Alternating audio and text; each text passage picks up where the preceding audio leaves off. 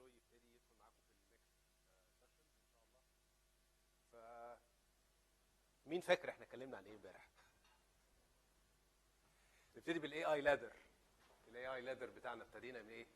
كولكت، اورجنايز، كويس، في حد فاكر اهو، انالايز، انفيوز. اكشلي هم مكتوبين هنا لسه على فكره. طيب اتكلمنا عن الاي اي لادر، اتكلمنا عن اهميه الداتا، ان من غير داتا you cannot reach to AI. دخلنا في ديسكشن عميقه عن نبتدي منين، من الداتا ولا من اليوز كيس، وازاي ان زي ما الداتا مهمه لازم نشتغل عليها، برضو لازم نشوف البيزنس محتاجين ايه وايه اليوز كيسز اللي عايزين يوصلوا لها. قلنا ما عنديش يوز كيس لا يمنعني من ان انا ابتدي اشتغل على الداتا بتاعتي، ولو عندي يوز كيس عايز اشتغل عليها نركز عليها، بعدين نرجع نريفيزيت الداتا استراتيجي بتاعتنا. اتكلمنا بسرعه عن الانفورميشن اركيتكتشر والريفرنس اركيتكتشر اللي احنا اتكلمنا فيها، اللي بتبتدي من الانجكشن بتاع الداتا، بعدين نحطها على ستورج، نشتغل عليها شويه داتا كلينزنج عشان نحسن الكواليتي، نعمل داتا ترانسفورميشن، نعمل شويه انالايز باستخدام الاي اي والماشين ليرنينج. عندنا الجوفرننس موجود اكروس الريفرنس اركيتكتشر بتاعتنا، ان احنا لازم نتاكد ان البوليسيز، السكيورتي، الداتا كواليتي ابلايد. بعد كده نبتدي نابلاي بقى اليوز كيسز اللي احنا عايزينها بعد ما جمعنا الداتا، بعد ما اتاكدنا ان الداتا اوف جود كواليتي. وزي ما قلنا know your data, trust your data, use your data. لازم نعرف الداتا بتاعتنا فين، نحاول نجمع داتا على قد ما نقدر. زي ما قلنا احنا في احيانا بنحتاج نجمع داتا حتى لو انا مش عارف اليوز كيس بتاعتها دلوقتي، بس لما نحط الداتا مع بعضها ونبتدي نعمل اناليسز ونطلع باترنز، بنبتدي نكتشف علاقات بين البيانات بتفتح لنا افكار جديده عشان نشتغل عليها، زي الكيس اللي اتكلمنا فيها امبارح اللي يمكن عمان اوريدي شغالين عليها، بيجمعوا الداتا عشان الموضوع ده، انه بيجمع الداتا الخاصه بالترافيك وبالموبايل يوسج عشان يشوف الناس موجوده فين، بتقف فين على الطريق، الاماكن السياحيه اللي بيزوروها. ممكن بيز على كده تعرف حتى الفريكونسي، الناس بتروح الاماكن السياحيه دي ما بين الساعه كام والساعه كام، ونشوف لو في اماكن سياحيه تانية الناس ما بتروحهاش بالقدر الكافي، فنقدر نطلع باترنز ونقدر نعمل يا اما مينتننس احسن للاماكن اللي بتروحها ناس كتير، او نقدر نعمل دعايه اكتر للاماكن اللي الناس ما بتروحهاش. زي ما قلنا ده التشالنج فيه، احد التشالنجز الكبيره هي الكالتشر، ان احنا الناس تبتدي يبقى عندها الويلنجنس انها هي تعمل مشاركه للبيانات اللي عندها. عشان احنا قلنا مثلا الكيس دي محتاجين بيانات من وزارات الاتصالات او من شركات الاتصالات نفسها، من هيئه الطرق مثلا عشان الترافيك نعرفه، مع البيانات اللي من وزاره السياحه عشان نقدر نطلع منها يوز كيس زي كده. في طبعا بعض الناس لسه مش قادرين او مش حابين يعملوا مشاركه للبيانات بتاعتهم، محتاجين نوصل لسبونسر نقنعه بالفكره عشان يقدر يحط القوانين اللي تسمح بمشاركه البيانات دي مع بعض. تمام؟ قلنا تراست يور داتا، لازم الداتا نفسها تكون في كواليتي عاليه، لازم تكون لما استخدمها ابقى واثق ان الاوتبوت اللي طالع بيه حاجه اقدر استخدمها ومفيده ليا. يمكن كان في بعض المناقشات عن الكواليتيتيف والكوانتيتيف statistics، ولا انا بعتمد فعلا على الرقم يكون مظبوط بالظبط، ولا عايز مجرد percentages عشان اقدر بس اقارن على الاقل انا موجود فين، او اقارن مثلا انا مش محتاج الترافيك بالعربيه بالظبط مثلا اللي معديه في المكان، او على الاقل عارف انه ان جنرال اوكي ما بين الساعه 10 الصبح و12 الظهر ده في عربيات بتعدي اكتر ما بين 12 و2 الظهر مثلا. ده ممكن يكون كفايه بالنسبه لي، فانا هشوف انا محتاج الكواليتي بتاع الداتا لانهي ليفل واشتغل على هذا الموضوع. يوز يور داتا زي ما قلنا انه برضو ايه، انا محتاج اخلي الداتا متاحه للبيزنس يوزرز عشان يعملوا زي ما قلنا السيلف سيرفيس. مش محتاجين البيزنس يوزرز كل ما يحتاجوا يطلعوا تقرير يرجعوا للاي تي ويطلبوا منه التقرير ده، لازم يكون متاح ليهم ان هم يدخلوا بنفسهم، يبتدوا يشوفوا ويعملوا تحليل للبيانات بنفسهم ويطلعوا الريزلتس اللي هم محتاجينها. قلنا برضو عايزين نسمح بحاجه اسمها الاوبن داتا، ان البيانات دي تكون متاحه للبابليك ممكن فور فري مبدئيا، عشان الناس تبتدي ندي فرصه للناس العاديين يدخلوا يشوفوا، يبتدوا يشتغلوا على البيانات دي، يبتدوا يطلعوا بافكار جديده ممكن ما تكونش المنظمه والهيئه نفسها قادره تطلع هذه الافكار. في نفس الوقت لما تبقى متاحه ليهم زي ما قلنا البيانات اللي موجوده من كذا هيئه، هم بيقدروا يطلعوا بالكلام ده. ممكن يكون عندهم سكيلز مش موجوده جوه الاورجنايزيشن برضو، فانا بستفيد ان هم بستفيد بالسكيلز بتاعتهم من غير ما احتاج ان انا اعينهم، بس في نفس الوقت بيطلعوا لي هم بالافكار. لما بنعمل الكلام ده بنقدر بعد كده نطلع ونستخدم الافكار دي ان انا اعمل حاجه اللي قلنا عليها اللي هي مونيتايز الداتا، ان انا اقدر اجني ربح من خلال البيانات دي نفسها. ان انا زي ما قلنا اوكي هو خد بعض البيانات طلع اوتبوت عجبه الريزلتس، عايز يطلع ريزلتس احسن، عايز بيانات اكتر، نبتدي نقول اوكي بعد المرحله دي عايز بيانات اكتر، ممكن تدفع فلوس عشان تاخد السيرفيس دي. اتكلمنا اكتر يمكن بعد كده عن الداتا جوفرنس، البوليسيز، القوانين، ممكن تكون قوانين خاصه بالدوله عايزين نعملها ابلاي. لازم نتاكد ان احنا عندنا التولز اللي بتسمح ان انا اقدر اعمل هذه القوانين واعدلها بسهوله عشان اركز على الفاليو الاساسيه بتاعتي، او ان انا اعمل امبلمنتيشن للاي اي على الداتا بتاعتي. من ضمن الديسكشنز برضو اللي دخلنا فيها كتير حته الكلاود. هل انا محتاج اكون ريدي فور كلاود؟ هل انا لازم احط الداتا بتاعتي على كلاود من دلوقتي؟ لا. طب انا لو مش عايز احطها هعمل ايه؟ زي ما قلنا انت في تكنولوجي دلوقتي موجوده ان انت الداتا بتاعتك، اول خلينا نقول مش الداتا بس، الانفراستراكشر بتاعت السولوشن بتاعك من اول الداتا لحد اليوز كيس، تكون عامل حسابك ان انت في وقت ما هتنقل على الكلاود. عشان تنقل على الكلاود لازم تخلي الموضوع اسهل قدام، ان انا يوم ما يجي القرار ان انا مسموح لي اطلع كلاود، يبقى التكنولوجي بتسمح لي ان انا ممكن بالسهوله ان هو بس هنقل البرامج بتاعتي الابلكيشنز بتاعتي زي ما هي على كلاود تشتغل على طول. في تكنولوجي بتسمح ان انا اعمل حاجه زي ما قلنا اسمها برايفت كلاود.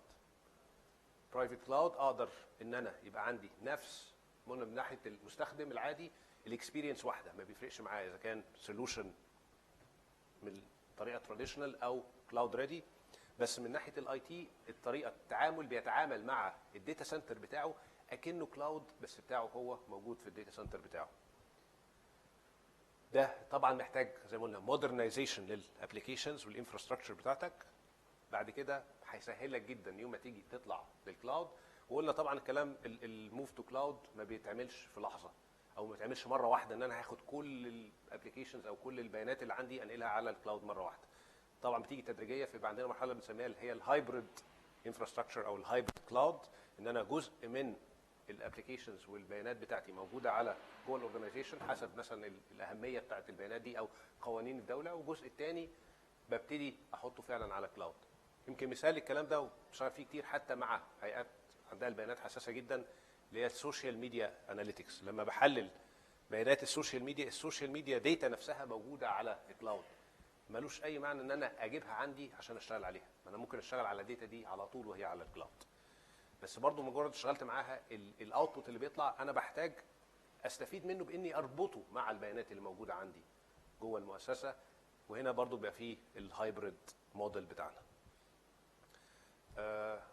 اعتقد ان انا غطيت معظم الحاجات اللي وي كفرد امبارح. في اي حاجه انا ناسيها او في اي استفسار عن حاجه اتكلمنا فيها امبارح لسه مش واضحه؟ كله تمام؟ ممتاز. طيب my colleague Joy will jump in. I think Joy today will take you to the next steps of the ladder. We talked yesterday about collect and organize. So Joy will come into the analyze and infuse. Correct. Okay, I'll leave the stage to you. Fantastic. I couldn't understand him actually. I could understand that you're all very, honestly listening and, okay, I don't speak Arabic, so that's a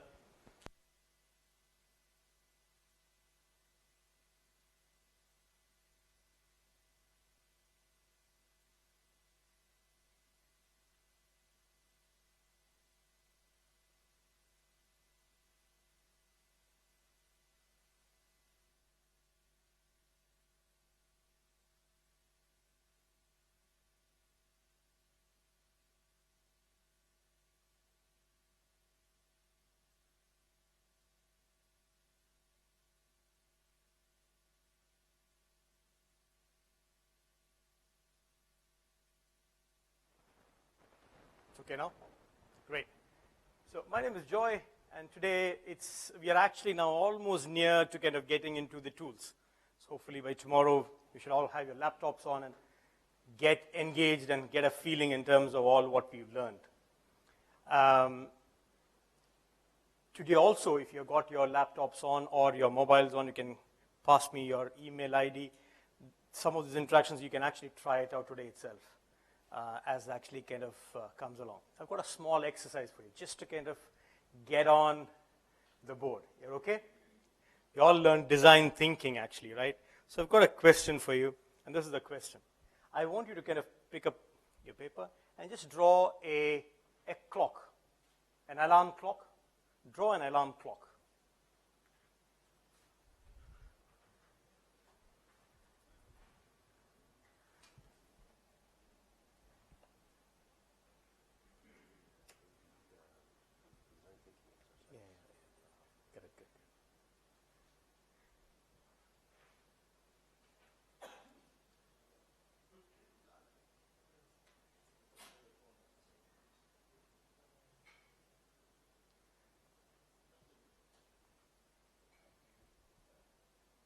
Fantastic. It's a digital one here. The lady out here has sure got the good old analog one. In fact, you also got an analog one. Great. Okay. Oh, this is interesting. She's doing multitasking, using a phone itself to kind of convert probably, is it? You're trying to convert a phone itself? Okay, great. I've got a small question for you. Wow, that's a good old, analog and digital. Now, if I ask the same question, slightly different, and this time I'm asking, draw a solution how you would like to be woken up in the morning. Doesn't need to be an alarm clock. How would you like to be woken up in the morning? Think through what comes to your mind. Just draw a picture of that. How would you like to be woken up? Like wake up in the morning. How would you like to be waken up in the morning?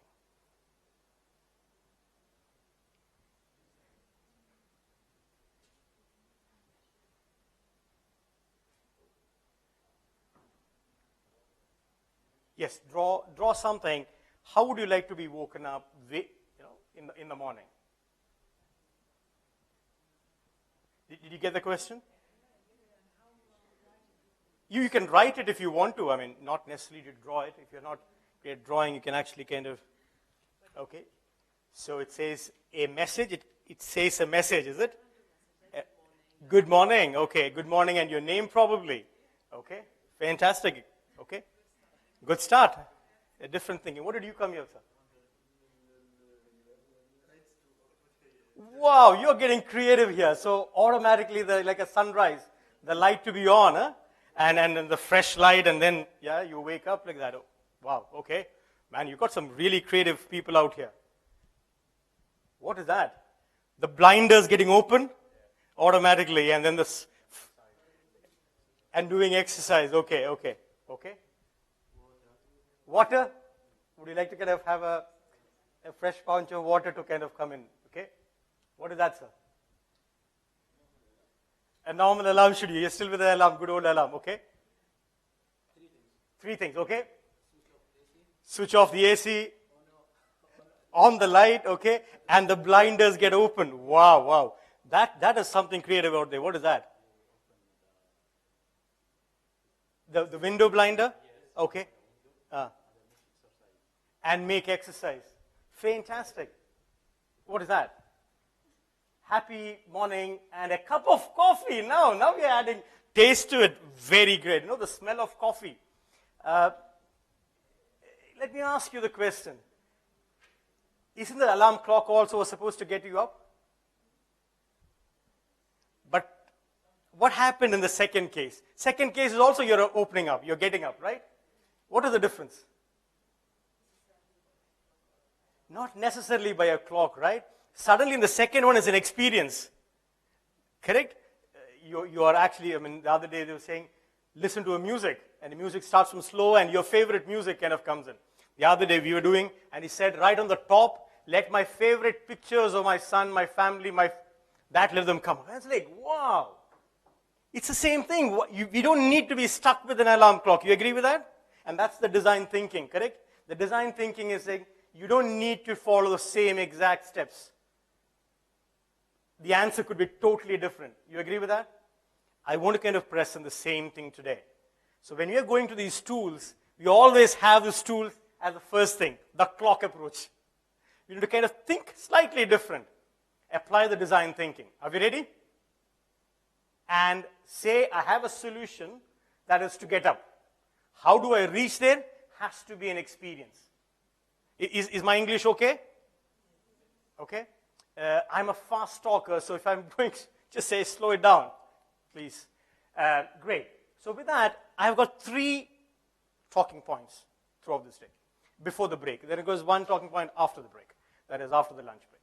The first talking point is the data journey.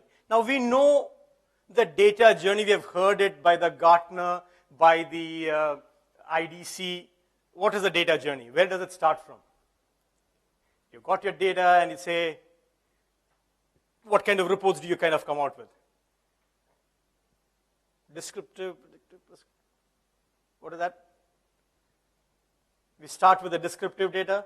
You got your data, you put that in Excel or in some kind of a graphs and dashboards. You start with that. That's the first one. What happens after that?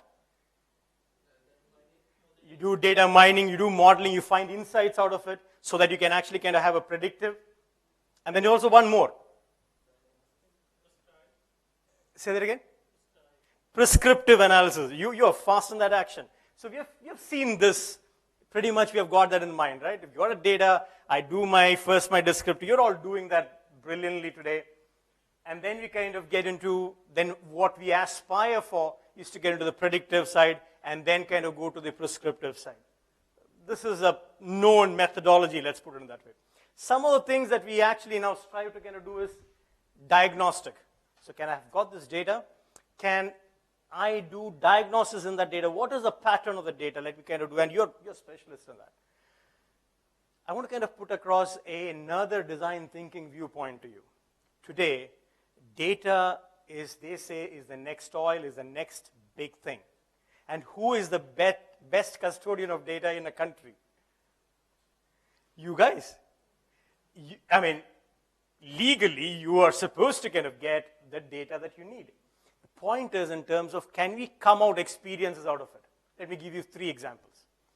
I was there in Dubai, and one of the things they came out with that data, with the open data which is available, is move in, move out. So for any region in the country, what they did is they collected the open data, which had the data of Ijari, which is basically when you make a place, you go ahead and register that place in my name. I also have to cancel my Ijari if I'm moving out from place. Electricity connection I take. I do a moving. They combined these 2 data together and they found out where am I moving out and where am I moving in. Suddenly it gave a picture of the same country, but it is now showing which areas are trending more, which areas are trending down. That data is available, but what they did is they combined these 2 things together. The whole idea is in terms of, can we augment these data together to kind of come out with newer mechanisms. And that is what we're going to go see today. That's the first point. So in terms of the first one, in terms of descriptive data, that we have actually seen in terms of good-looking dashboards. But the key essence, the real benefit you would get when you actually kind of get into the diagnostic and the way forward. Do you agree with that? So if you have a tool which can actually make sure that that diagnostic is there as a preamble, that would be great. Correct? So I'm going to do this particular one. I'm going to make a switch in, switch off. So I'll kind of go into the demo, see a few things, and then we'll come back to the presentation. That's the kind of style. Is that okay with you all? Okay. So let's see that.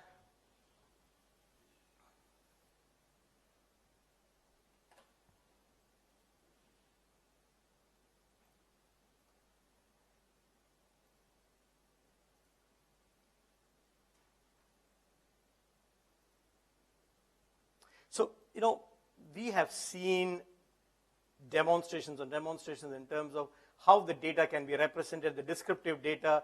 We have seen it all. What we want to kind of get into is this particular data. So if you've got your data, can I actually find the patterns and insights within that data? And that is what I want to kind of focus on. So we have seen, for example, look at this particular one on.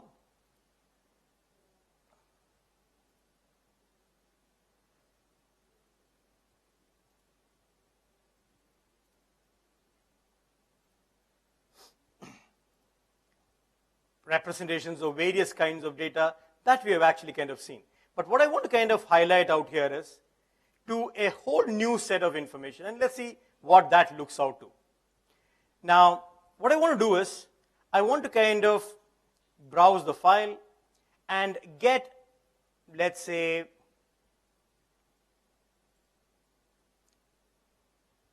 any data set. So I just want to drag and drop that data. Now, see three things that you're getting different. The last one is the one that you're very comfortable, which is the dashboard. You see that? Here, dashboard. But what I want to kind of focus today is the middle one, which is exploration. Okay? Now, either you can do this way, where you log that particular thing in, and you cancel it out. Okay? And then you realize when it is actually kind of going, let me kind of see the details. It is not only kind of uploading it, it is also kind of checking out the analysis within the data. So it is not just doing an upload. What it is doing is, it is looking what all the connections between the data, and that is what it's doing. Okay, now let's see what actually kind of it did. So if I were to kind of do it, it's just a normal upload of data. But see what happened now here? What I'm seeing is in terms of my total claim amount, and all the other factors, how they are correlated. The thickness of the one shows that claim location type is very, very thick. There are thin ones. It is correlated to that particular data. You can actually kind of check out any data for that matter of fact. For example, I can say, show me only the highly correlated one. So you can actually kind of make it lesser. Now, this is two things actually. One is in terms of, you see that the 67 is the maximum percentage. To tell a story, you might not have all the needed elements. It's good to know, no? For example, if I want to predict something, if I want to kind of find a pattern in something, I do not have enough data. That itself is information, correct? I need to collate more data. This is giving that viewpoint wherein it gives you the relationship between the various data. Let me open up. Imagine you have got already uploaded a data. So I'll go.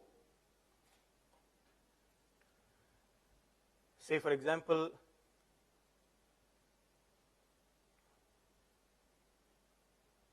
this data. 1 second.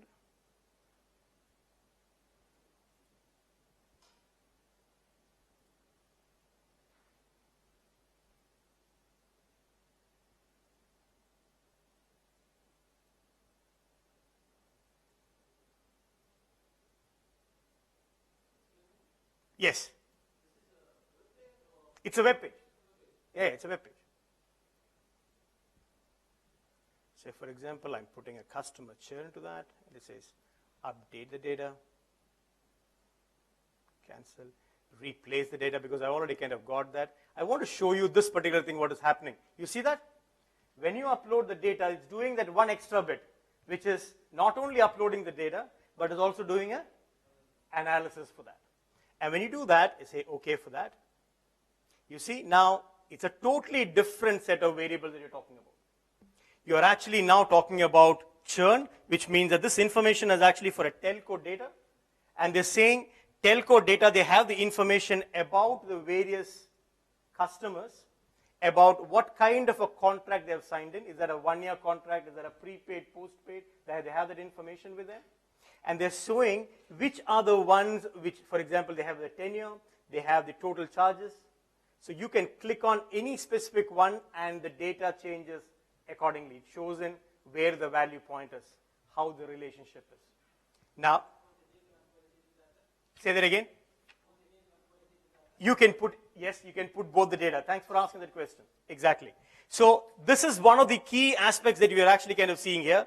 Now what I'm going to do is, for the benefit of analysis, I'm going to pick up 2 information out here and see how it will actually kind of change. Just to kind of answer your question, at any point in time you go down and see what the data points are, what the actual data is. So it has got the tenure, it has got how many number of dependents that particular person has got, that information is available. So this is the information which is there in that data. My equation, what I'm trying to say is that just the simple aspect of finding a relationship in your data. You have so much amount of data sets. This is giving you that first thing, showing relationship, if it has got enough to kind of come out with few points. For example, tenure is something that you're trying to kind of see. Put tenure in between and see, okay, I've got enough information which is correlating to that, yes or no. Now, once I've got that information in place, what I want to kind of do is to say, let me kind of select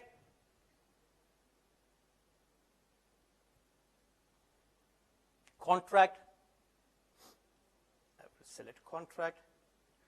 I'll select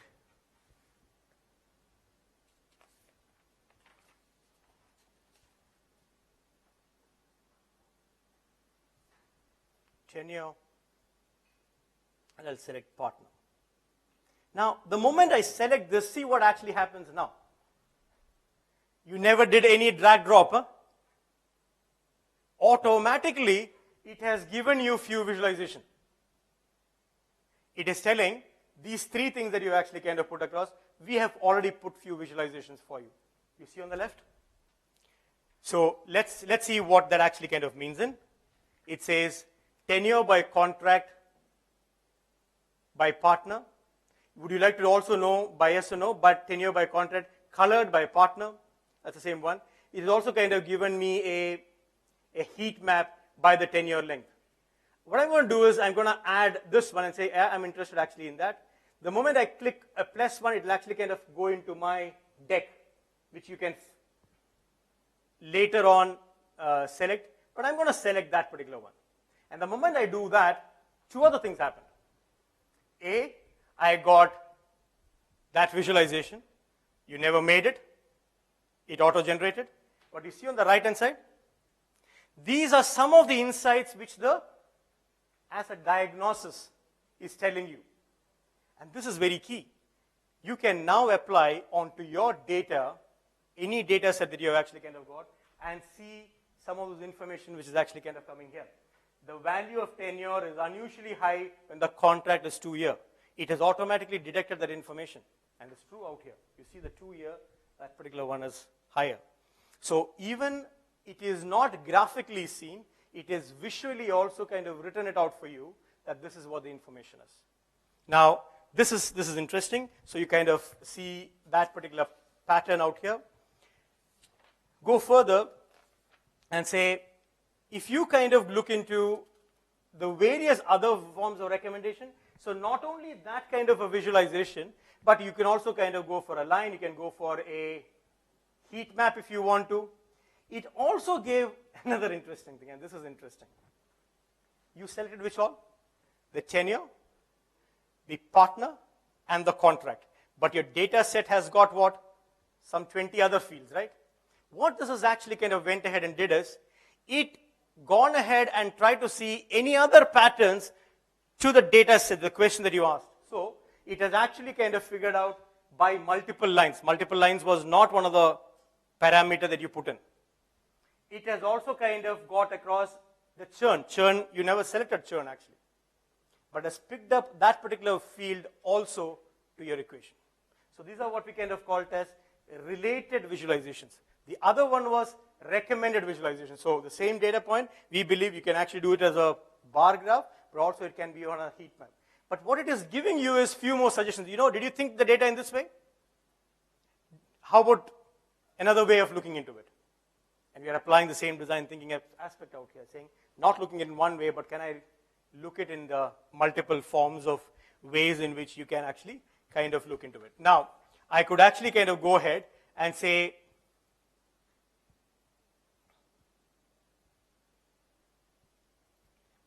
now, if you are not happy with that, you can always go back to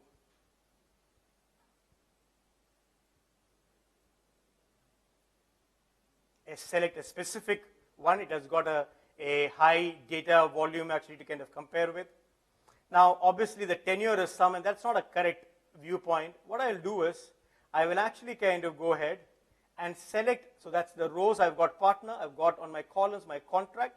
What I'm going to do is, I'm going to select in the tenure and say, you know what, I want to summarize that, because right now you're doing a count. I want to summarize that, and I want to summarize that as an average. I do that. Now, that makes more sense actually. Suddenly, the data is now telling me, look, my average, so what are we learning the insights from here?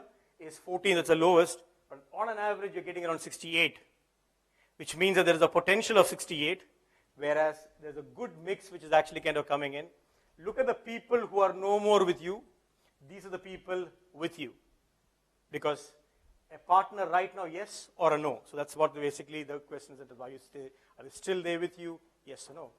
And you'll find that in the 2 year, that's a good number that you're actually kind of coming out with. Now, you can do one other thing out here. So this particular data is actually by tenure, by contract type.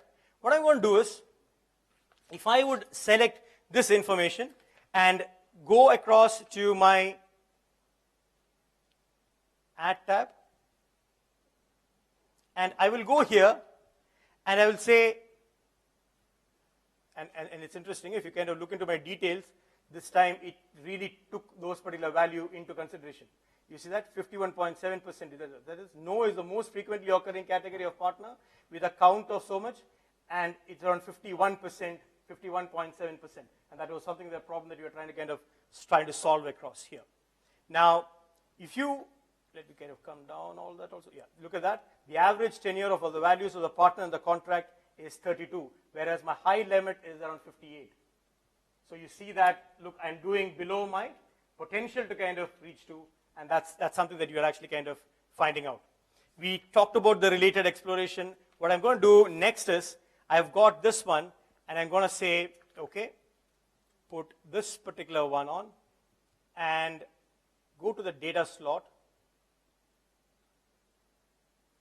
and add out here another thing, and that's basically called the partner. I'm going to apply a filter. The moment I actually kind of drag and drop here,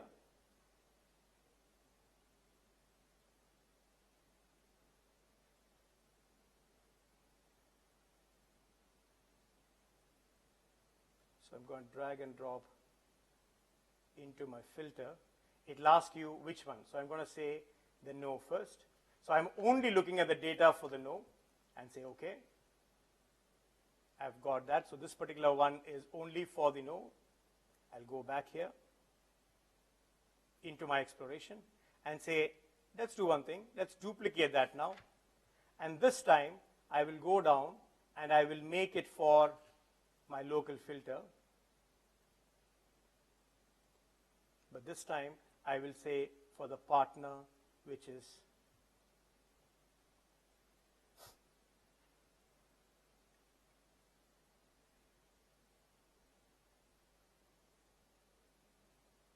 yes. So I've got two sets of data. I've got a data which is actually with the partner yes, and I've got another data which has got a partner no. Now what I can do is, I can select these two, and I can go and do what I kind of call it as a compare. What that actually kind of gives me is, if you kind of look into it, if I select that and go ahead and do a compare. Now that is giving me some more information actually. So what this is actually kind of giving me is, it is giving me month on month, wherein one which is actually for the partner, which is yes, it's here, and the second one which is a partner, which is no. Now what that actually kind of means is that you could pick up any element, it could be more than one, and do a comparison with a specific line that you want to kind of keep it focused and say, do me a comparison. It automatically kind of gives me your min, your max, all your statistical variables, it throws out for you. Yes, you had a question. Yeah.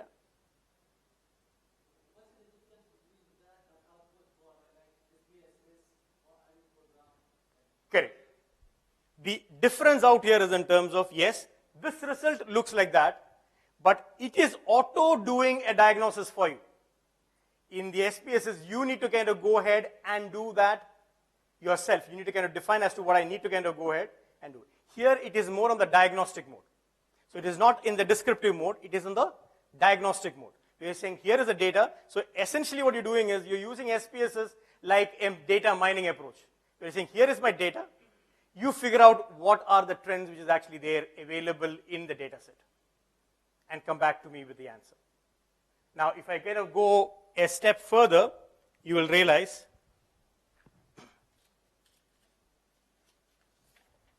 in the visualization,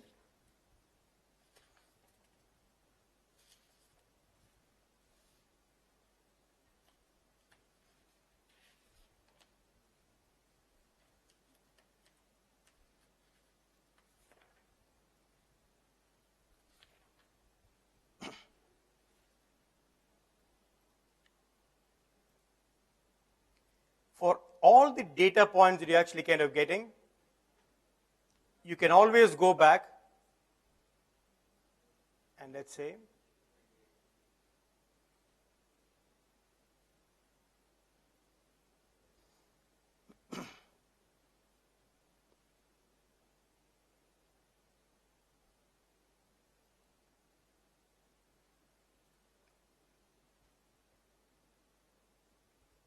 this is a correlation which is actually kind of giving you. That is saying correlated with the total charges and the monthly charges, and it's saying with around 90%. In this one, it is this one and with the internet services. So for each of the data set which is actually kind of giving, right on the top, it is giving you what we kind of call it as some badges. Look into this data set, this visualization, you all kind of found out few strong correlations. Would you like to kind of explore that? And say, I would like to kind of go ahead and say, yeah, let me kind of get that. Then what it does is, it gives you a kind of a range between 0 and 100, and saying, to that point in question, what are all the fields which are actually kind of correlated? It gives you in 3 mechanisms. It gives you by a one driver, just one field, which is highly correlated to the question that you are trying to kind of get across. So tenure is the thing that I'm trying to kind of get across. To the tenure, what are the fields which is there? So the blue would actually kind of mean single driver. The orange would actually mean double drivers. And the green is actually a combination of drivers. And possibly that's something that you're interested actually in. If you hover over your mouse, you will realize that how much it is actually kind of coming. So it's saying 22%. Let's look at a single variable. 73% predictive strength, just the total charges. So how soon or how long this particular person is going to stay with you, just that one element has got a strong correlation. Go further and say, let me see the biggest one on a double. And saying 2 parameters, total charges and tech support, total charges on online security. These ones we have seen, and that's the percentage of confidence we would actually kind of come out with. Let me see in terms of the blue one, which is the, now the moment you actually kind of have a combination, then you can't actually show it in a heat map kind of thing. You need to have a decision tree. So it is automatically popping out for you a decision rule kind of analysis for the 89% confidence. And it's saying, which are the fields? The fields are total charges, internet service, phone service, and contract. So let's try and see that particular information. And I would go down and look in here and say, okay, so I'm saying, what do I learn from here now? I'm saying, fine, my total charges, and since it is a not a, and you asked that particular question, not a statistical, it's a numerical value, it's a value, it's not a high, low, medium. It is giving you the favorite various breakups actually. And it's giving you that, and then saying, in that, it is internet services which is actually the next deciding factor. And within internet services, we find that, you look at this, the fiber optic is the one which is actually kind of giving you the problematic one here. Or the person who doesn't have it, that's the one. But if it is actually kind of having fiber optic and the DSL, so this is another functionality which is actually kind of coming, these are the ones in the service which is deciding should the tenure be extended, yes or no. Yes. When I put my data here, and I order it, what is the type of question I expect to answer from the system? Okay. So, I will give you an example. For example, some data will like modeling the state or predictor. correct. Some data just to have like sales of different shops. Okay. Have to compare. So the system to answer any question are designed to answer particular question about type of the data. So we, in this short span of 10 minutes, we saw 4 different use cases. One was in terms of straightforward questions. You pick up the information that I would like to kind of look, and it automatically kind of gives you a data for it, which is a straightforward question. The second one is in terms of what is driving this decision. So it could be, why is the sales going up or why is the sales going down, in that question actually of yours.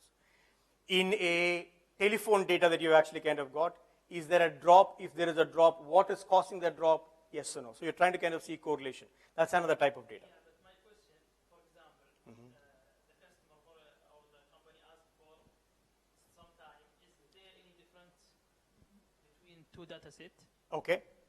This and sometime come in the different way. This I want to predict the future sales. So how the system detect the way of analysis? Okay. So let me break that predict question into 2 formats. The predict question actually kind of says in terms of, look, I have a question in mind, I have an answer in mind. So I'm sure I was talking with Tamar yesterday. I was saying, what is the approach? Should I go with a use case? First, define the use case and then look backwards? Or do I look, here is my data, can I see some pattern? So it's a bottom-up approach or is it a top-down approach? In this one, both are actually kind of allowed in, because you have both the means as rightful way to kind of go forward. What this is actually kind of doing though is, it is giving you a few pointers straight off. For example, if I want to kind of go ahead and make a model on tenure, one of the things that you would likely like to know is my data set a good representation that I can do it? I would like to know that first, right? This is giving you those initial diagnostic functions. Later in the second half of today, we are going to create a model actually, because this is creating a model which you can't go ahead and change it. It's like what I kind of call it as quick and dirty. But gives you, because I've got too many data sets, I can't create models on each of these. What I can do, I can take this data in, put it in, and see what kind of an animal is that. What kind of pattern is there actually in this? If I were to kind of go ahead and create a model for tenure, do I have enough confidence in the data and the visualization and the comparisons and the relationship? This it is giving you straightforward. Did that answer the question? Okay. So this is what the point across is. Tamar, you had a point? Yes. So I just wanted to relate what Joy is saying today to our discussion of yesterday. So 2 things I noticed are very interesting about what Joy is showing you today. First thing is that when you add more data, definitely you will get better results. The other thing is that if you add data that you didn't think maybe it's useful, it will help the system to come up with these kind of suggestions that we found these relationships that you might not have thought or asked a question, as Joe was saying. You didn't ask a question about the tenor or the churn that is saying, but it was there in the data. The system was smart enough to identify relationships and tell you, by the way, I found this kind of information. This is really important message to tell you that don't just look at the narrow scope of the value that you're looking for. When you give the system more data, it will give you better results. And there is another problem that we are finding in the organizations, that we have this data. I want to kind of see, is this data predictive analysis worthy? You see that question? I've got too much amount of data sets with me. And I want to know where do I start, and I've got 10 problems to solve. And you've got limited time. So you have to choose from this 10 questions. You have to choose. One of the ways you can actually kind of do is you go ahead and put this on and say, show me what you have got actually. And within that particular thing, it is giving you all the needed things to do your diagnosis. So it is creating a decision tree model for you. It is creating a relationship diagram, as to how, with the parameters mentioned in, with a certain amount of confidence level. It is giving you all your statistical figure for the ones that you actually kind of do it.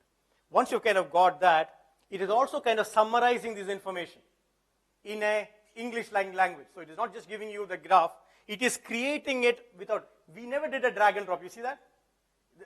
Very conventional descriptive analysis where we kind of drag and drop, you can still do that. I didn't go to the dashboard aspect, that is the drag and drop. You can actually kind of go ahead and do out here the whole aspect of diagnostic, which will then lead to the predictive, and that is what our topic for the second half today is. Okay. I want to show you one more thing before you kind of go back to our presentation. It also can, yes. No, there is no limit for the data. And the best part is that you can actually kind of go ahead and try this out. So reach out to Hussein, and we can get an account for you. So you can go out after today. If you've got a data set, you can try this out today. Because already available, we'll provision online for you. Put that across. And that's incredibly powerful. You're actually kind of getting across, fine, I want to kind of go ahead and try with all my data sets, see what it is worthy, and then we will actually kind of go into the ones which are found worthy, I will go ahead and do my predictive. Good part is, if it is in a good shape right now, you can automatically kind of go ahead and use it. Yeah, I didn't see the system here from the user. So I expect from the system to hear from me like what I expect the answer to be. And for example, I need like hypothesis test, or I need prediction, or different type of result. So can I customize the way that result come in? Yes, because what you actually want to kind of see, you decided, for example, I selected tenure, contract period, and partner. That's a selection that I did. It showed me a few things, and I said, how I want to kind of channelize. I made that selection. So in the same way, you decide as to what is the hypothesis that you would like to kind of look into. For example, in your case, it could be from this particular one, could be the tenure is what you're kind of look into. Or it could be churn that you're trying to kind of look into and making an hypothesis. Why is this churn? Or is churn is only related to the expat kind of accounts? Say, for example, that's the hypothesis that you want to kind of make it across. And I want to test this. Is this A, first, do I have the data enough to kind of do it? 2, within the data set, do I have an answer to kind of answer this question? So without writing a model, and that's my point, and that's the idea, you can, in the second half, you're going to go across and say the methodical way by which we go ahead and create a model. We're going to get into that. We're saying before doing that, we cannot actually kind of agree for the whole data sets to kind of be done the same modeling approach. This gives you a faster and a more effective way by which you can look into that questions. And that's the summary. Yeah? Okay. Now, it also has got one more aspect, and we kind of call it as the ask a question. And going back to that particular point, you can actually kind of say, For example,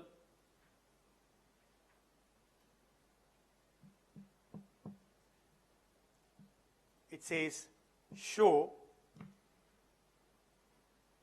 and you can actually kind of mention, say for example, in this case, I'm asking show tenure, and it's telling me, look, that's a measure, that's the total that I'm looking forward to, integer, that's the concept. You can actually ask in your natural language, if that's the case. For example, I asked another question, what is the tenure by the contract and the total charges?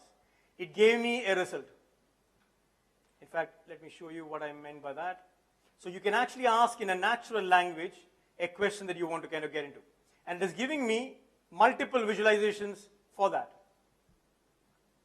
So you could choose from that and say, yeah, that makes sense to kind of get that question. And it's by tenure by contract, colored by total charges. So the question that you post, it is automatically kind of giving you a lot of suggestions and on that particular visualization, but also it is telling, I also found these matching sources. That is, this data is actually kind of there available in multiple other places. It is giving you that. So you can ask a question on your own in a natural language if that needs to. Great. So let's go back to our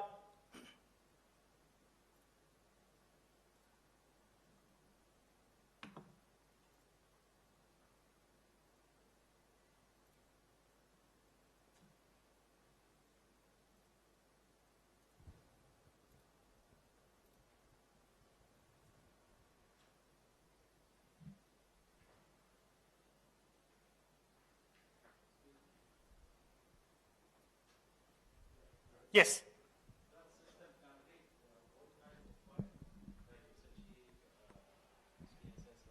Yes. So it has got a connectivity. So the drag and drop. PDF files. Okay, no. So we are getting into that particular point, yes. So in terms of PDF files, we are getting into it. Yeah. So let me also remind you with the process we talked about yesterday. You don't have to jump directly and load the data into the analytics tool. Typically, again, you will have to collect the data, store it in a database, a data warehouse, a data lake, do the organized part, the data preparation, and then when it's of that good quality and it's stored somewhere centralized, it is better to use this data as a source for your analysis phase. So actually the data collection will be done by the integration tools we talked about yesterday, where you can read from like files, from databases, from social data, organize it all in a structured way, and then enable it for analysis. But answering straight to that particular point, so PDF, and that's thanks for actually kind of giving cue for the next bit, in fact. So right now, SQ, so it supports all the ones. So anything which is an open, standard open data platform. So it could be databases, Excel, JSON, because sometimes your XML output will actually be coming in that particular one. Web services related data, so sometimes it's not necessary that you're getting a syndication data. So web services, that whole belt, it actually kind of does. But not yet PDF, and I'm coming back to that particular thing as to how we kind of look into PDF. It's not only PDF, there's a whole world out there, and we need to kind of reach on to that particular point. And that's my next point.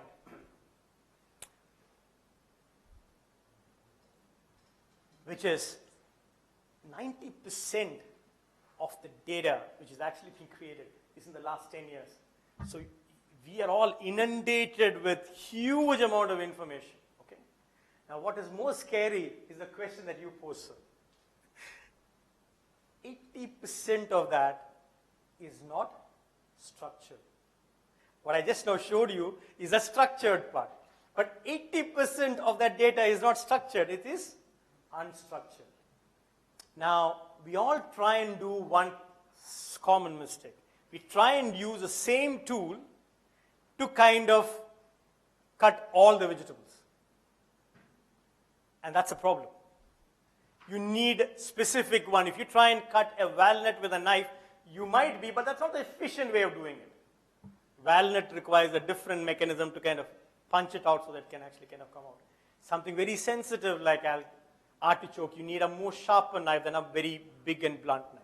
This is where I want to kind of introduce to you the next aspect of it, which is we're saying 80% of that data is unstructured, And there is a whole conundrum of that data that we're talking about. Your data which is actually there in a PDF file, so which means that directly you can't load that in. Things which are there in text documents, things which are in audio documents, things which are images, and you need to kind of make sense of that particular image.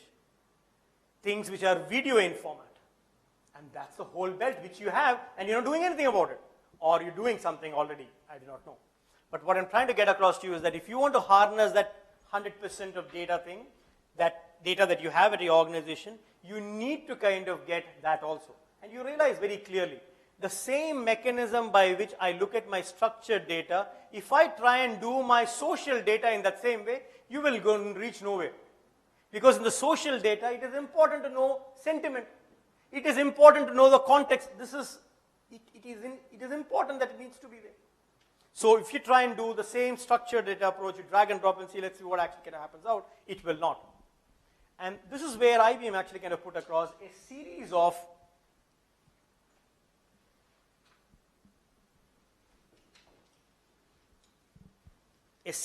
tools, and I'm going to come back to it. It is a leadership actually when it comes to all these particular regions. You'll see that one is for data, one is for text, one is actually for the images, one is actually for predictive analysis, and it's got an industry leadership in each of these. Let me kind of show you and run a quick, let me see if it works. Okay, can I get the sound from you?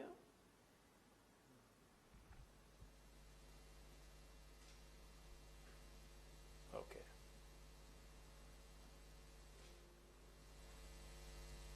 Okay, it doesn't work that way.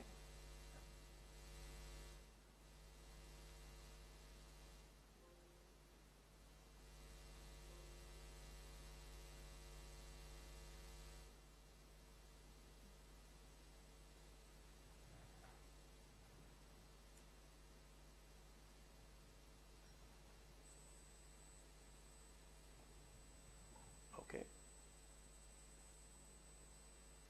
So I'm running a file. Can I have the volume for this?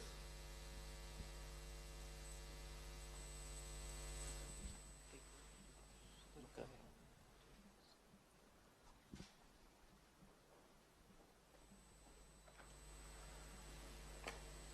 No volume display. No video.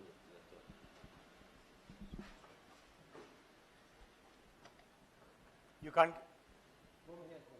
Huh? You need a copy? Yes. Okay. Why is that? No, it is not, the sound is not coming here either. That one, but I cannot take audio from here. Wow, okay. So give me a copy of the video, I will play. Okay.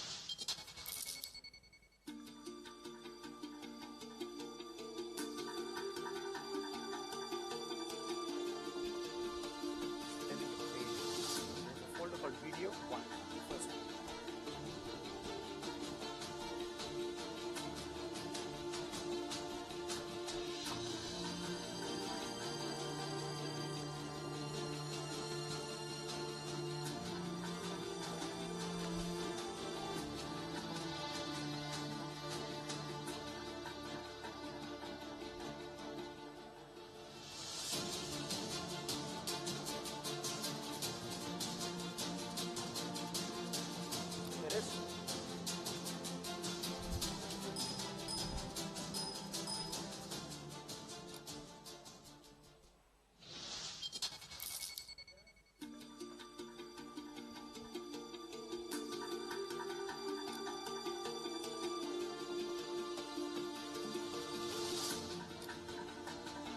Yeah.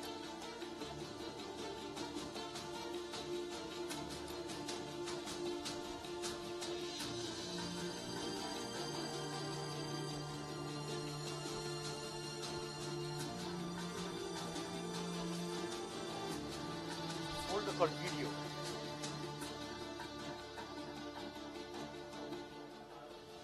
What? So I will tell which video they need to get a play. 1, 2, 3, and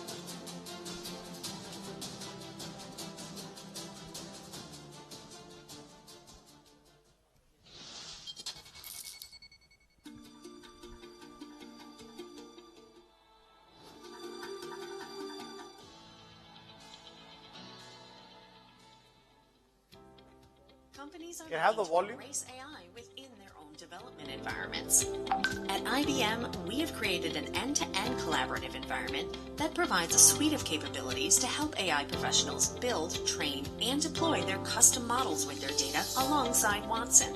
In its simplest form, an API, application program interface, is a set of routines, protocols, and tools that help applications work together. Cognitive APIs do similar work, but they also serve as a messenger between data and the cognitive computing power of Watson, combining these in a coding platform on the cloud. Cognitive APIs are based on an input-output system. Your input is data that the API feeds into Watson, and the output is the delivery of the overall outcome based on that data. IBM has a huge list of cognitive APIs that our clients use to make smarter business decisions. Most cognitive solutions use several APIs together to build apps. Together, these APIs analyze massive amounts of data to reveal what's trending and why. And since various cognitive APIs can be swapped out to change functionality and outcomes, they are being used to power many cognitive applications in almost every industry across the globe. Companies can start with an initial project and then expand from there. And as they expand, they build their roadmap to AI.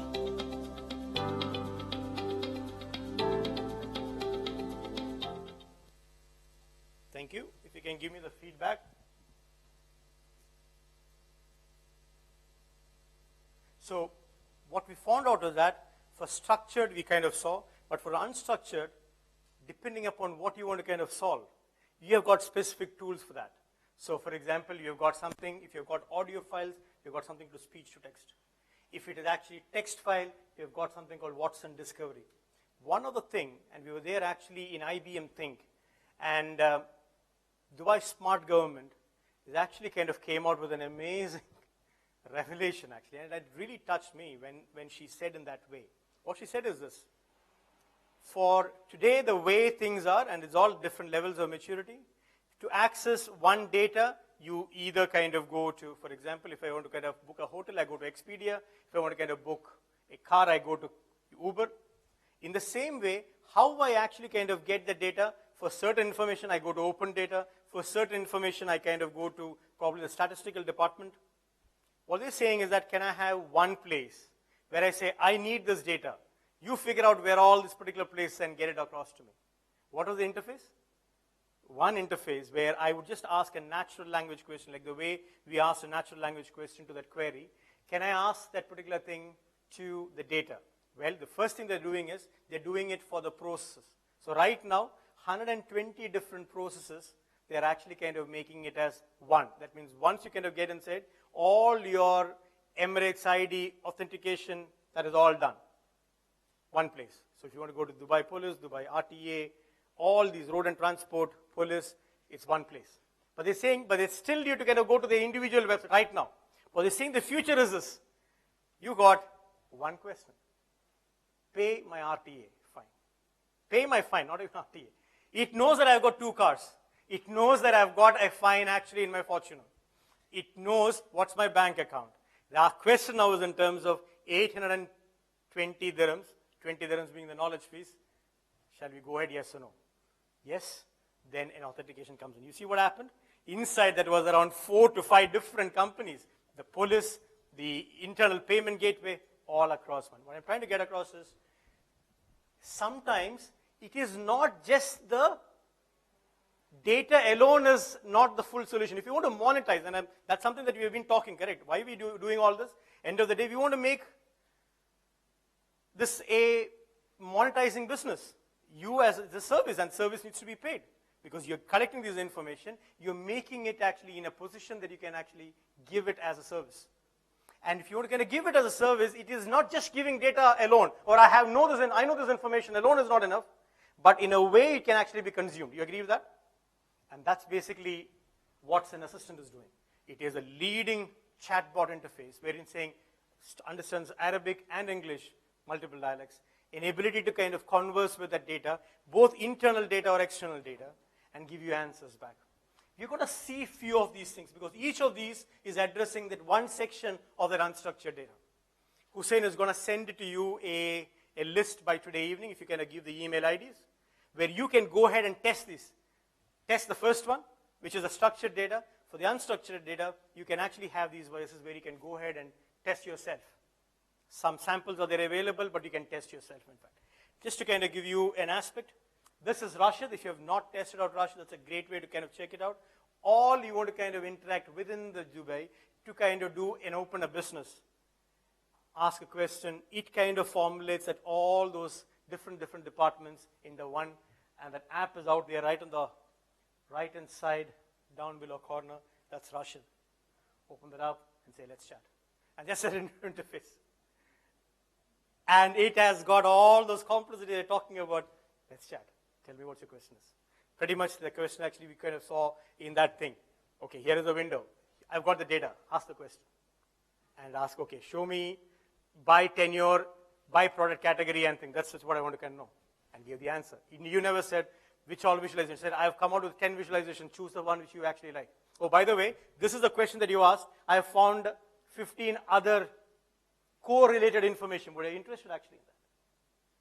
You see the way the things are actually kind of moving out, and that's where we are putting it profound. So that's Rashid. But what I want to kind of focus actually is another one called Watson Discovery. Before we kind of do that, let's run a small video. Is there somebody you can tell that to? Number 2. Okay.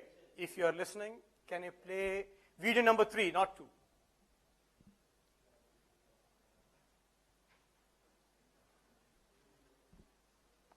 Number. Okay.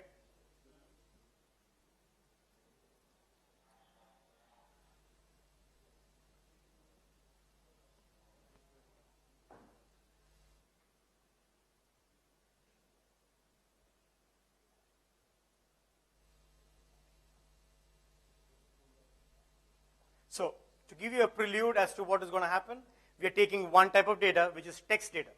So if you've got a textual data available with you, how can we make sense of that data?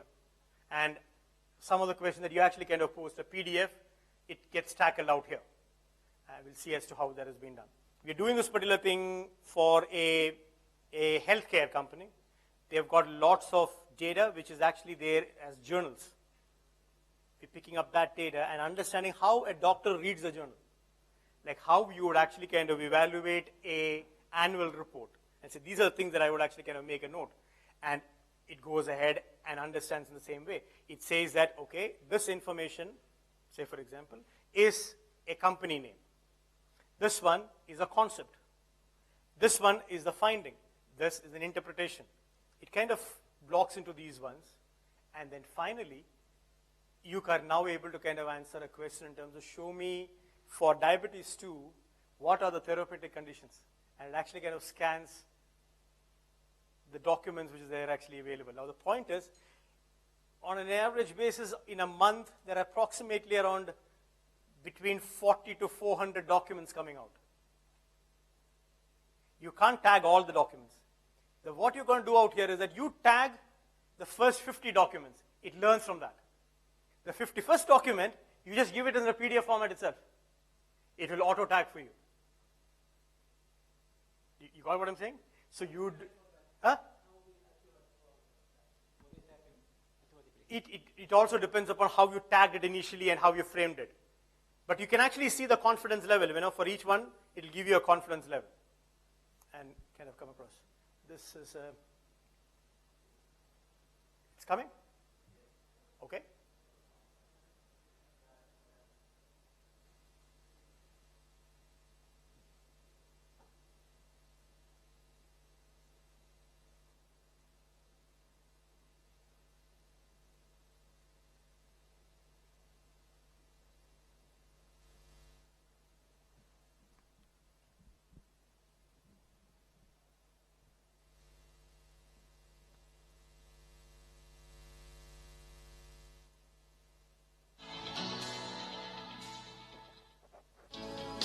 Watson Discovery Service is a new suite of APIs that enables you to ingest, normalize, enrich, index, search, and explore your data, both structured and unstructured. Here's what you should know. Watson Discovery gives you the ability to store, analyze, and understand your data at scale. First, Watson ingests and standardizes all of your data, no matter the type. Just load it and go. Watson then enriches your data using natural language understanding capabilities. Think sentiment and emotion analysis, named entity extraction, and concept tagging. But that's just the beginning. An easy-to-use query API gives you new ways to segment and search through your data. For example, extracting sentiment from the past 2 months of your customer's chat history. That's the sentiment. This can be done in seconds. You're not just getting natural language processing with Discovery, you're getting a host of out-of-the-box enrichment algorithms to find the signal in your data. You can plot time series, perform aggregations, correlate variables. With Watson, you're ready to roll. Ready to talk scale? No problem. Watson Discovery has scale built into its DNA. You can load millions of datasets into Watson. With Discovery, developers can rapidly ingest and enrich data to build cognitive cloud-based applications that connect proprietary structured and unstructured data. REST APIs make it straightforward to add cognitive apps built with Discovery to any existing front-end solution. Watson Discovery Service is available on the IBM Cloud as well as other platforms. You can leverage Watson SDKs, web-based tooling, and Watson Discovery Service APIs to bring cognitive insights to your custom applications. Watson Discovery allows you to use pre-built collections such as Watson Discovery News and your previously built custom collections. Discovery allows you to interrogate your data in either a natural language format or a query language that will search for both Boolean conditions and for phrases. Once the data is found, Watson Discovery uses machine learning algorithms to order the answers so that the most useful answers are listed first. Discovery gives you a head start on analytics by providing timesheets, graphs, and aggregations. Building new collections of data has never been easier, and Discovery Service enables developers to rapidly build an automated data pipeline. IBM respects your right to privacy. When using Watson Discovery Service, you maintain control and ownership of your data, and you decide what, if any, data you want to be made public.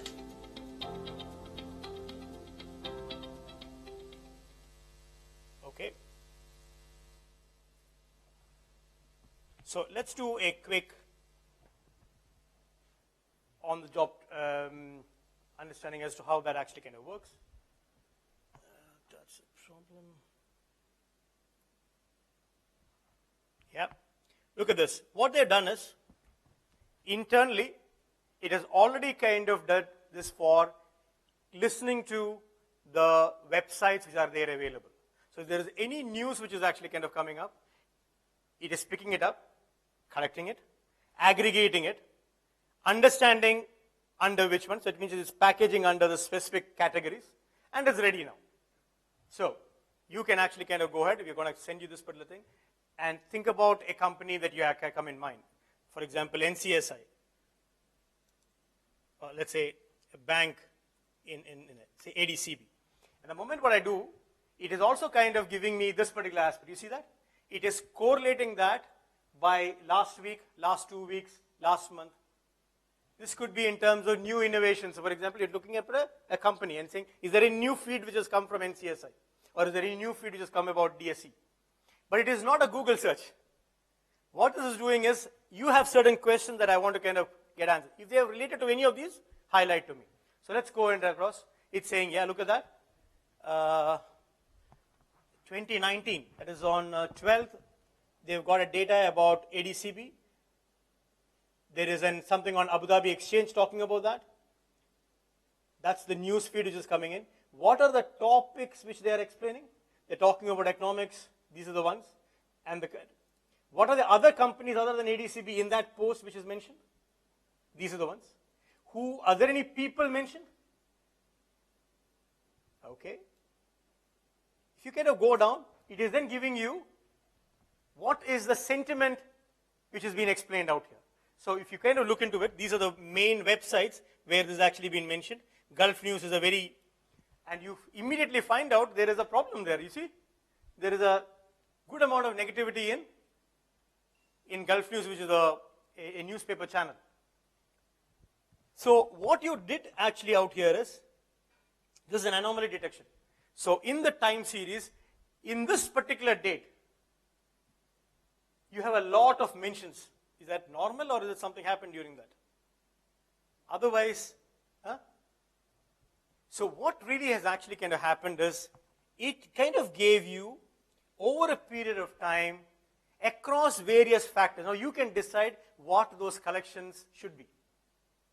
It could be new innovations which is actually kind of coming in for the various sectors. If it is happening around the globe, I would like to kind of get it. So you will go ahead and say, in my company, these are the sites, or these are the entities that I want to kind of monitor. This is an example of an external data. You can do the same thing for internal data. If you've got your data actually available internally, and it is in a certain amount of format, you can create what we kind of call it as tags, and say, and you'll teach it. You'll take up a document and say, this particular one is actually an entity. This one is actually a concept. This one is the actual text which is telling, and it is telling bad about it. This one it is telling good. You train that for the first 50, or depending upon how the curve. It then goes ahead and does it for the rest. And that's the whole idea. Good? So we are taking, yes. So in this particular one, it has got a list of websites which is actually kind of sourcing it from. So you add to that list in this example. But I'm saying you can come out with a new use case for you, which could be like the use case which I told about, the doctor's journal for a hospital. For a hospital, that documents which are coming in, which the doctors read, was a big amount of information which was coming in, which was only read by the doctor, and if the doctor leaves, all that information also lost, right? So doctors actually said in terms of, let's improve the fraternity. What they did is, they picked up the journal, it was a PDF document, and they said, okay, this particular part is the abstract, this is the conclusion, which is so typically from a journal point of view, abstract, conclusion, these are very important. Then it says, what are the therapeutic conditions? What are the diagnostic conditions? These are terminologies from that particular. In your case, it could be a different use case. You do that and you tag these. Once you tag, say 2030, the 31st document, you can give it as a plain PDF document, and it will look for that kind of a concept. That's the deep learning aspect. And that is why Watson Discovery is there on the top list when it comes to mining textual data. The easiness by which you can go ahead and create a use case and make it available as you, yes. We can choose the location for that data. For example, that's on the UAE. We need an Oman or Saudi Arabia like that. Yes, you can. How? No. So this particular one, it is actually all across. So for example, I can even write. So this particular one is actually in English. It supports 7 languages, so we can actually kind of have a look at that, in fact. So it is not necessary it has to be in UAE alone. So it is actually kind of ticking a list of things. So you kind of go into that particular list and add the ones that you want to kind of keep looking. So you add the newspaper blogs out here. You read if there are any technology blogs which is actually kind of coming, if that is what you want to kind of add, you add that as the source site. We should type the name of entity. You cannot choose only the location. Like example, in Oman, give me the list of Oman. You can filter it if you want to, like only show me Oman as a demographic. You mean the keyword, any keyword? You can define absolutely the key. The moment you actually define your entity, you define entity in terms of the name of the company. You can define saying that, okay, name of the company is one, but location, that's another category that you want to kind of do. You can look across in terms of, okay, between these two, then I want to kind of look for keywords. So datathon. So if there is any datathon or any hackathon actually kind of happening, these words you'll actually kind of put as keywords. Then you will say concepts. For example, innovation, that's a concept. Innovation in data, that's a concept. So you'll actually say these. So it understands than just giving a Google-like search for you. It puts under these buckets, which means that in this section, you've got one, it is giving you top stories. Two, it is giving you the top entities by topics, companies, and people. You can define how you would like to kind of see it. Then it is giving you the whole thing across by time dimensionality. It is giving you sentiment analysis. It is giving you anomaly detection and the co-mentions and trends. These are the 7 things this is actually kind of done. So you decide as to what you would like to kind of do with your textual data, and that's the point.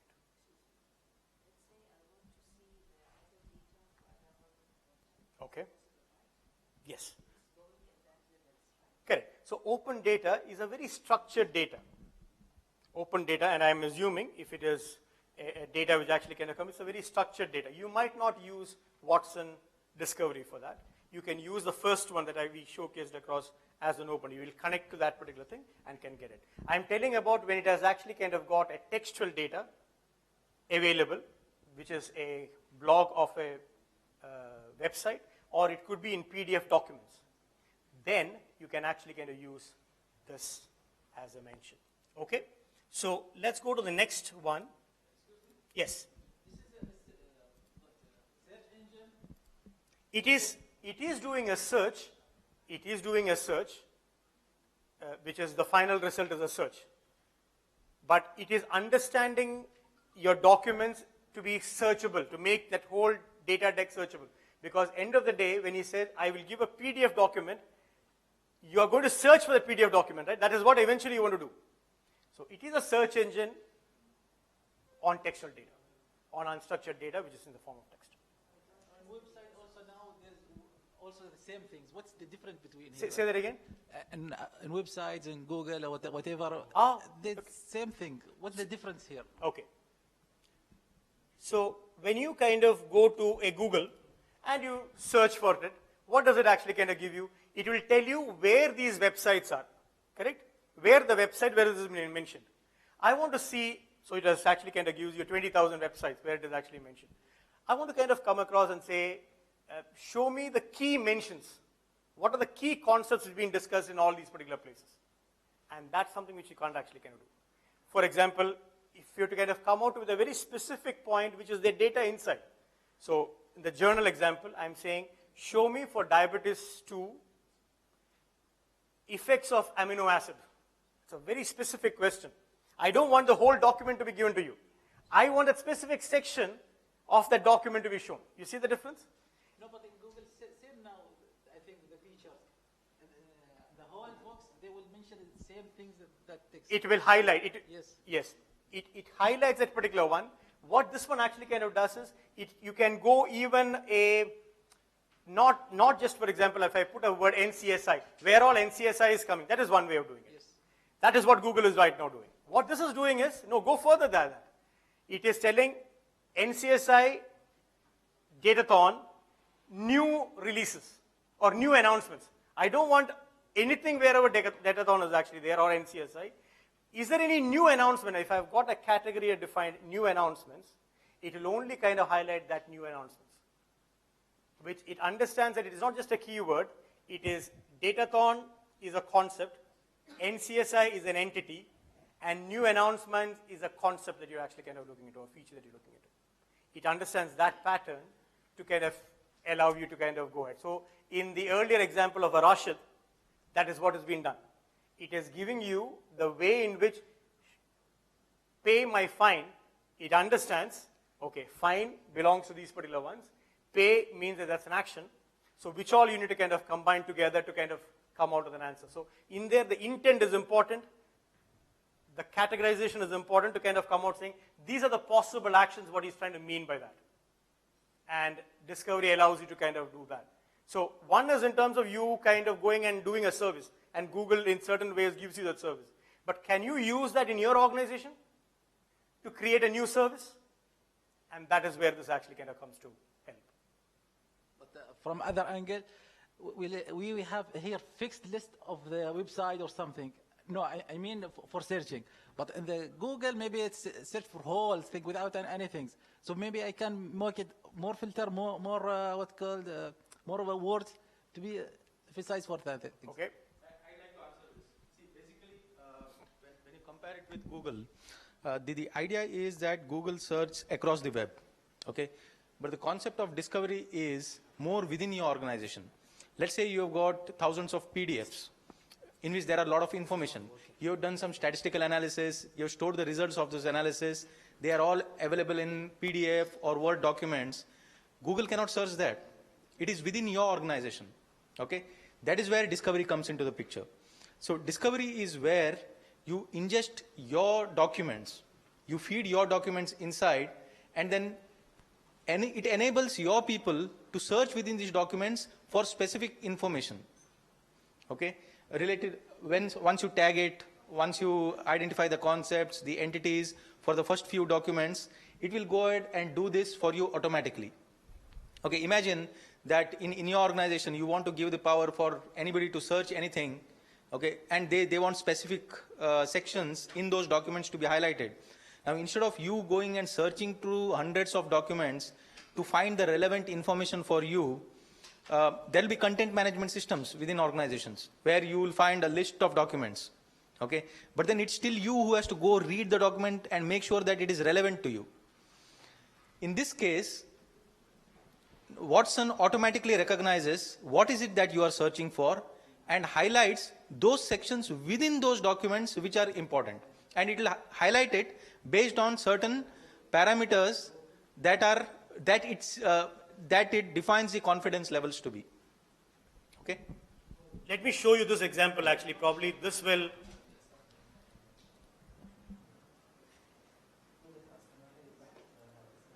Look at this document. So what it is doing is that it has actually kind of put in a set of documents and has actually kind of put into it, okay? Examine this new article, okay. Now, if you look into it, you can also you can give a URL if you want of a specific one, it can actually kind of pick up. Okay, now see what it has actually kind of done. It has got what we kind of called as a custom model. So a custom model is where you go ahead and define, look, that's an entity, that's the way you should treat this document. And these are specific to each individual organization. And if I say analyze, by the way, you can put any data set in that particular space, and that was your question, ma'am. Can I put any data set? You can actually kind of do that. You know what this has done is? It has gone ahead and said, what is the overall sentiment to that document, to that particular piece of text? What is the overall sentiment? What are the emotions that is actually kind of mentioned in that? And it is giving you a percentage of confidence. What are the keywords? Because this is actually kind of taking up from the keywords. I've trained it actually, and saying treasure ship, red Colorado desert of California. These are the various. What is the meaning of that? That means now I can actually kind of ask a question with these keywords and it will give me a very specific answer. It has identified which are the entities available. So these are the various entities. The company names, these are actually available there. What are the categories? So when this information is being done, I want to take this document and put it under the category called sea travel. This kind of a document, so this document goes into two categories. One is called understand war and one is sea travel. So this will be mentioned in these two. If you look into the concept, that is innovation, that could be a concept. So you've got entities, you've got mentions, you've got concept. And anything that you actually kind of understand or read, you will realize these are the various aspects. That's the way we actually kind of look through a text. And that is actually kind of happens out here. And it has got the syntax available. For example, it is understanding how that is being taken into consideration, because that will give you which is the action, which is the object, and what is the subject. And it is understanding the way English has been understood. you can actually train that for another language. And you define that. You don't need to define for all the ones. You define that for a good data set, then you can give a new data set altogether. And that's the big breaking point. So you start doing, say, well, look, I've got this huge amount of text data available with me.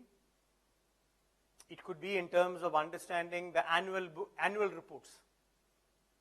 So you'll make one where am I getting my annual report, which is in a PDF document, and these books has actually got certain sections. I want this to be categorized so that I can ask into a PDF document, show me the 3 important trends that you actually can have. Which are the areas where you went down? Which sectors did you invest? And understand sectors is actually a concept. So you train that for 20 or 30 annual reports. If it has reached their maturity, you can ingest 100 or 1,000 annual reports. Suddenly, that source was just you're collecting it and putting it in some folder. You're not doing anything about it. Now, it's searchable. And that's a big liberation. And it is making it possible in a very easy way. So there are many tools out there, but what you're doing out here is that it is very easy to kind of go ahead and do that. And that is what the difference that you actually see here. Okay? So this is on the natural language understanding. Okay? So let's go back to the thing. So we saw Watson discovery. We saw natural language understanding. Let's go to speech to text. Can you, I believe it's the 4th video. Can you run the 4th video? 4th or 5th video? No, I'm just trying.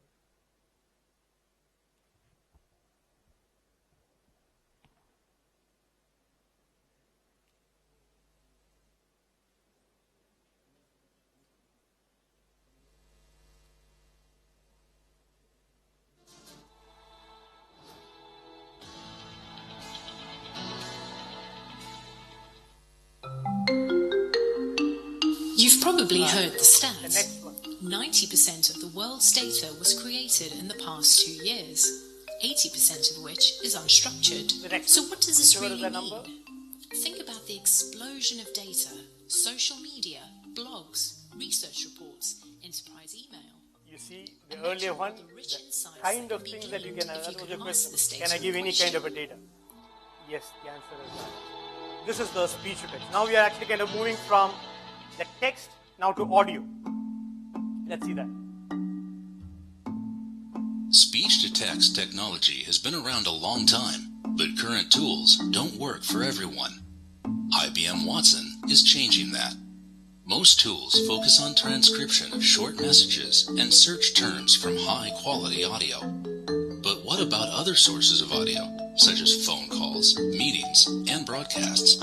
What if we could do more with speech? Introducing IBM Watson Speech-to-Text. IBM Speech-to-Text uses advanced statistical modeling techniques developed over decades in IBM research and refined by ideas from cognitive computing to transcribe both high-quality and lower-quality audio from a wide variety of source material. It uses the technology behind Watson to automatically determine the most accurate result for words and phrases and present them with confidence scores and other metadata.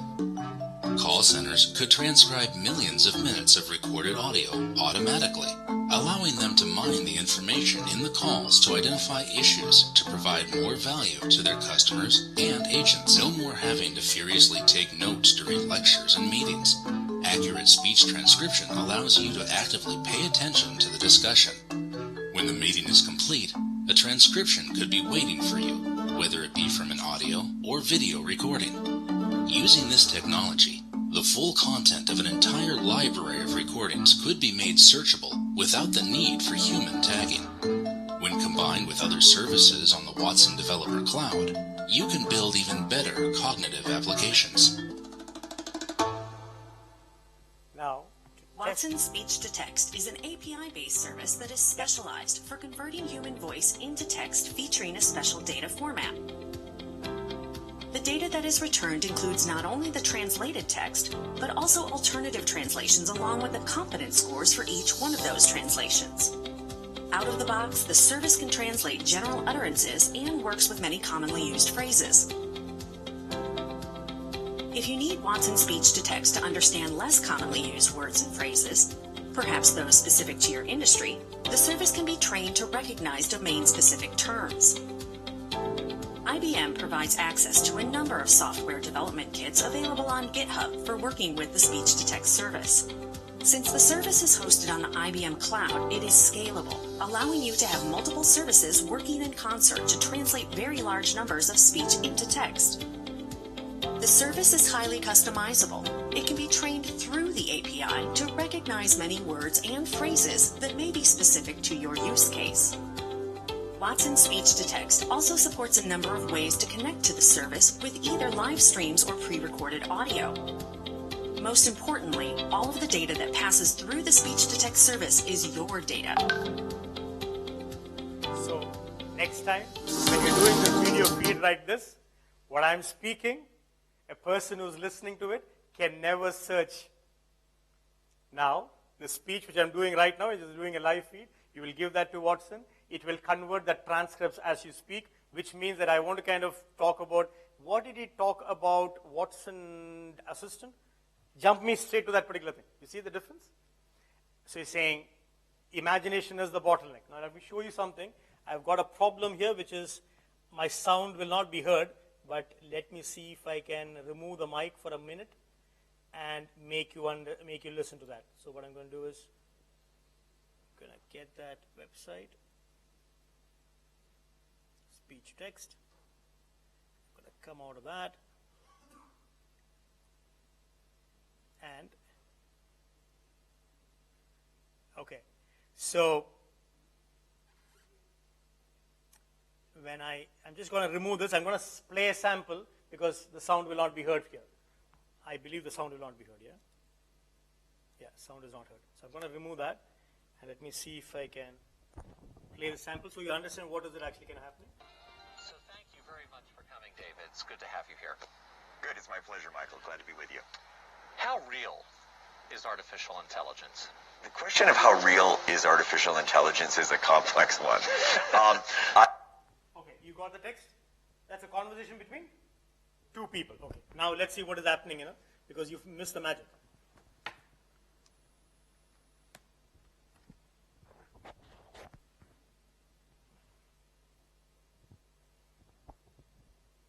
Okay, now imagine the text is going on, and I play the sample.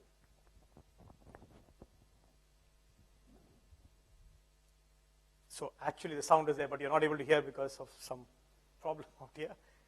It is two people speaking, and as he's speaking, you see that? It is getting written. Now, I'm going to send you the link, because obviously when I speak, it will not record. You can go ahead and do this today. Record the audio and try say something. And you'll actually see, and it's a different accent. You can actually kind of go ahead and select which accent you are more tuned to. Is that an English accent? Is that an American accent? You can select. But see, or you can even upload a file. So you make your son or a daughter speak, get that across, upload as a. What it is doing is, yes, A, it is transcripting it. But 2, you see this detect. It automatically kind of get across. This is one speaker, this is speaker 1. So there are these, the sound, it is minimizing that actually. There is a silence, it is taking all those considerations. But the magic is not that. The thing where it really kind of does is, once you've written that, it kind of looks into, this is what it understood. But, that first word I'm not too very sure. 84% I believe it is so. But otherwise, I'm not too very sure. You see what I'm trying to say? It could be, for example, this one. See? This here. It is telling 15%, I think it is the, and around 85% I believe it is 8A.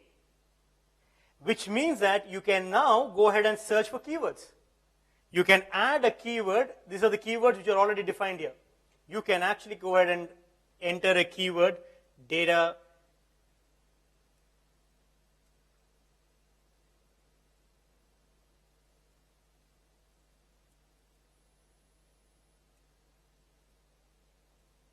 Datathon. And you say, now search this particular word across. You got what I'm trying to say, correct? So you're saying, look, Now, imagine your call center data is coming. You got that feed. I want to find out people who are calling. What are they calling? Is it searchable today? People are calling you today. It is done. It is searchable. Fantastic. That's a great, and you know the benefit of it actually, right? The moment you made that searchable, suddenly that is a report. What are people interested? And now you kind of go to the reporting and say, what are the key things that they're actually asking for? Are they happy about it? That happiness, we're not got into it. So you got another one which actually kind of does a tone analyzer. Because just a text, how was the day? Good. Now if you just say good, you will never know, right? You need to know the tone also. Good. It's good. But that good and this good is different, right? So that is a tone analyzer. So you need to have a tone analyzer and a speech. You put these two things together because that will actually kind of give you a tonality of that person who is speaking on the line. You mix these two things together, all your audio format of information. Imagine you have subscribed to a lot of data points. And if you've got access to, you can get those feeds and make them transcribed. Which means that when you want to search for a video or if it's not transcribed, you cannot really kind of you cannot search for that, right? I want to kind of get that particular 12 or 3-minute video or audio of which they're talking actually about future innovations. I don't want to hear the whole thing. Exactly. You only want to take that part. And that is where this kind of a section actually kind of comes to play. Great. So try this out. You got so many different models and languages which has actually been supported. So you can pick up that and you can record and see how the difference is. Now, we did something crazy yesterday, and I've got that video actually. Can you run audio proper? I hope he's listening. Audio proper. Yes.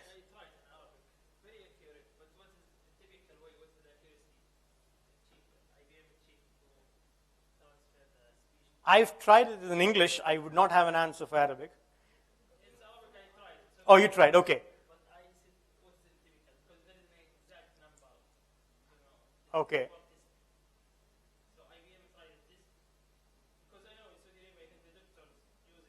Okay, okay. Okay, okay. I need to check on that on the statistics part of it. But it's one of the heavily used ones actually. So Dragon, if you hear, Dragon is a big name in the voice actually. And that is using the thing.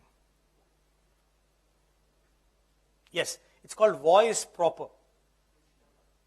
That doesn't have a number because it was a new addition which actually kind of came in.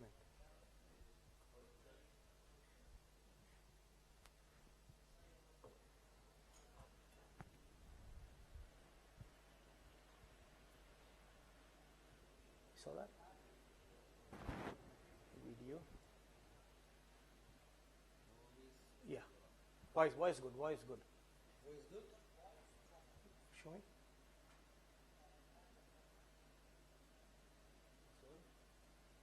No. Voice good. Open this is voice good. No. Open up. Open the.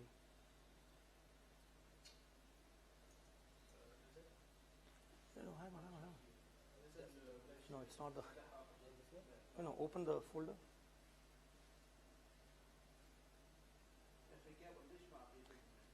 This is the one. That is visual good. This is voice.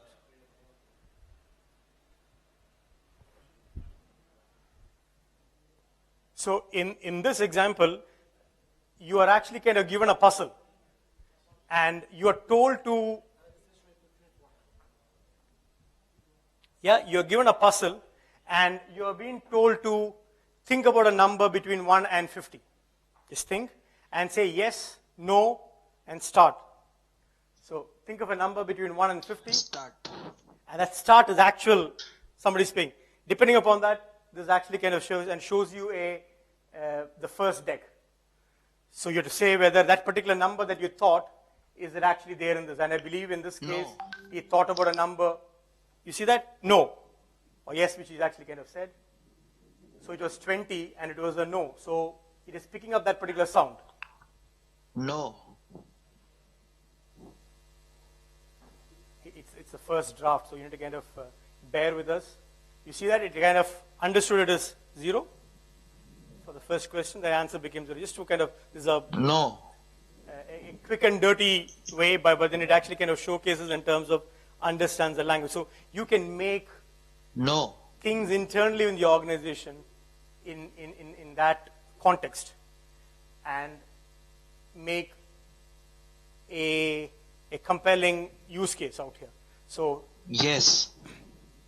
20 is the number. Huh? So he's telling, yeah, it is there in this deck. So you say a yes or a no. And 20 is not there in this. No. So it should be a no. There is a delay because he's actually kind of recording that particular thing out. Yes.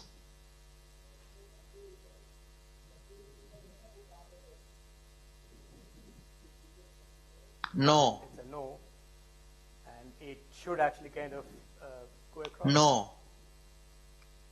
And pick up the yes and no and give you the It's answer a perfect number. automatically. It kind of comes 20 into number which I thought. Yeah. So let's go to the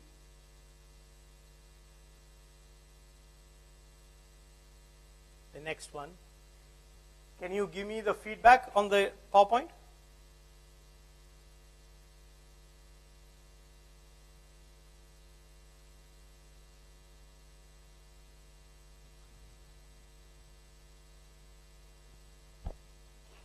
Okay.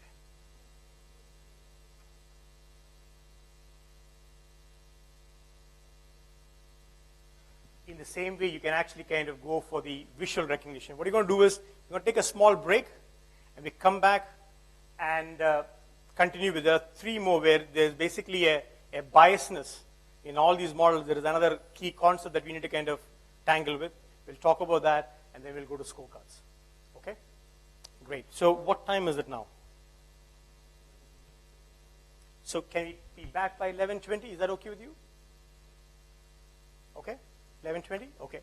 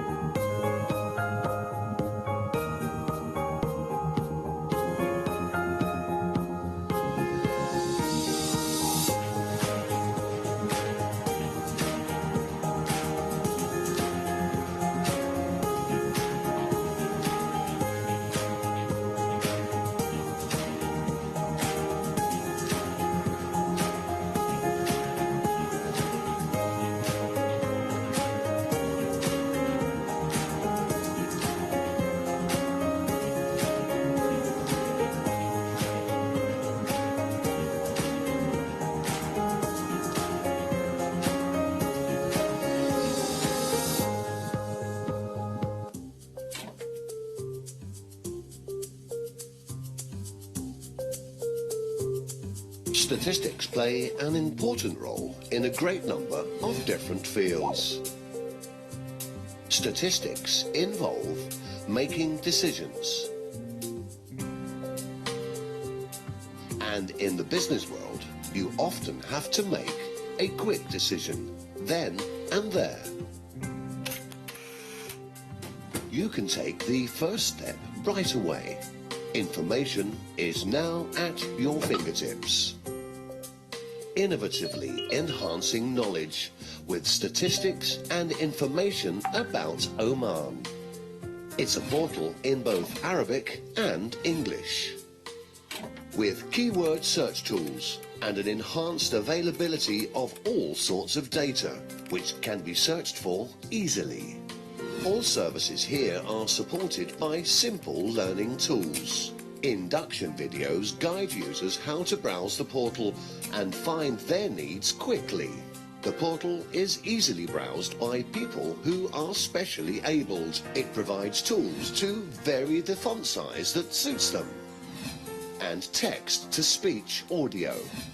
Signing in is much easier using your PKI or mobile PKI. The portal is your gateway to connect with us using any channel. A complete statistics tool for various data indicators, such as the data portal, providing a one-stop shop platform for fetching statistics as per requirement and displays such as maps, dashboards, and data analysis. Various publications are available which are free to download. And also, a hard copy can be delivered to your doorstep. The population clock, an up-to-date indicator of the population in the Sultanate of Oman and used by the government to monitor its population policy. It has innovative data access modes, an interactive map and geo platform. Among these capabilities, a spatial data dictionary and map directory, with geospatial data download and upload. A comfortable user experience and design, keeping the brand guidelines in mind and focusing on interactive media, which keeps the user engaged. We now have more than 54,672 visitors monthly. The registered number of users to date is 1,759. This portal is your dashboard to Oman's performance and indicators. You are empowered to use the controls to enhance knowledge and so make better decisions.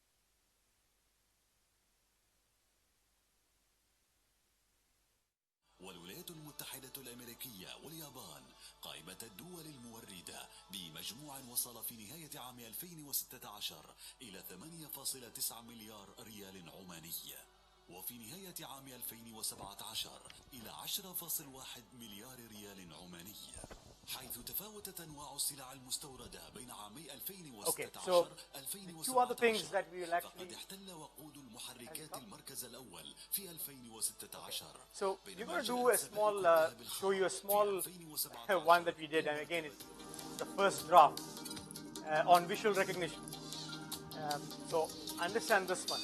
You can actually kind of put it in this way that, okay, you show a picture of a person and say, this person is so. Or you kind of show a picture of a cat and say, that is cat. And you show like 10 pictures of cat and say, that is cat, cat is. Or you show a dog and say, that is dog, that is dog. In this example, we just showed how raise a hand. That means it will start a program.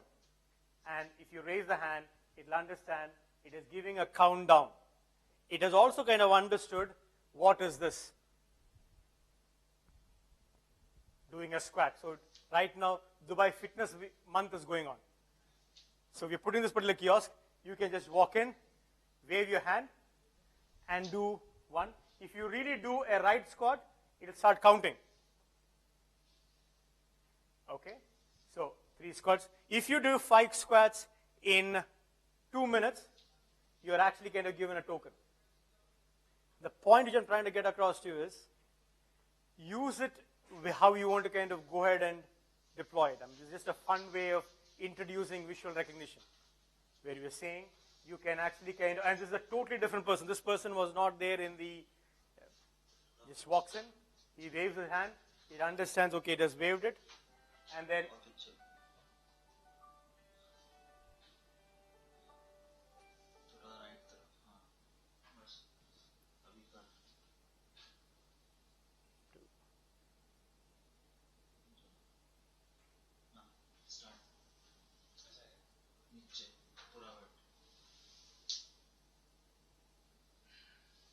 interesting, that sound came actually, yeah? The sound was not coming, in fact, earlier. Okay, can we have the my laptop feed? So that's a small example actually. Again, the point out here is that imagination is the bottleneck. You can use this particular one, for example, in Germany, this was used actually for a metro ticket. So for a zone A, you just go and morning itself do a 20 squat, and you don't have to pay for the metro ticket, first metro ticket, the zone A, you get that actually out. You put that in schools. The idea is in terms of, please now use in your domain. If you have an image, and based on an image you want to do something, an action. This is one small example. You could be any use case in your point of view. You had a question? So this is another point which is we are putting it across what we kind of call it as visual recognition. And the whole idea out here is that you feed in enough information. It has got few models already built in. And I want to show you that. Or you can create a new model of your own. So let me just open that.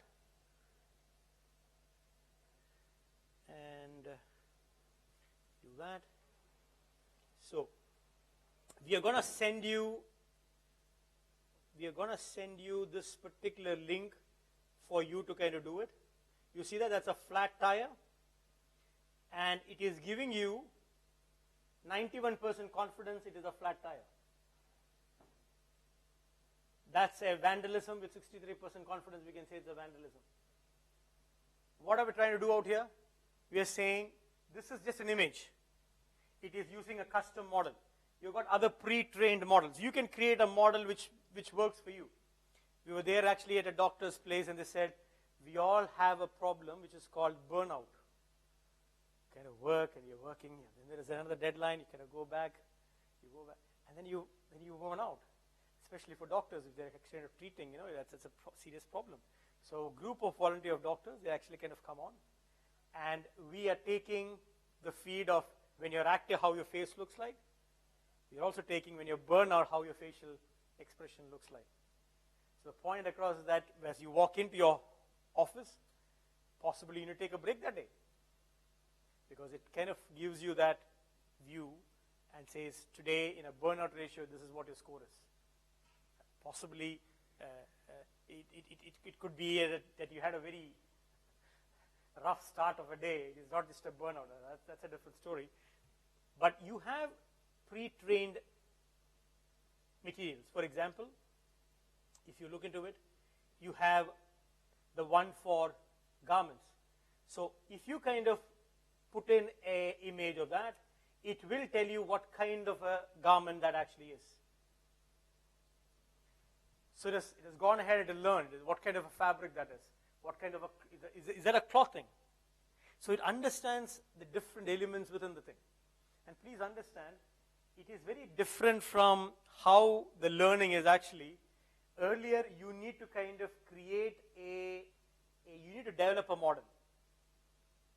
These ones are not doing that. It is doing a deep learning example. You know what that means is you give an input, which is, that is a cat, it's a cat image, and you write that that's a cat. So you give two information. You just put an image and you put it's cat.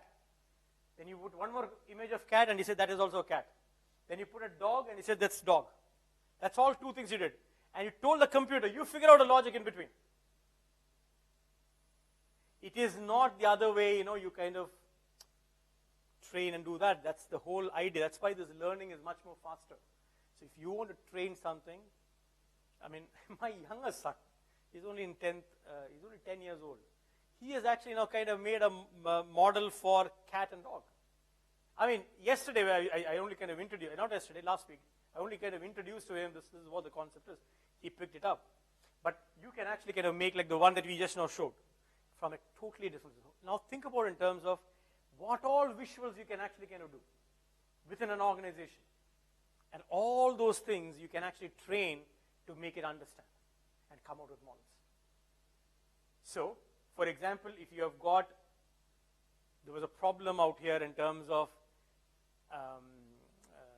illegal fishing in the coastal areas beyond the point.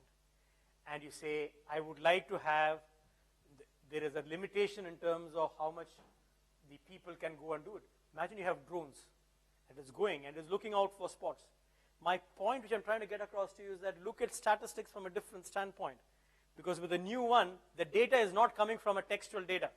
Not the regular database-driven data is not where the data is coming from. Data is coming from different places. And the way in which you will actually kind of be told to kind of act is also will be different. So you need to have a kind of tools which can handle a visual data and make sense of it. And audio data and make sense of it.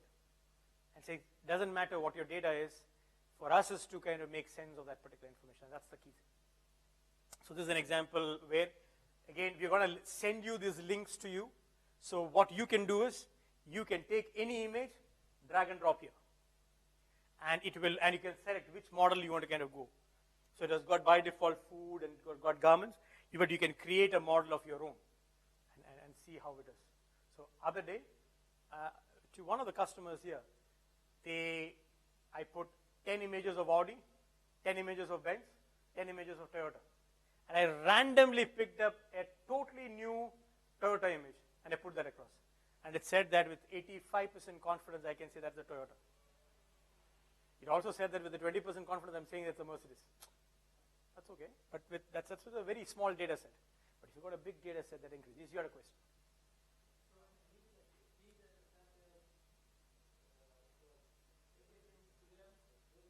Yes, so you need to kind of do the test data first. So 20, 30 images, depending upon how complex that model is. You load the 10, 20 images. For example, if you were to kind of do that for car, what we're saying is that I will have 10 images of Audi, 10 images of Toyota, and then you label that and you put in a folder called Toyota, you load that. 10 images of that, so you upload 2 folders with a lot of images. And there we go. We kind of now ready to put a totally different one, and it'll actually kind of tell you how that is. If it is not working, then you need to kind of give more images. But it actually kind of goes ahead. And yes.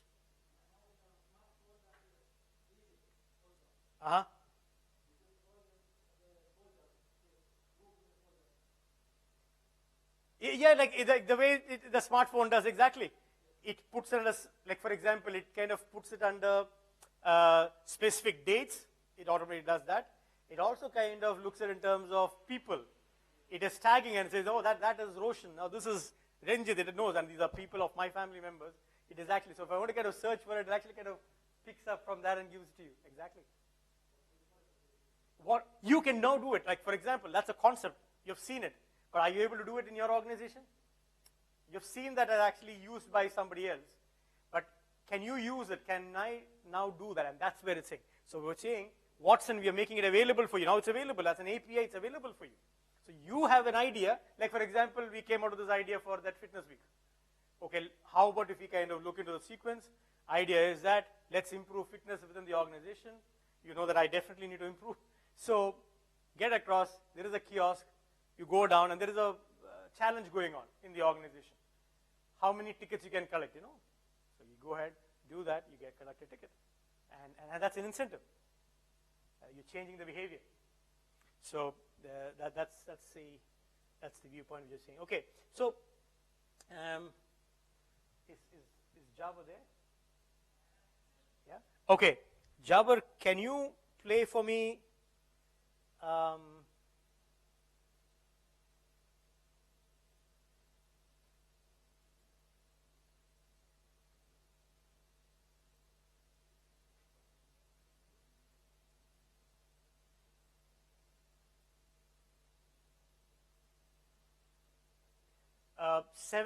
number 7?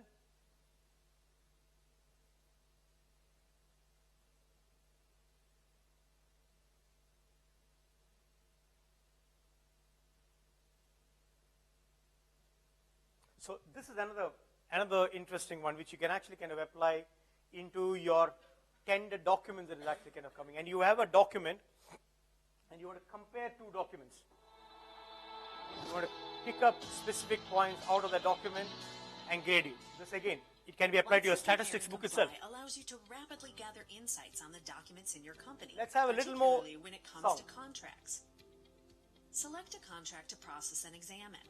Watson Compare and Comply associates with each element, effectively a sentence within the document, with several pieces of data and allows Jabbar, you to rapidly find elements of interest within the document based on that data. First is the set of categories associated with the element. One of you asking, the how do I tag? The subject matter of the element. So you select For example, you can select both these are the various communication and concepts responsibilities. and I will go and tag like this. Both of these categories This is what you do for the first 20 documents. You can then easily move between I'll go and tag. This is identified a elements. assertment. Second This is a recommendation. the nature and party of the element, which You describes tag it the for the type first of 20 action documents, incumbent and upon the the rest of the indicated documents, individual depending or upon how the group clarity is. within the contract. The next For one, example, you can choose to it will find define all the the type of action obligations that that are needs to be done. incumbent upon the buyer within the document. And then, as with categories, you can easily move between identified elements. And of course, you can combine them together. For example, to find all the buyer obligations related to the category of payment terms the buyer and billing, obligations Watson in Compare a and contract Comply document. allows you to quickly and easily unlock the insights within your contracts. These same capabilities and more are available from Watson APIs. With them, you can convert your documents from their native PDF format to HTML. Enrich them with the element classification data you just examined. Compare them against one another and more.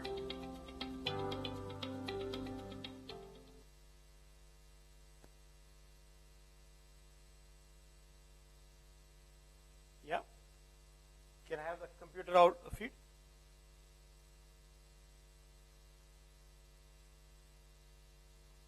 So you're going to play a small game, and hopefully that's another problem that you'll face when you're doing it. Jabbar, can I have the computer feed? Thank you. So that's what we saw. Let's play a small game. So don't believe everything that you hear, because this is actually who is creating the model in all this? Who created the model in all these cases? Audio, video. Who's creating the model? Are you creating the model? The computer is creating it for you, right? In the diagnosis, right from where I started, you just gave the data. It is giving you suggestions. Now, there is a big problem in that world, and it's called bias. So I've got a question for you. And the question is this. A table tennis bat and a ball cost Omani Rial 1.10. So 1 Rial and 10 paise. bat cost Omar 1 more than the bat costs Omar more than the ball, how much does the ball cost? Simple question.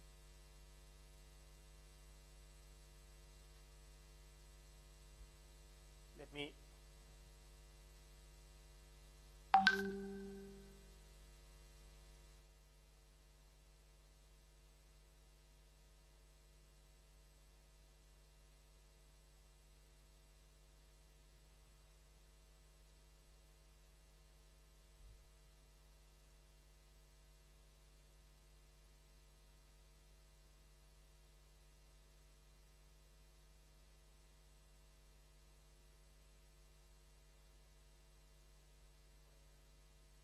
one and 10.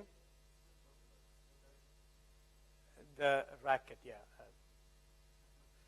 Racket. That's the right word, yes. The racket and the ball. So the racket is 1 Omani Riyal more than the ball. So how much does it cost? Usually, the answer is 1 Riyal for the bat and 10 paise for the ball.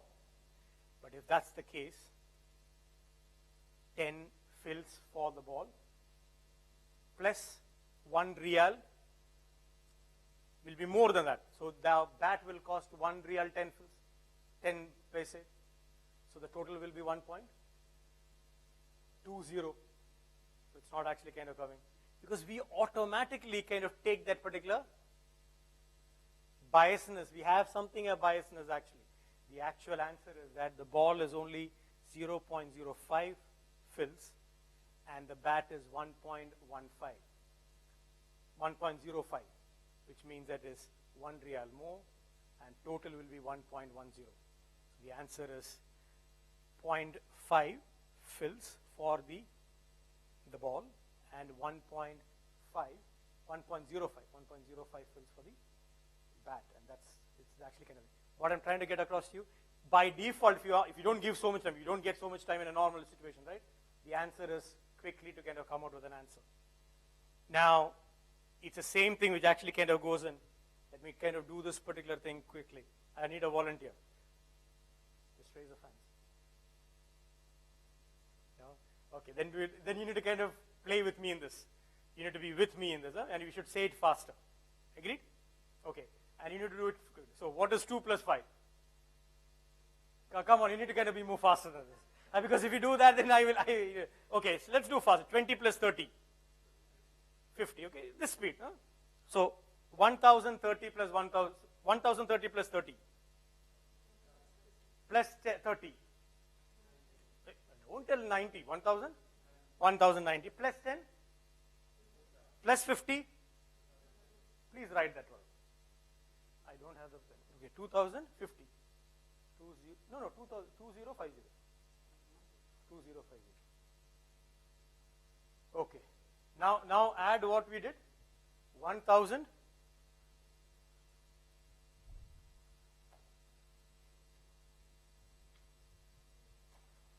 1030 plus 30 plus 30 plus 10. 1000. So 4 plus 3, 7 plus 3. 1100 plus 50. How much is the answer? And how much was that answer? 2050.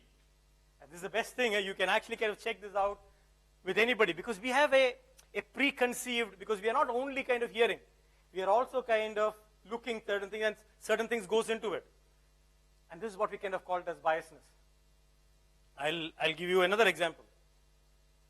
And the question is in terms of this. Let me, since the lack of time, probably I'll skip that. Let's go to the last one. The father and the son are in a car crash. The dad is killed and the son rushed to the hospital. As he's about to go under the knife, the surgeon says, I can't operate. The boy is my son. What's happening here? The father is the doctor, but the father just got killed.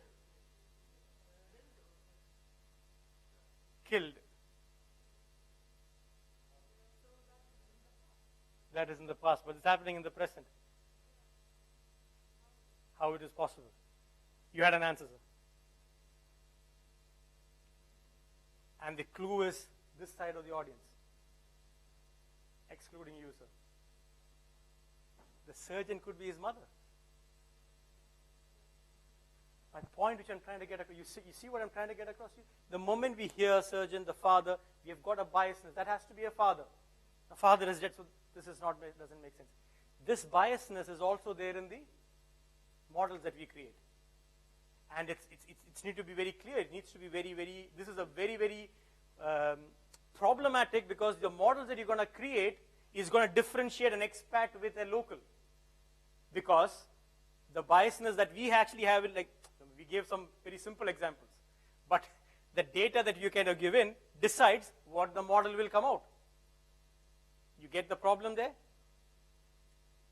The model that you're going to create is very dependent upon the data and the biasness with which the person actually kind of entered that. And it is important that you kind of need to remove the biasness. Can we have, Jabir, can we have number 8?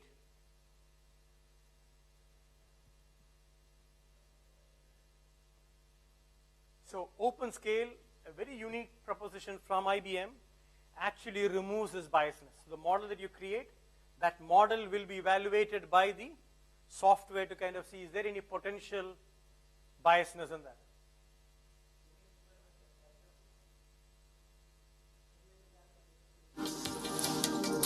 I'll come back.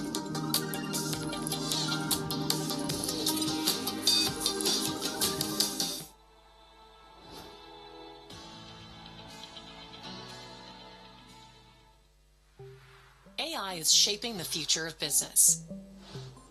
From chatbots and text analysis to smart recommendations, organizations in every industry are taking the first steps towards adopting it. But many still see AI as a black box that spits out mysterious answers. And because it's constantly evolving, the teams that manage it don't have the time or the resources to keep up, let alone scale it. Enter IBM Watson OpenScale, an open platform that gives businesses a clear, accurate view of their AI systems, helping them monitor and fine-tune performance across their life cycle. Let's take an insurance company that's using AI to process claims. The system suggests rejecting an applicant who seems to tick all the boxes. How can the claims processor understand why?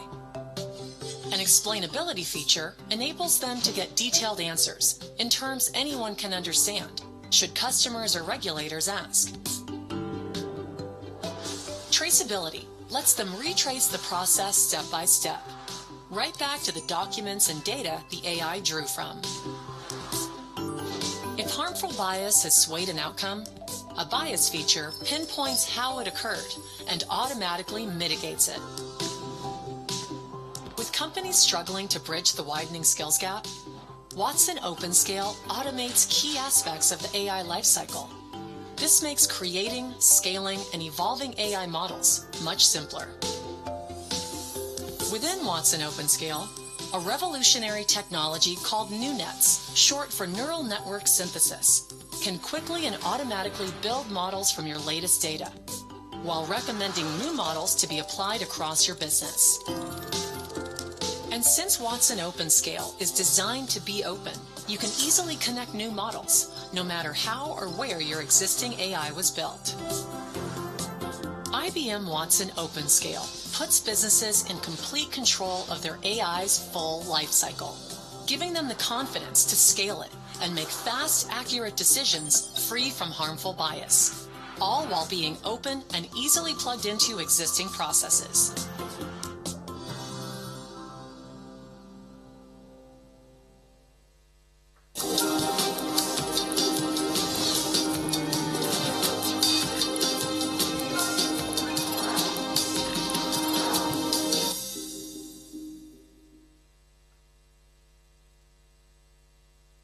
With that, I want to kind of quickly see in terms of in the region, and and also world around. There are some great use cases that are actually kind of gone in.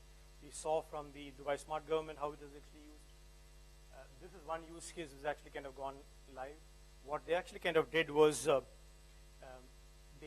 they used one aspect of visual recognition, and they kind of picked up and for them to kind of see which way to explore. The kind of rock structure is very important. There are 2,000 types of rocks. Now there are geologists who actually kind of see what kind of rock is that, because the rock actually says, is there, can we drill, yes or no? Now that is a very painful process. So they applied, which is only 15 to 20 images a person could do, one person. But apply the same one, now you're able to kind of do around 2,000 images per day. And that's the live example which they've actually kind of gone. So if you kind of go ahead and search for IBM and ADNOC, you will find this as a reference case. Now they actually kind of took one more and said, now we want to kind of get into more details of it, not just what type of rock it is, what is the quality of that rock. So now we are actually kind of looking into, because that gives you what is the texture, what is the pore type, is that clear or granular. That will tell you what is the quality of that thing is, of that rock is. So this time, it is not just an image, but now we are doing a contour. And saying this means it is a poorer grade. This means the pore type is so-and-so. We kind of match it. We do that, again, the same methodology. We do that for the first 20, 30. In this case, it was more than 20, 30. It was 600. But look at it. It picked it up. And as and when it actually kind of went on, the confidence increased. And this is what is actually kind of going on right now. But this is just a tip of the iceberg where it all is actually kind of utilized. There are many use cases. I would actually kind of send you, because of the time gap, I'm just skipping the video of that. The same is the case with another one wherein an artificial robot is actually being made utilized. So we'll just run this particular video. It's Hilton, I believe. Jabbar, if you can have 10, Hilton. So this is now putting all this what we learned together. It is putting text. So it is a hotel like this. You can imagine and relate to it, where it has taken all the text actually available out here. Things like, what are the new attractions around? These are the questions that you will actually ask. What time does opera actually kind of close? How much time does it take from here to there? What are the shops nearby after? What are the 24/7 open initiatives internally? These are the questions. And that's from the text point of view. It also has got visual, so it actually recognizes the people who are actually can. Let's see how they're doing. It is a chatbot, Hi, but Connie. it's a chatbot like a How may I person. help you? I am Hilton's newest concierge in training, thanks to a pilot project between Hilton and IBM. Hospitality is a really interesting use case for Watson because inevitably you have people who need information. They need to find a restaurant, they need to find a park, they need to get directions. We operate in a very crowded industry, so innovation is key. Innovation has to help solve problems operationally. Innovation has to help our customers. It's an opportunity to really delight customers in ways that they don't expect. We're really excited about being able to build out the cognitive learning capabilities with IBM and Watson at the same time as we have Connie interacting with our guests. It's much more natural. It's something that people can identify with. It's much more comfortable, and something that allows them to have a more insightful interaction, actually. It allows us to really serve people, understand what they're looking for, sense their emotions, sense their level of urgency. To be able to take robotics and artificial intelligence and introduce it to the hotel business as a way of helping us operate more efficiently, helping us to delight our customers, it's a big dream. What excites me about this partnership is the courage of Hilton to try something new, the courage of Wavelaser to build on the technology, so that courage is going to push us to continue to advance Connie. And that's also going to allow the humans who work in those hotels to go beyond that to help people even further by having Connie do the basic things. Goodbye.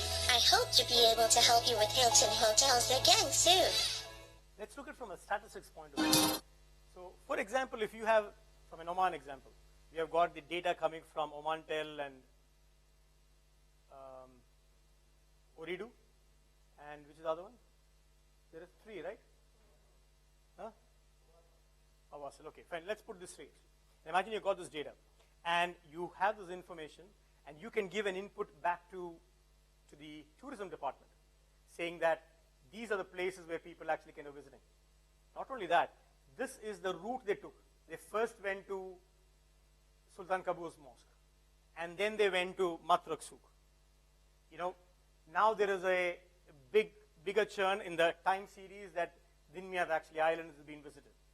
Because then you can see there is a promotion. So you got that example. The promotions which you're doing in Oman Air. And that's because of that you can see the correlation. You see as a statistics department, since you've got access to these information from across the area, you can do that. The same thing can actually kind of apply to, say for example, from the illegal fishing boat. The two ways. One is that image drone running it across. The other one is in terms of you look at the feeds of the people, because most of these people carry a mobile. And it kind of crosses that particular fence line. You need to be alert and say, look, these are the ones that actually kind of comes in. The point across is that either the telco company does that, or you correlating this information with other information. Statistics department is in a great position of coming out with value-added insights. And how you make that information available, it could be through a chatbot. Not necessarily the text file or report going in. That's what I'm trying to call it. It could be like a voice-enabled Pepper kind of thing, wherein you're actually asking, you're not even typing, you're just asking a question like the way you would ask a question.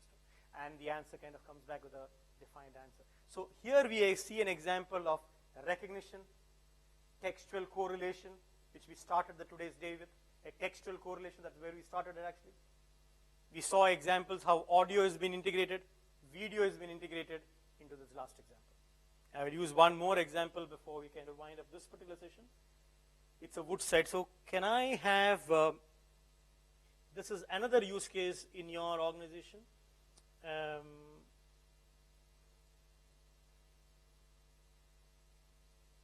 Woodside has not actually been copied. I'll send you that link later. So what Woodside has actually kind of did is, they went ahead and picked up all the service requests which is being done within the organization. And you're doing that today.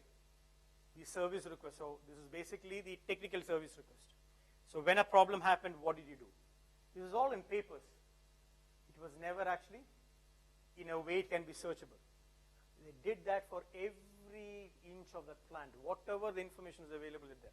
Then they went ahead and did the actual manuals of each plant. They converted that using the Watson Discovery. Now, you can actually ask the temperature, there is a temperature problem. What should be the ideal weight capacity that can be taken? That's a mix of a support-related problem plus a manual entry problem.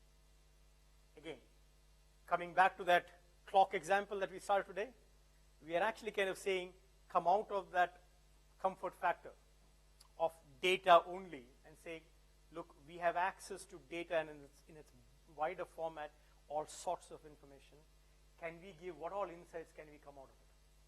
And you've got not a dearth of data, there is enough of data actually available out there. Idea is in terms of who can come out with insights based on that. And you can correlate any number of use cases internally to kind of come out of that.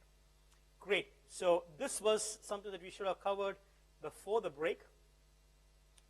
Now, let me kind of come back to one of the last ones before we kind of move it out. It's what we kind of call it as measure it. So we saw examples wherein business as usual, you're doing the analysis on the structured data. We saw good examples by which you can actually kind of do that on the unstructured data, and we saw this use cases. So that's what we saw.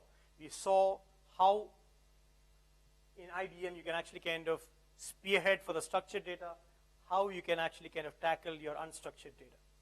We have not did is in terms of the predictive and the prescriptive. We are going to do that in the session after lunch.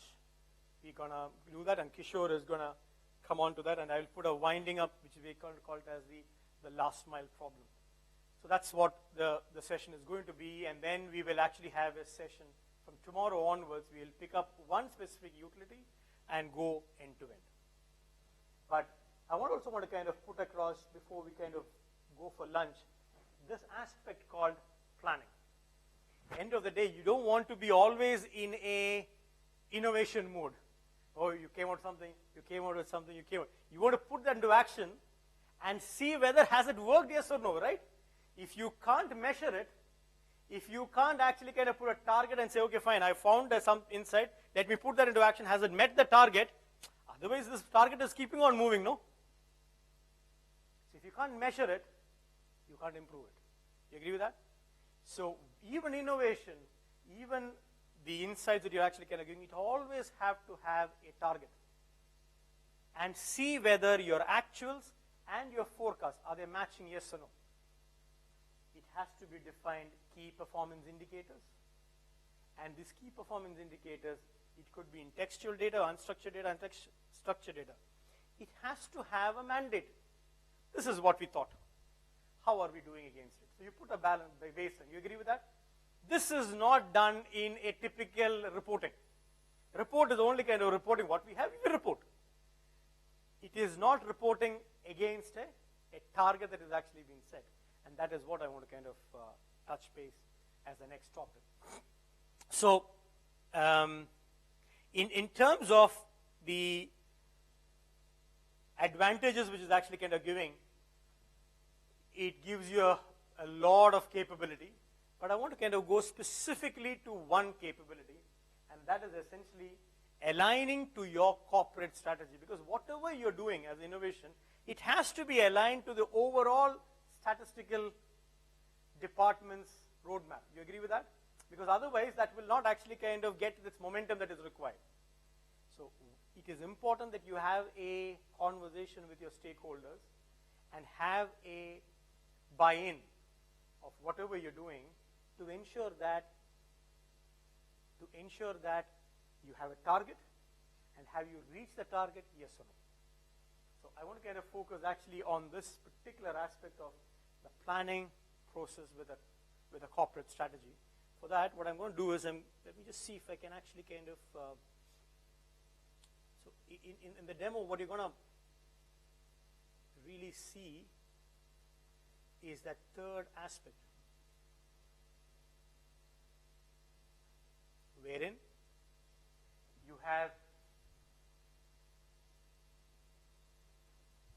various such models, and you're making the key aspects of these models, and you're coming out with a final model. And that you are actually seeing like a scorecard dashboard. So I've got different key performance indicators that I've put across, both for structured and unstructured. But I want to see that as totally as my company, as a statistical department, like as NCSA, as Bahrain statistical department. I want to kind of see my overall dashboard as to how am I doing. It could be AI initiative, it could be one of them. Financial initiative could be another one. But I'm seeing as a whole of the organization, and that is what the aspect out here. So let's see if I can get that.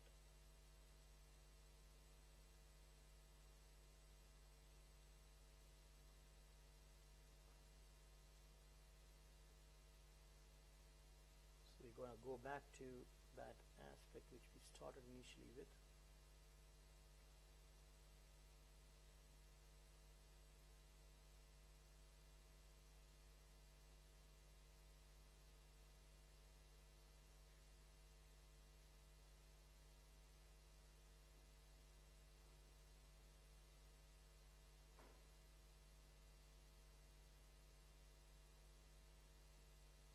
Let me log in, and I'm going to go to a specific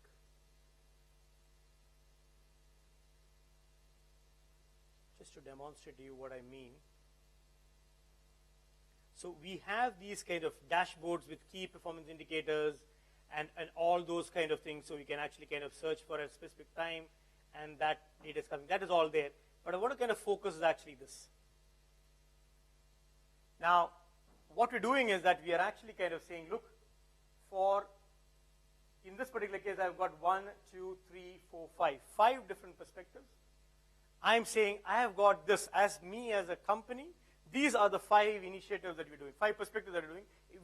Under each perspective, I've got various initiatives. Your AI initiative could be one of them, and you have a target for that. So if you kind of hover your mouse over that, you will realize how many are those KPIs, how many of the KPIs have reached the number, how many of the KPIs are moderate, and how many are doing good. So what you're really doing is that instead of individual key performance indicators, you're doing that for a whole organization. You can look at, say for example, look at this. It's green out here, and it's orange out here for the whole organization. I could say for a specific line of business, and for Eastern region, and you saw it's green out here and the yellow out here, orange out there. Let's look at for the Central region. And you see that the Central region is not doing great. Eastern region is doing good. So within the organization itself, you can actually have different line of businesses. Each line of business is having a target of this is what I achieved. This gives you a momentum saying that, look, we agreed upon 10 things. My department has reached 10 things. Or my department has actually kind of reached in 8 things, 2 things are not reached. So this way of putting all these things together, so this will actually kind of have your data initiatives. This will have your innovation initiatives. It will actually kind of come up here. You can go detailed, for example, in this particular case, I'm going into detail, say, for example, for financial. So I'm seeing my data. It is showing me what is my current status, what is my future trend. So it is telling me, as of now, this month, I am doing okay in, say, for example, this could be AI innovation and doing good from a track record. But overall trend is looking good. Right now, I'm not doing good. This month, we have actually kind of gone short. But overall, for the last 3 months, if you take, it is good. Take this particular one. Product cost. This month, it is looking good. But overall trend is bad. This gives not just at idea level, you are giving a measure to that idea so that you can quantify. Is that clear? Because this is required for senior management to kind of have confidence in you. So all the data that you have got internally in the organization, yes, you have statistical, non-statistical numbers. You put that actually and align it with initiatives which the company has actually kind of laid forward. If you kind of see down below, you can even go back in time and say, okay, fine, show me in my last, from April onwards, how did it look like? Or can we go into a much more duration of this particular time? How is it looking like?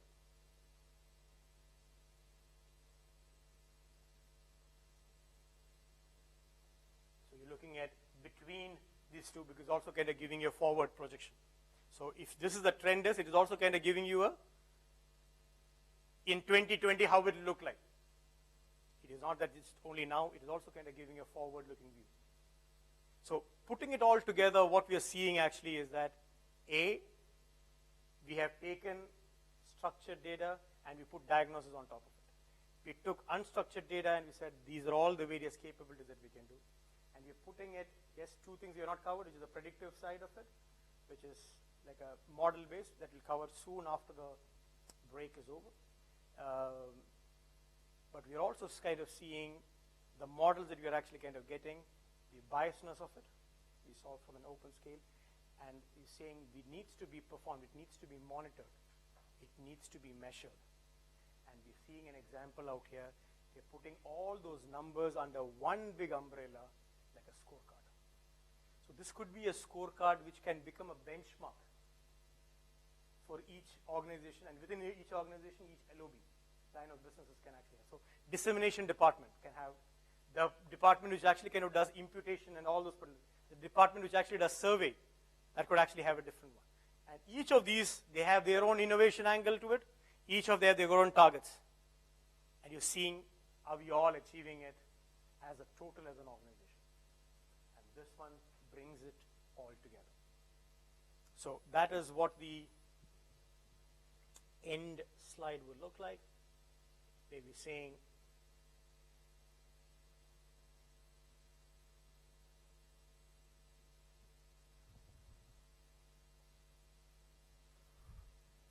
third point, measure. And this is actually kind of available both on-premise and on cloud as a solution. So today, if you want to kind of try a few things, you can immediately go ahead and start doing it. I've already kind of given the file to Hussein of the things that we went today, which you will get a link. So tonight or tomorrow in the duration of the hackathon, datathon, you can actually kind of go and play around with your own self, both the unstructured and the structured. You can actually do that. And see for yourself how you can actually kind of take leverage of it. We saw examples how this can be taken into your context within the statistical department, because you as being a custodian, that can really change the way what you do with the data that you collect. Great. So let's take a break for the lunch and then come back with those two, and then we'll have the end. Yes, you had a question. Yeah, please. Sure.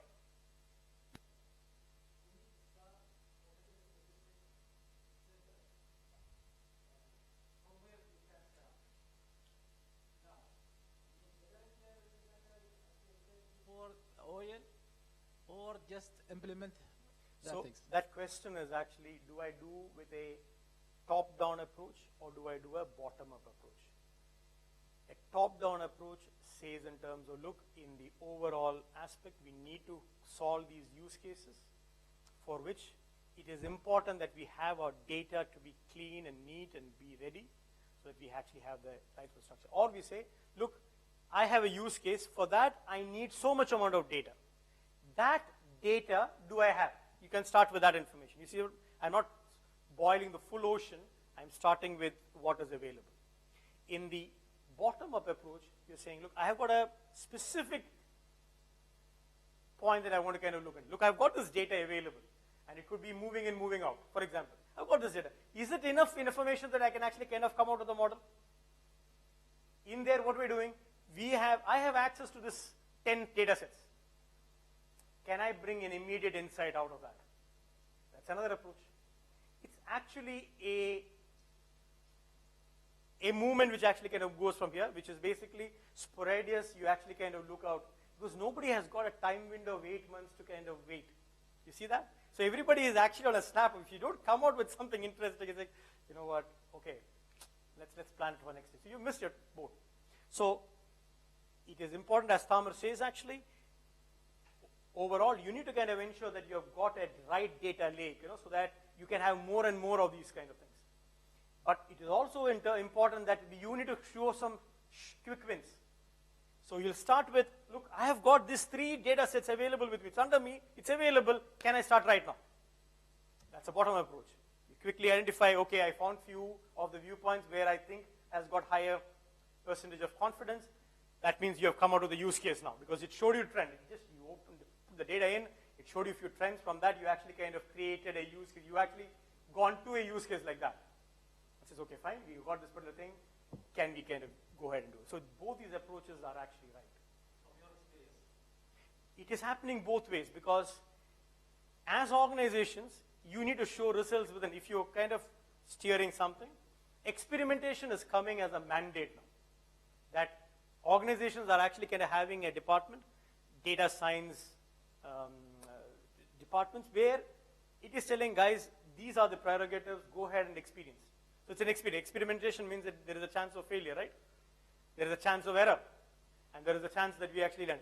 And the organizations are ready for that and saying, okay, fine, yeah, there is an element of it because you're trying to kind of do something new. But at the same time, the idea out here is that you go like an agile mechanism. You put it across, start with this defined as 6-week sprint, take upon the data, look at what you actually kind of got, come out from that a viable use case that you can actually kind of prove, put that into action and see how that happens. This is one. At the same time, holistically, you also need to you don't want to be always in this agile mode only. You want to kind of clean up your data, and that's a process which will actually kind of needs to be kind of looked into as a separate parallel. So these two things will happen together. The top-down will actually kind of reach on at a point of maturity, and it's the right approach because you're doing it right. A bottom-up will have many, many such small initiatives which will actually kind of yield, which will give you confidence, the organization to have confidence in you that you're doing the right thing. So, Any questions before we kind of break? Great. So what time is that we need to kind of come back? 1 hour. So let's take that.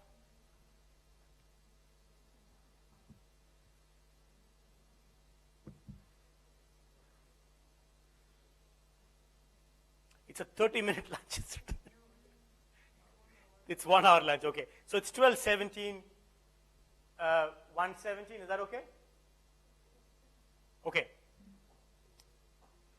1:20. Say that again. Yes.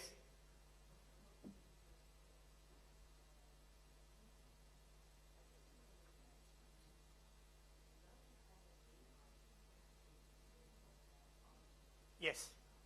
True.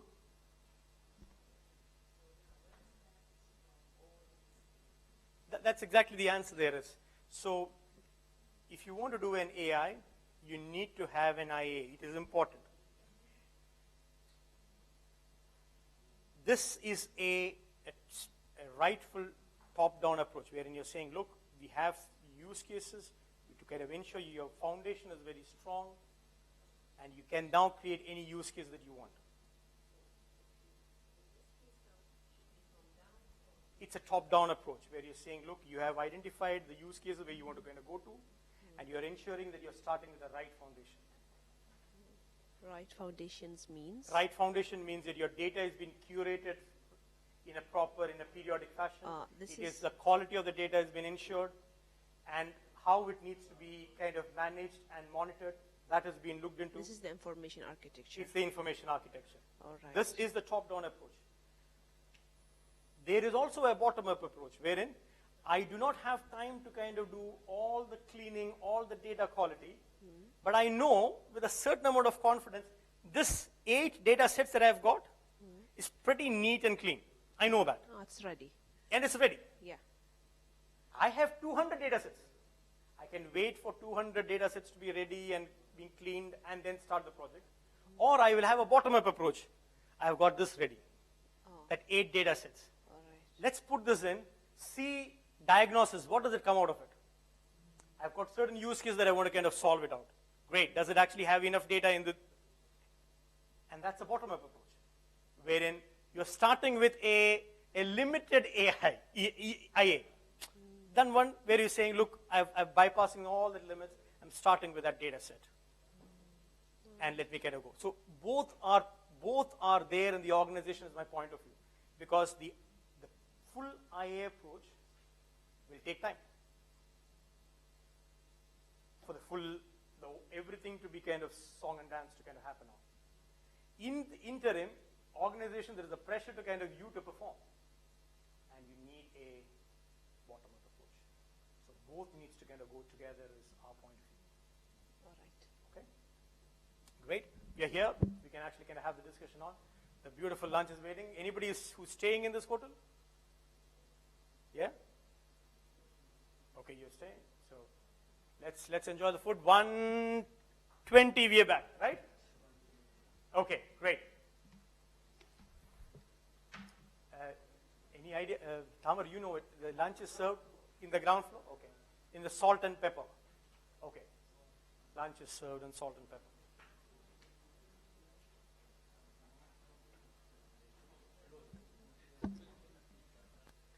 Did I? Sorry.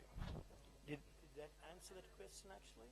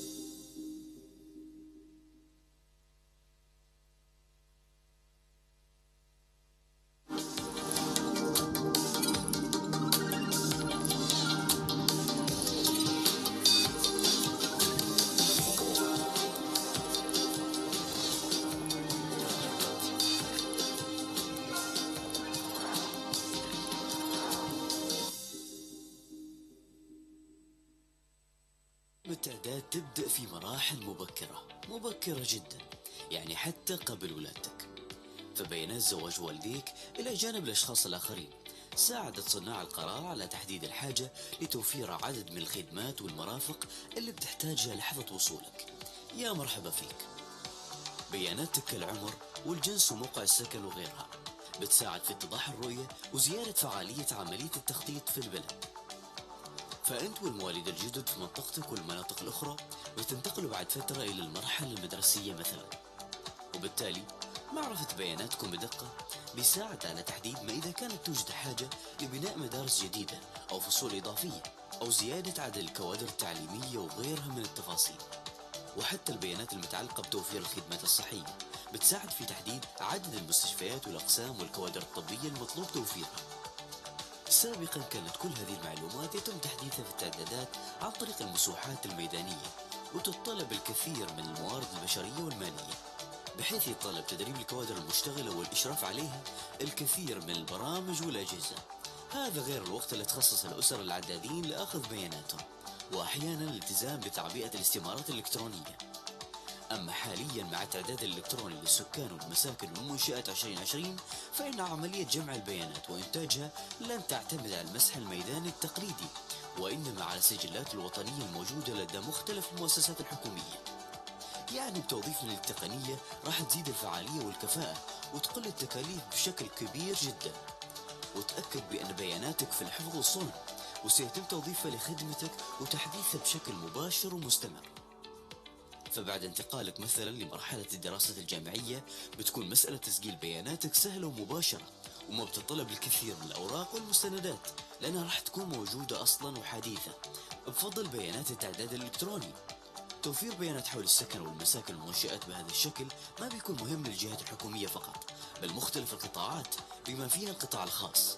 يعني هذه المعلومات بتساعد القطاع والمنتجين ومقدمي الخدمات فيه على تحديد متطلبات السوق وتوزيعها على مختلف المناطق مثلا، وبالتالي تطوير أعمال المؤسسات وخططها بناء على ذلك، ومنها توفير فرص عمل لك مثلا لما تتخرج. وبكذا تلاحظ أن البيانات اللي يقدمها التعداد ترافقك في كل مراحل حياتك ومحطاتها من ناحية الأهمية، خاصة في وقتنا هذا اللي يعتمد بشكل كبير جدا على التقنية. فبالشراكة نخدم التنمية في بلادنا ونساعد على تحقيق أهدافها. التعداد الإلكتروني للسكان والمساكن والمنشآت 2020، إدارة المعلومات لتنمية مستدامة.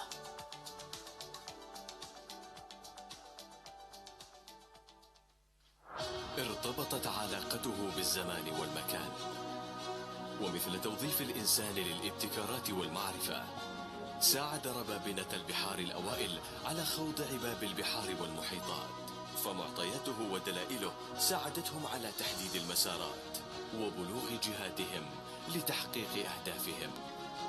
الاسترلاب أداة تروي تفاصيلها الدقيقة حكايات زمان أجاد فيه أسلافنا، مسطرين إنجازات رفدت عمان بالعديد من المفاخر.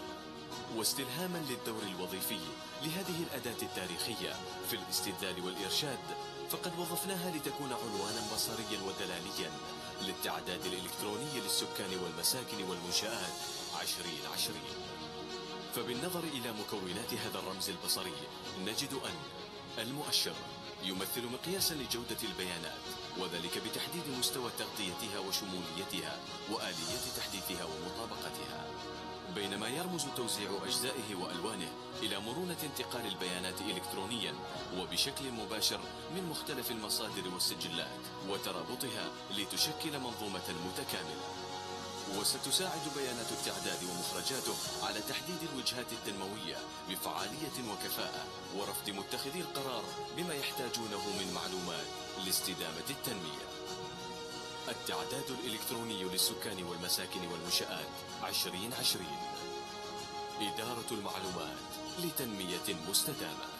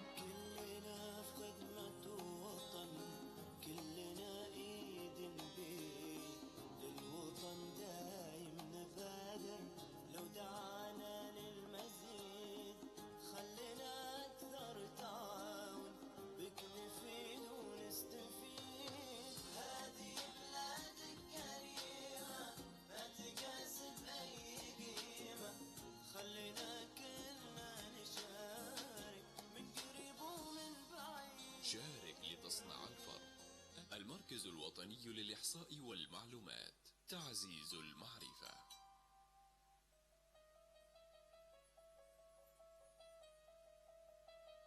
تحت ظل القيادة الحكيمة تتواصل مسيرات التقدم والنماء لتحقيق التنمية المستدامة في عمان، وتتوالى السنوات المحملة بالعطاء والإنجازات. لكن كيف لنا أن نقيس درجة تقدمنا عبر الزمن؟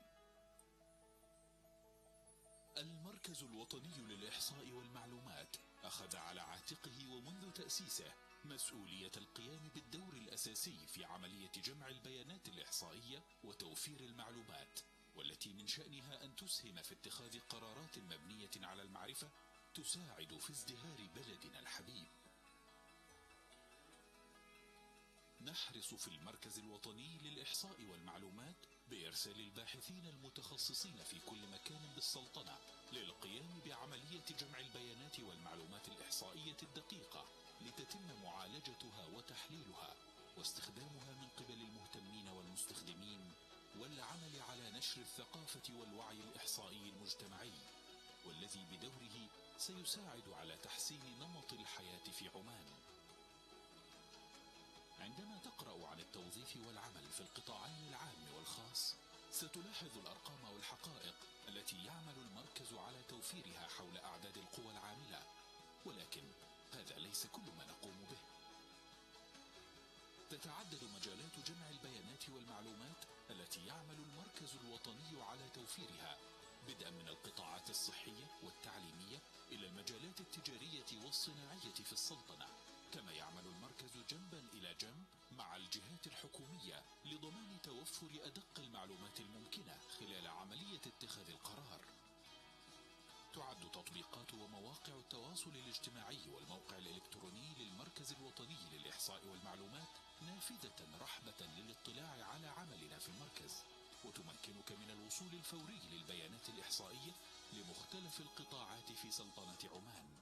تكمن أولى قناعاتنا في المركز الوطني بأن الإحصاء والمعلومات هي أساس المعرفة، والمعرفة أساس البناء السليم للتنمية المستدامة والاستثمار الأمثل لموارد وإمكانات وطاقات بلدنا عمان. فهدفنا هو تعزيز المعرفة وخلق الفرص للأجيال القادمة لتكون قادرة على المنافسة وتحقيق النجاح وبلوغ أعلى المستويات العالمية. تعزيز المعرفة هو شعارنا الأساسي في المركز الوطني للإحصاء والمعلومات.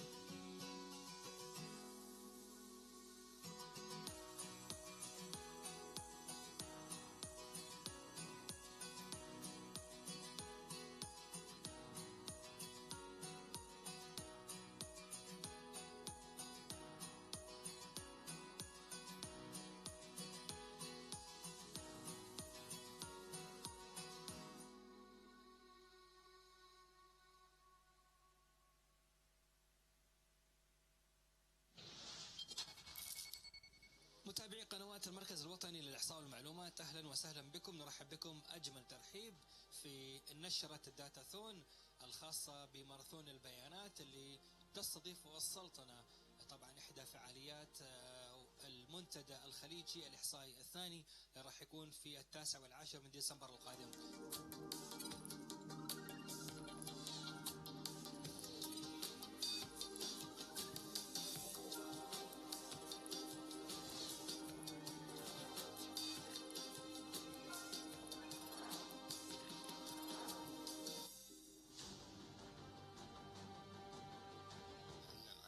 هذا الداتاثون هنا اليوم في السلطنة يأتي ترجمة الاهتمام الذي توليه الهيئات والأجهزة الإحصائية في دول المجلس التعاون. بسم الله نبدأ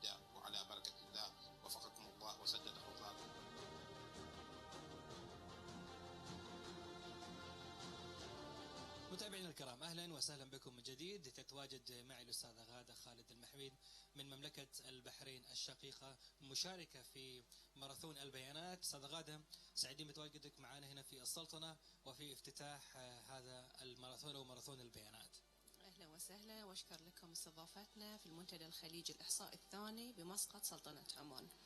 وأنا شرفني أن أمثل مملكة البحرين بالمؤسسة اللي أنتمي لها، اللي هي المعلومات وهيئة الحكومة الإلكترونية.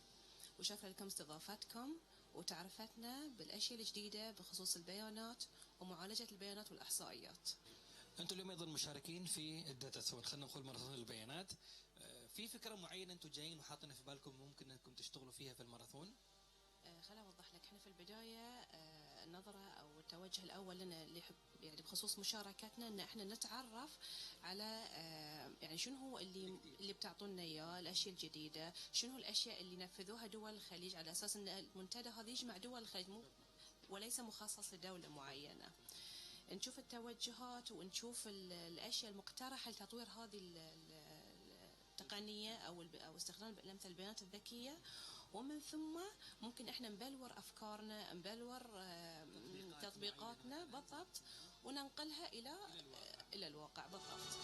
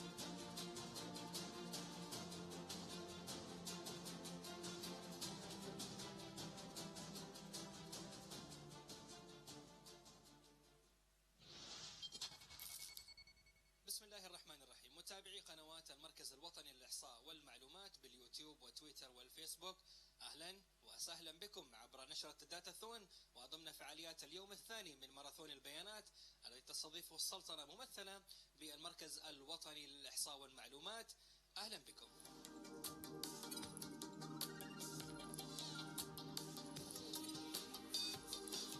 الأستاذ أحمد الفرجي مدير التطبيقات بالمركز الوطني للإحصاء والمعلومات وعضو الفريق العلمي، نرحب بك في نشرة الداتاثون.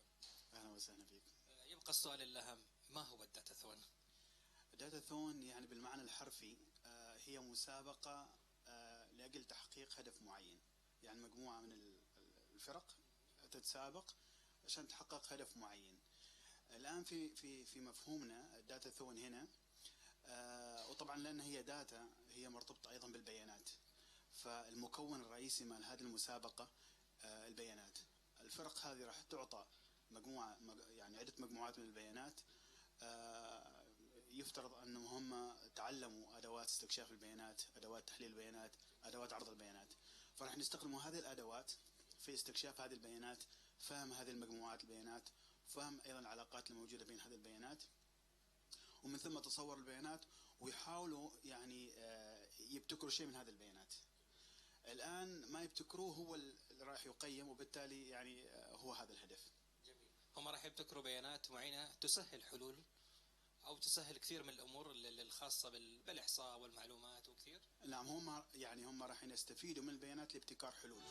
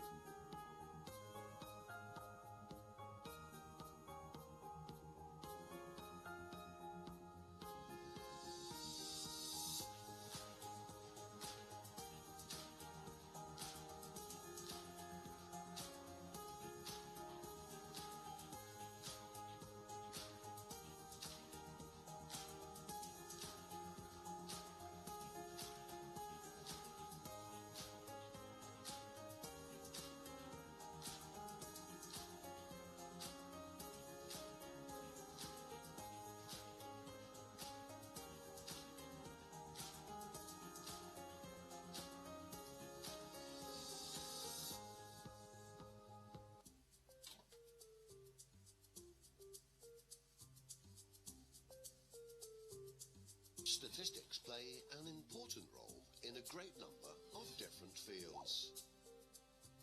Statistics involve making decisions. And in the business world, you often have to make a quick decision, then and there. You can take the first step right away. Information is now at your fingertips. Innovatively enhancing knowledge with statistics and information about Oman. It's a portal in both Arabic and English. With keyword search tools and an enhanced availability of all sorts of data, which can be searched for easily. All services here are supported by simple learning tools. Induction videos guide users how to browse the portal and find their needs quickly. The portal is easily browsed by people who are specially abled. It provides tools to vary the font size that suits them. And text-to-speech audio. Signing in is much easier using your PKI or mobile PKI. The portal is your gateway to connect with us using we're still any waiting, channel. but once it's ready, should I do something on my computer to project the screen? For various data indicators, such as I will the let you know. data portal, providing And, a one-stop Mike? shop platform for fetching statistics as per requirement and displays such I think as it's already on here. maps, dashboards, and data analysis. Various publications are available which are free to download. And also, a hard copy can be delivered to your doorstep. The population clock, an up-to-date indicator of the population in the Sultanate of Oman and used by the government to monitor its population policy. It has innovative data access modes, an interactive map and geo platform. Among these capabilities, a spatial data dictionary and map directory with geospatial data download and upload. A comfortable user experience and design, keeping the brand guidelines in mind and focusing on interactive media, which keeps the user engaged. We now have more than 54,672 visitors monthly. The registered number of users to date is 1,759. This portal is your dashboard to Oman's performance and indicators. You are empowered to use the controls to enhance knowledge and so make better decisions.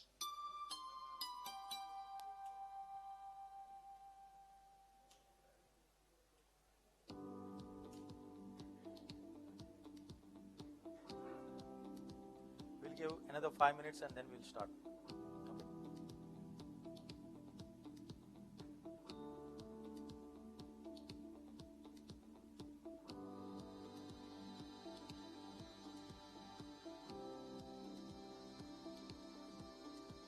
Hussein has stepped out. He will be back another hour or so.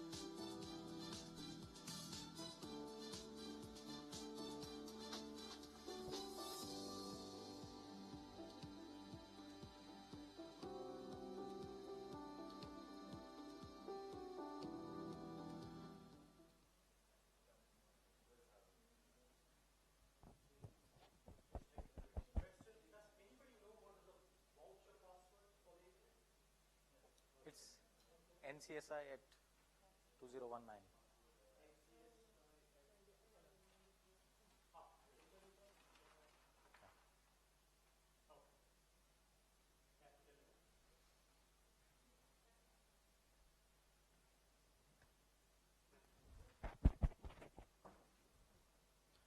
Good afternoon, everyone. Welcome after lunch. Hope you had a good lunch, because this session is going to keep you awake, okay? So please try to pay attention, because this is what you will be using in the 2 days datathon that you will be doing. So my name is Kishore. I'm a data scientist at GBM, and I use these tools to solve predictive and prescriptive AI, ML kind of problems for customers across the GCC except for Saudi Arabia. IBM has a unique position in the entire AI and analytics journey, because IBM has a very good platform which covers right from your data to AI. Okay. Yesterday you heard Tamer talking about information architecture. He laid the foundation for information architecture. He spoke about what a good information architecture is all about. Today in the morning session, you heard Joy, who was speaking about doing descriptive diagnostic analysis, and then talking about tools where you can probe your data to find patterns and then to see what insights you can gain from this data. In the afternoon now, we will be focusing more on the predictive analytics combined with auto AI. Okay, auto AI is a recent concept that is coming up and is catching up very quick. The idea is that you relieve the data scientist from doing some of these repetitive tasks and offload the model development to the system. Okay, so that is the concept of auto AI, and I will be having a demo on auto AI as well. But primarily, we will be focusing today on Watson Studio. It's a product from IBM which works on top of the ICP, Cloud Pak for data. And then Watson Studio focuses more on the analytical and the predictive and prescriptive analytics. Tomorrow, you will be creating your own login for Watson Studio to help you in your datathon. Okay? So you will go ahead, create your own logins, and then you will be using Watson Studio to develop the datathon, or to develop your assets within the datathon. So coming back, what is it that we are trying to do now? We will be focusing on a banking data set. It has customer information. It has transaction information, what the customer has done, any transactions that he has done. Does he have any loans, personal loan, home loan, etc. And then we will also be looking at campaign information. Like as a banking customer, you get a lot of calls, you get a lot of SMSs, you get a lot of messages where they ask you whether you are interested in a particular product, yes, no. Some people get influenced and then go ahead and then buy these products. Okay, so these are campaigns which are run by the bank, and then they keep a track of how many times you have contacted this customer. Has somebody from the call center called, or was it an email campaign? Stuff like that. Okay, so we have this campaign information, and then the goal we are trying to reach here is to predict, given this information, whether a customer will subscribe to a product or not. Okay, imagine that the bank has come up with a new deposit product which gives higher interest rate and better facilities on the deposit, and then they want to now contact the customers to find out whether they are interested in doing the deposit or not. Now, there are a few challenges in doing a mass mailing. Okay, gone are the days when you had a list of customers, and then you just used to, any new product comes in, you send an SMS to everybody, you send an email to everybody, and then find out who responds back. Now, those days are long gone. Now people are talking about very targeted campaigns. When we talk about targeted campaigns, they want to make sure that a person subscribes, or there is a likelihood of the person who is willing to subscribe, and then they send the campaign only to such people. There are a few reasons for this. One, from the brand perspective, okay, a bank does not want to be seen as an entity which just keeps bombarding the customer with information. Okay, imagine you are a customer and then you always keep getting these messages, you always keep getting these emails from your bank, subscribe to this, subscribe to that. You will feel pissed off. Okay, so one, the bank wants to protect its brand reputation. It does not want the customer to think that the bank is unnecessarily pushing them for these products which they are not interested in. Second reason is marketing budgets are limited with the bank. Okay, when marketing budgets are limited, they want to make sure that they are reaching the right audience for a particular campaign. So that is the reason they do not want to send out mass campaigns. Okay, so these few reasons want us to build a predictive model which will help the bank find out whether a person will subscribe to a deposit product or not. Okay, so that is the goal of this entire exercise that we are going to follow. Now, when we are doing this, as I mentioned, there are three different sources of data for me. One is the customer information, the transaction information, and the campaign information. So I need tools which will help me in putting together this information. Okay, all these three sources put together, do the data cleansing, or do any transformations that are needed on this data before I finally do the prediction.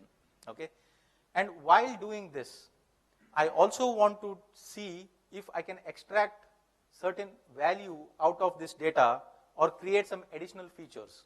Okay, I will talk about that a little bit later. But the idea is, in this journey of predicting, we have data preparation, data exploration, and once the data exploration is done, we do feature engineering, that is create new features out of the data, and then finally we apply different algorithms, we apply different models to this data to see which one predicts the best. Okay, so that is the data set that we have, and that is the use case that we have today. So just a brief about what is the kind of data that we have. So this is my customer information where I have the customer ID, the name, age, job type, marital status, and education level. And in a real life scenario, there will be more than this available with the bank. Okay, they will have number of dependents, okay, what category in terms of life cycle you are. A lot of these information are available, but since this is a curated data set, we will take only this information as the customer demographic information. Next, we have the transaction information. This is my transaction information, and again here we are limited to a few columns. So we have customer ID. This is the common key that will link between the data sets. Whether the person has previously defaulted on any loan, what is the average yearly balance that he has, does he have a housing loan or has a personal loan. Okay, this is the kind of information that is available in the transaction. And then my third data set is the campaign information data set. Sorry? No, it is already curated, so I just have a summary. It's one record per customer. Okay, but if you have duplicated, there are ways in which we can summarize the information so that we have one row per customer. Okay, and then here we have the campaign information. So how was the person contacted? When was the last contact day? Which month he was contacted? What was the last call duration? Then number of contacts in the campaign. Banks will run many campaigns. Okay, so number of contacts in the campaign, days since the person was last contacted, number of previous contacts. Once we did a contact, let's say somebody from the call center called him, what was the feedback from the customer? Did he subscribe, or maybe the call center person doesn't know, or he said, no, I'm not interested. So that kind of information is captured. And finally, we have whether the person subscribed or not. Okay. Now, in any predictive problem, now we are talking about a structured predictive problem. Okay, this structured data that I have. In the morning, Joy also spoke about the unstructured data. We can add a lot of other things to this data set, like the tweets the customer has made, or any comments that the customer has made, or any complaints if he has given to the call center. You can gather all that information and then put it here. However, right now we will limit ourselves to the structured data. And as I said, in a predictive problem, I need something called as a labeled data. Okay. Now these, we have around 4,000 customers. -1 is he is not contacted at all. Okay. So we have this 4,000 odd customers. This is from history. Okay. I know whether the person has subscribed or not. And the goal here is to learn from this history and then apply this model to future oncoming requests. Okay. Or in our case, I'm going to learn from this model and then try to filter out what kind of a person is interested in going for this loan product. Okay. So that is the analysis that I want to do. Okay. So this is my data set. This is a quick introduction. So now let's go to the platform, that is Watson Studio. Now tomorrow when you come in, you will be doing sign up. You will go ahead and then create your own account. This is a cloud account. Okay. So you can use publicly available data sets for doing the datathon. Okay. And we will use this platform for building the datathon assets. So in this case, I will go ahead and log in.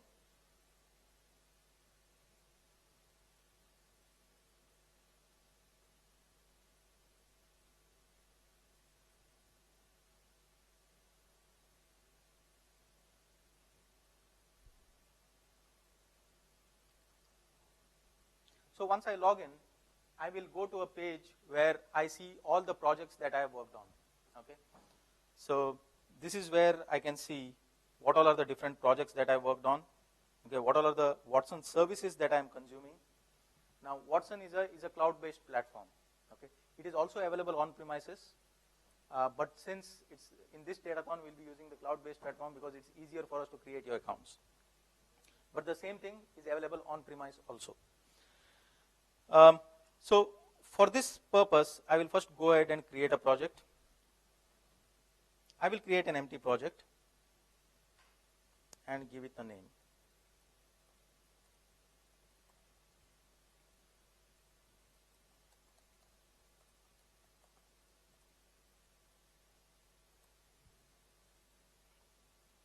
I go ahead and create it. So once the project is created, it will enable me to keep all things related to this particular initiative in a single location. Okay? And the idea is when multiple people are working across the organization on such use cases, okay, you can create a project and then this project can be shared across multiple people. Okay? So somebody can be working on some aspect of the project, the other person can be working on another aspect of the project. So that is something called as collaboration. And we have the facility to add collaborators here. So when we click here, I can add collaborators. Okay. For example, tomorrow once you create a project, let's assume one of you is going to drive from the team, one of you is going to drive this project, but you can have the others as collaborators. Okay. And then each person can be working on one specific task related to that project. Okay. So that is what the platform enables you to do. Okay. Now, the first thing that I need to do is upload data into this project. It's a blank project. I do not have any data, so I need to go ahead and upload the data. So I'll go to assets, and then I'll browse for the 3 data sets that I have, my customers, campaign, and transaction. I'll go ahead and upload those.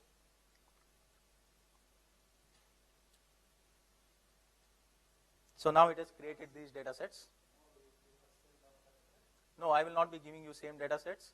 You can use data sets that you want from the open data.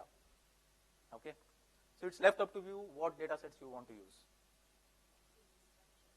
it will be structured data. I think there are a few sources of open data that are available that we can share with you, and you can go ahead and use those data sources. Okay. Okay. So now I have these three information. So the first step I need to do is, first of all, get together this data, to clean it if required, and then do some transformations on this data. Okay. So for this, we have multiple tools available within Watson Studio. Okay. Specifically today, we will be talking about two things. One is data refinery, and one is SPSS modeler. Okay. How many of you are aware about SPSS modeler? You guys use SPSS statistics? Since long time. Okay. So SPSS statistics is specifically for people with a statistical background who want to go in and then do hypothesis testing, ANOVA, stuff like that. Okay. Whereas SPSS modeler is a data mining tool. That means it looks at the problem in a different way. Okay. With statistics, what you do is you generate a hypothesis, and then you go ahead and validate that hypothesis. Given the data, you run some statistical test to determine whether your hypothesis is correct or wrong. Okay. In SPSS modeler, we don't generate any hypothesis. Rather, we throw the data at SPSS modeler, and then we allow the tool to come up with its findings. Okay. Something similar to what Joy showed in the morning, where you throw the data and then allow the tool to come up with the patterns that it finds in the data. Okay.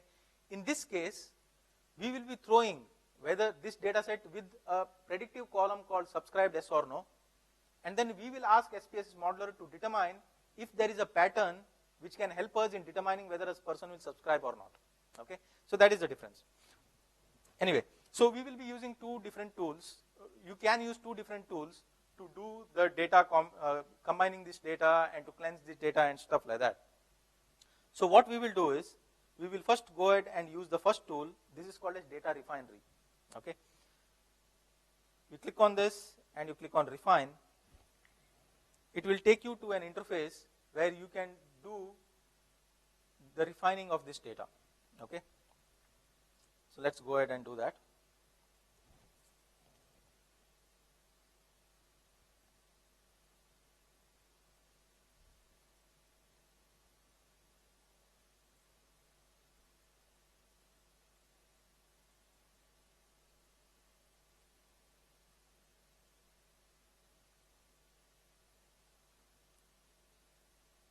And while it's loading up, I will also drop the already created data set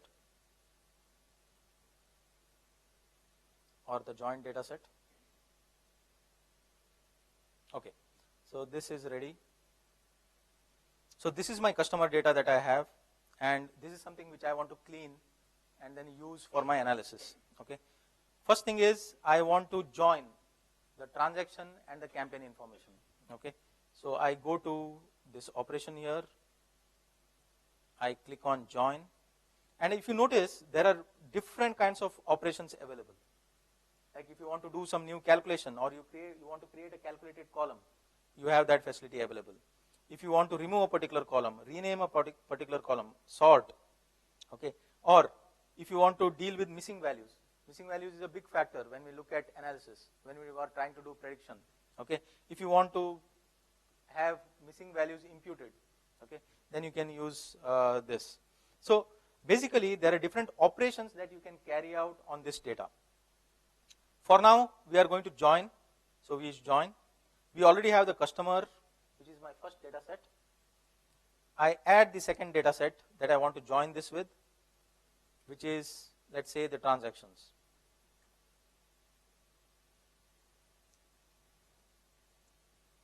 So I apply. So now the customer is going to be joined to the transaction, but before that I have to tell it which are the common keys that I want to use. Now in this case there is only one common key, so it's easy, but in most cases what happens is the column names may be different because data might be coming from different sources. Okay, so here you have the facility to match which are the keys that you want to join by, okay? And then also the kind of join you want to do. In this case, we want to take both the data and merge them together without leaving out any data. So I will go for something called as a full join. I do this and I click on next. So now what it has done is it has taken the few columns from the first data set and the rest of the columns from the second data set. And while doing this, I can go ahead and exclude whatever columns I do not want. Okay? But in this case, I will retain this and then we will remove it later. So I go ahead and apply this. So now it has joined these two data sets. Okay?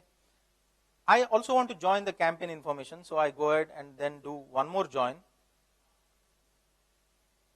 I'll add the campaign data set now.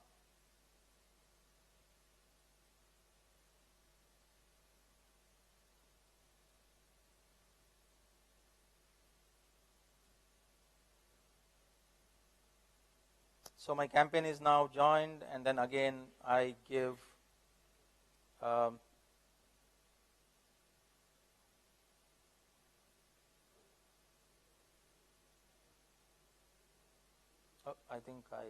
okay.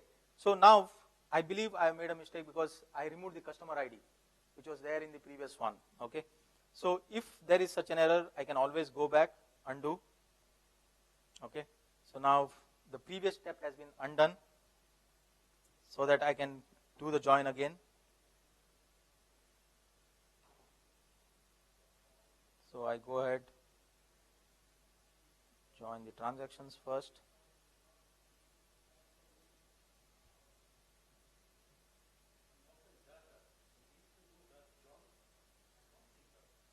Depends. I mean, if the data that you have requires a join, then you can go ahead and do it. Okay. It's not necessary. I'm just showing you the tool capabilities that are available. Open data, generally it will be fully configured, everything will be done, it's clean data. Okay. But I'm just showing you the facility if you want to merge 2 or 3 open data together, okay, to bring out your analysis, then you can do it using this.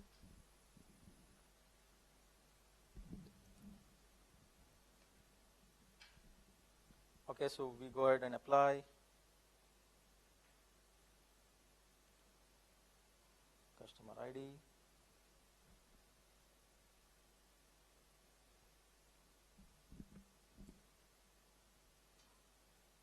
And again the operation for the campaign.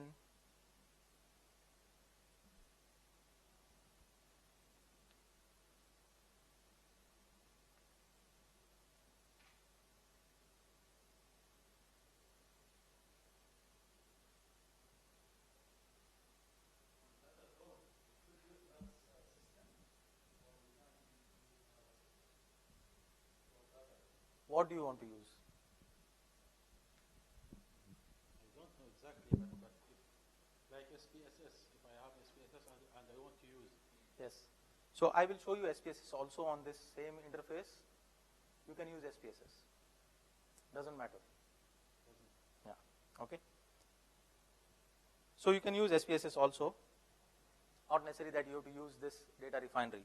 I will show you the same operation in SPSS also, how it can be done.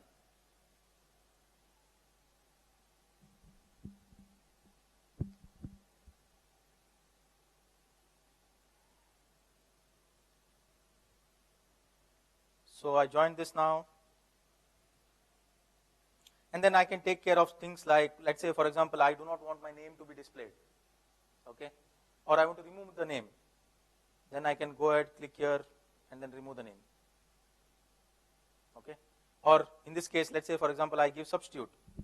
If I want to keep information confidential without giving this out, then what will happen is it will go and substitute this name with some random string, okay. Or you can go ahead and then remove the column itself altogether. So this is your data set now, which is joined, okay.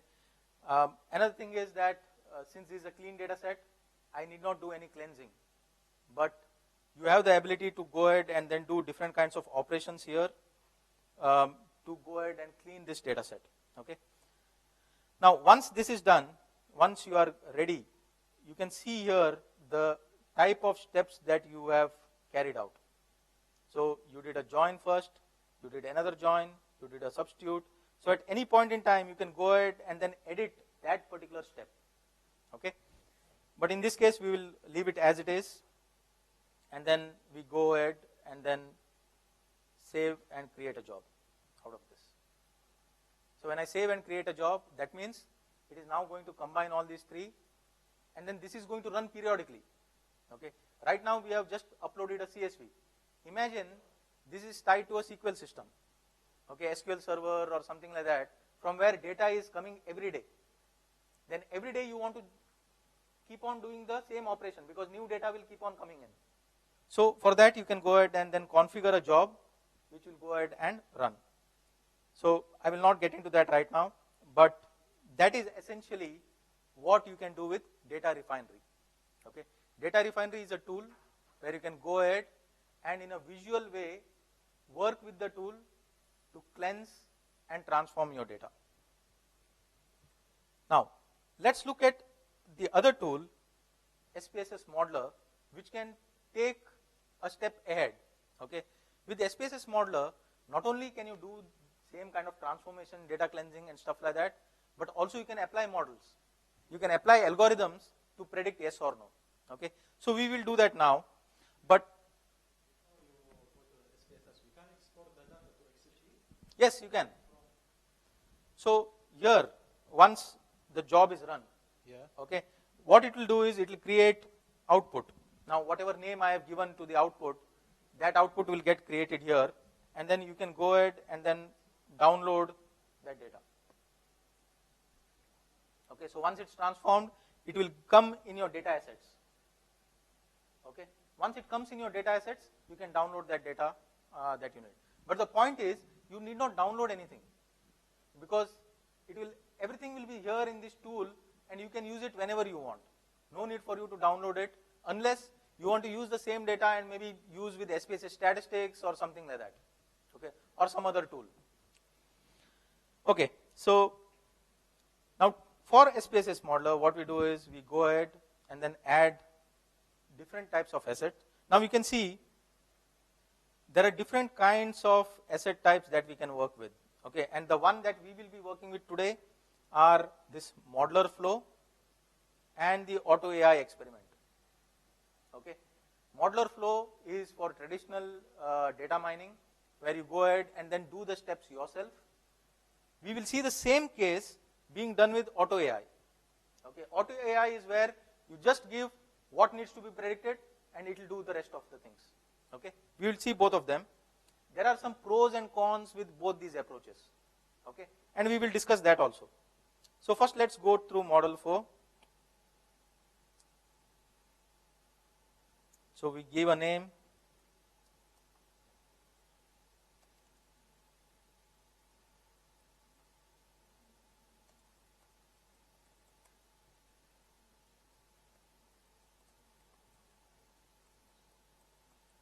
Okay, I'll give a name predict deposit subscription, and then I will create this.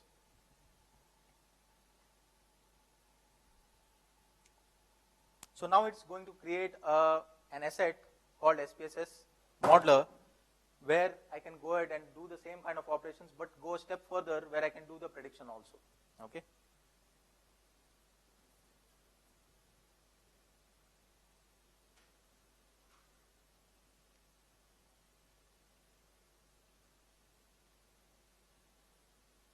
So here you can see this is the canvas. So SPSS Modeler has got different zones or areas. Okay. So the first one is here you have different nodes. What all operations you can do with the data. So there are different operations that you can do with the data, and we will go through some of these when we are doing this. And this is the canvas which will help you build your flow, the flow. Okay. So first of all I need to get the data. So I will have, since I have got 3 data sets, I will go ahead and create these 3 data assets. I will drag and drop into the interface. Then I go to this, open it, and I will select the first data set. So in this case, I want customers. I'll say OK. For the next one, okay, save.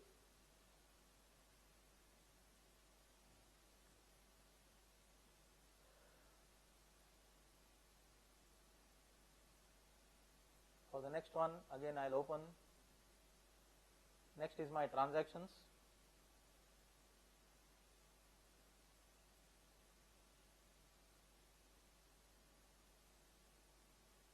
And then finally, I have my campaign information. Open.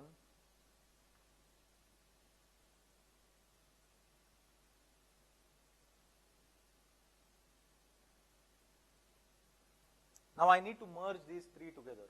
Okay. For that, since merging is a record level operation, okay, I will come to something called as record operations. Okay. In record operations, I've got different kinds of activities or actions that I can do on the data. Like if I want to sample the data, if I want to select only certain records with certain criteria, okay, I can do different kinds of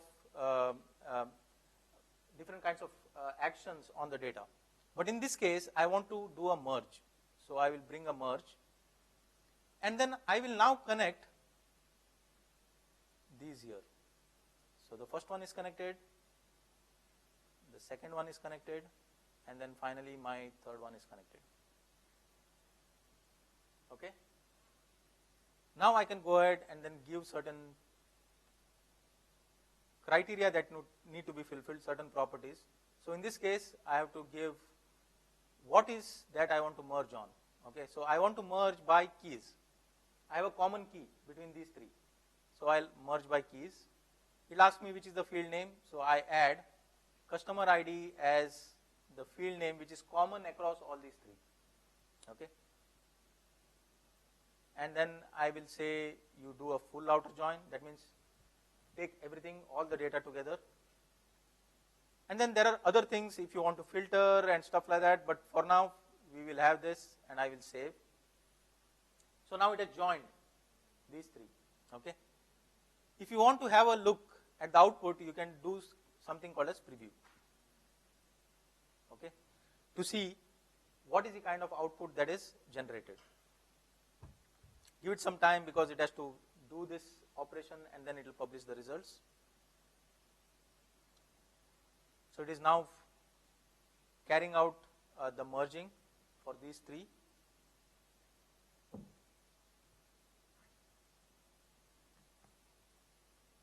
You can also, if you want to look at the entire output, then you can also connect a table to this to see what the output is.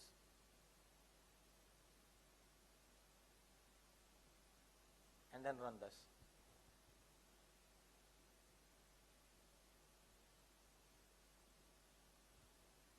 So this is the preview.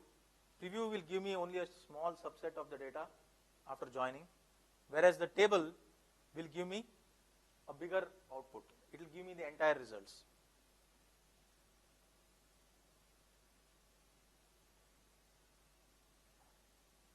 So the idea is that you can use any of these transformation. You have record operations, you have field operations, that is if you want to filter a particular field or you want to derive some new columns, additional columns, then you can go ahead and then derive those. If you want to do reclassification, okay, things like that can be done using this. So if I come here now, my table output is ready. If I double click, this is my entire data set.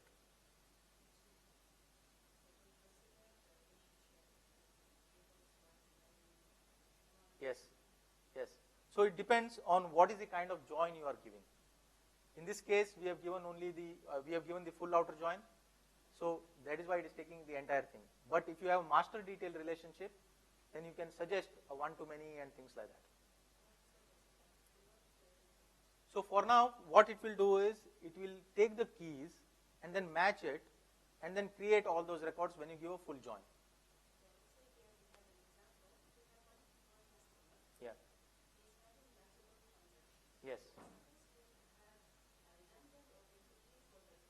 Yes. Yes. Exactly. So what you do is, before the transactions is given out, you summarize the transaction. Okay. See, when we are talking about prediction, okay, what we always do is, in prediction, we want to have a single row per customer. Okay. So what is the kind of transaction summarization you want to do is left up to the use case. Okay. You can't summarize the balance. Okay.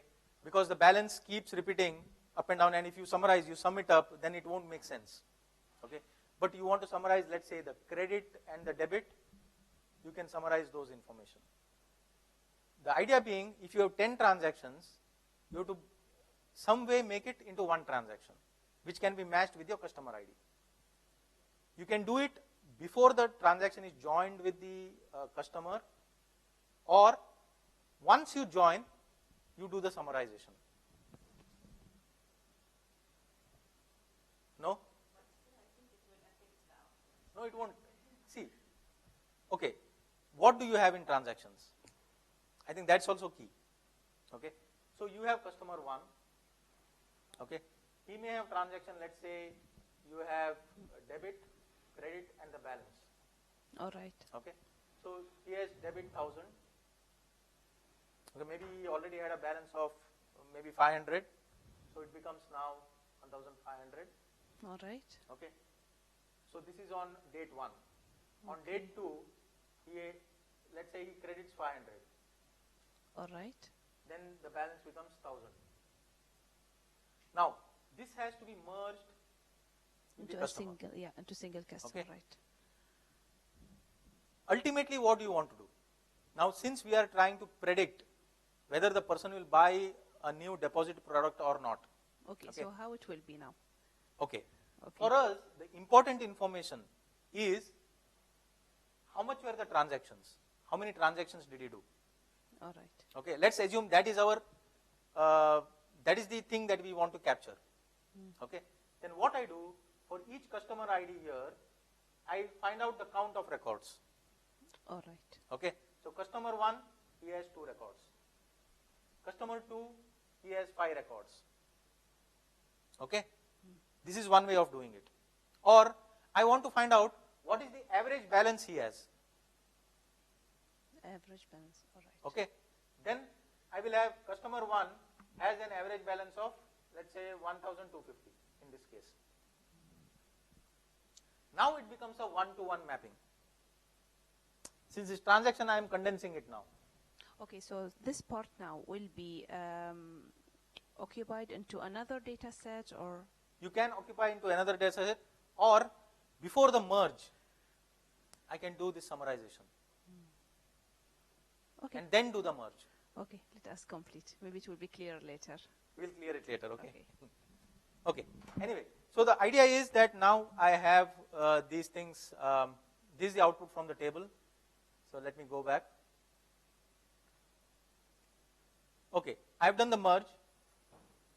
Now, when I looked at the data, I have all the customer information and whether he has subscribed or not. Okay. Now, my goal is to find out a pattern for whether he has subscribed or not. Okay. So, I use something called as a type node, which will help me to determine or to tell the system which is my target. What is the target field that I am looking for?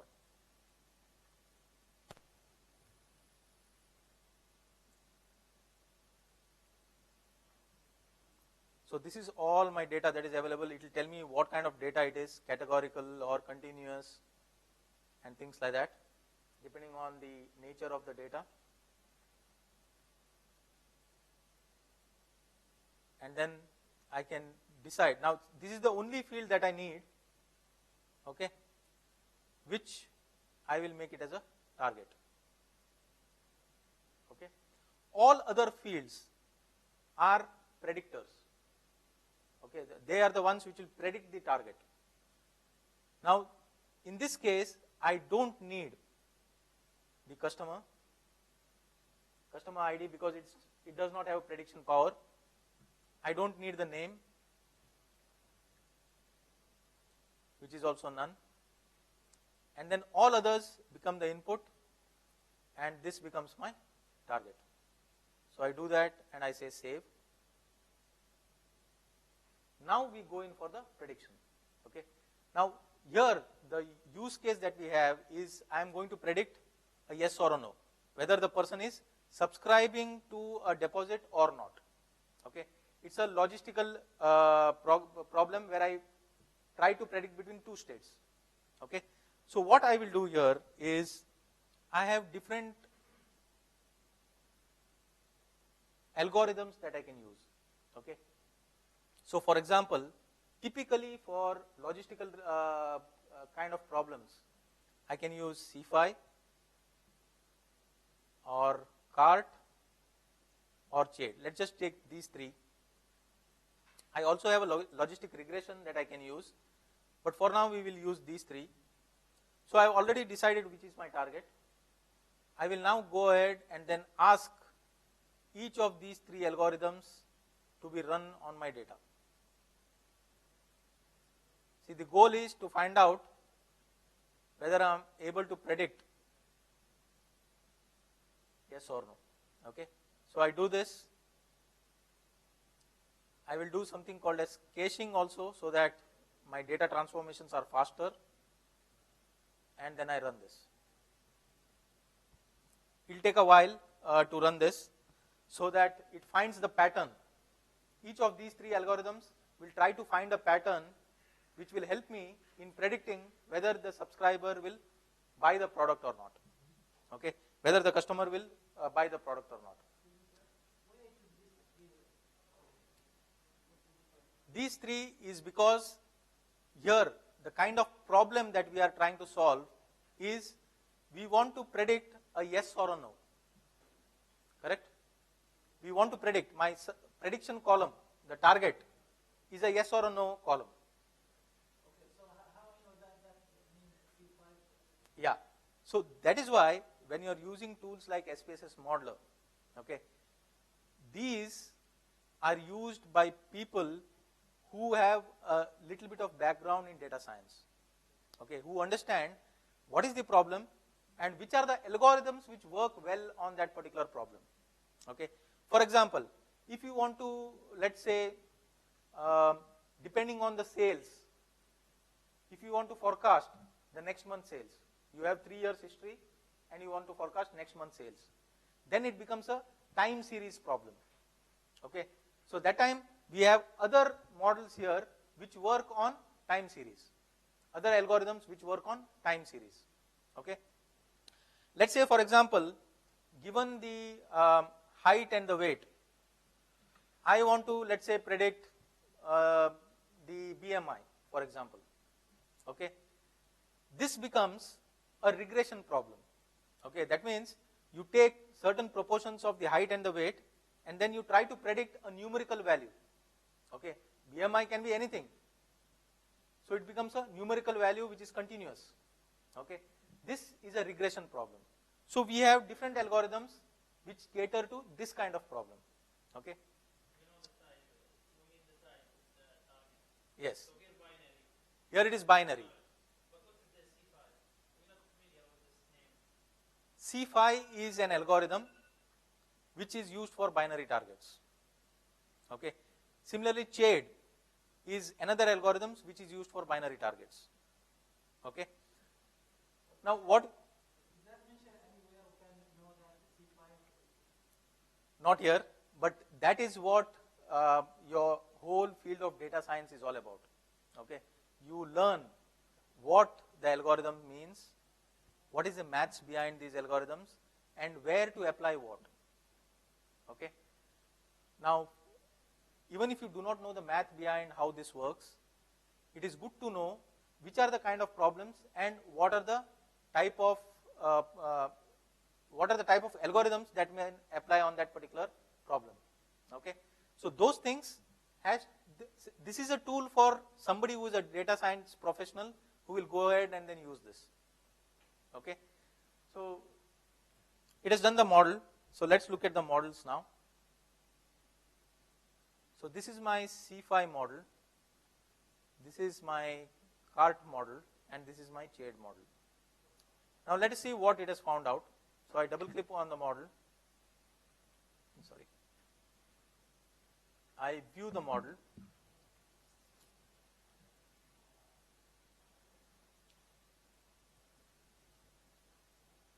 So it will now give me what is the target field. My target field was subscribed, yes or no. Okay. Then what is the model type? It's a binary decision tree. Okay. We are predicting yes or no, true or false. Okay. So it's a binary. The algorithm name is C5. It has 13 features. That means 13 different predictors available in my data. And then it has created so many number of, the tree it has created, its depth is 9 and the number of nodes is 64. We will have visually look at this. But let's go to the next one where it tells me which are the important features which will tell me whether a person will subscribe or not. Okay. So it is telling me now the last call duration is a very important feature. Okay. In fact, in this whole set, last call duration is the most important feature because that single-handedly predicts up to 36% whether a person will subscribe or not. Okay. The best feature. Based on the algorithm and the way it functions and the way it gathers this information, it will give you that feature importance. So what it will do is, it will do a correlation between this feature and your target. Okay. And using that, it will tell you, okay, this is the most important feature. Okay. If you look at regression, you will look at R-square statistics and stuff like that. So this is what it does internally. It will find the R-square and the adjusted R-square to find out which is the important feature in this entire set. The one with the maximum correlation is what it will give you. Okay. The last contact outcome, whether the person, he was happy or he said no, I don't want, or he said maybe. So this is the next important feature. So here it is ranking the features by the importance. Okay. Importance here means how strongly this particular feature is correlated with your output. R square. It's here, sorry, it's a correlation. Okay, between that particular feature and whether the person subscribed or not. Okay. So if you look at the decision rules, see it says if the last call duration is less than 211 seconds, okay, then most probably he will not subscribe. That means you have not spoken to him long enough, you have not explained the feature better. Okay. Your product, you have not explained it better. That is what it means. If the last call duration is greater than 211 and less than 645, okay, and last call outcome is unknown, and if the age is less than 60, contact type is this, still it's a no. So what it will do, this tool, the algorithm C5, it will go ahead and then find out which particular combination, which pattern in the data will say a yes or a no. Okay. So that is what it is found out. So let's look at, see it says yes here. Okay. The last call duration is greater than 211 and greater than this, and marital status is in divorced or single. It gives a yes. So you have these rules that are formed, but the important thing here is we can also look at the tree diagram, which will tell me how the splits have occurred in the data when it finds the pattern. Okay. Bottom line is, generally when you do this, okay, using a statistical approach, you first try to find out what is the correlation between last call duration and subscribed yes or no. You will keep that. You will form an hypothesis. Okay. Let's say, for example, if the last call duration is greater than 500, then the person will subscribe. This is a hypothesis that you form. Then you go ahead and test that hypothesis on the data. Okay. Now, what the tool does is, it tries to find these patterns by doing all these hypothesis tests internally within the tool itself to come out with the results. Okay. So this is one model. If you look at the other model, let's look at Chade.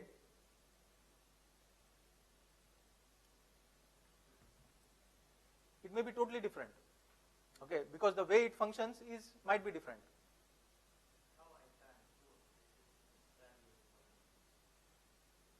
Sorry?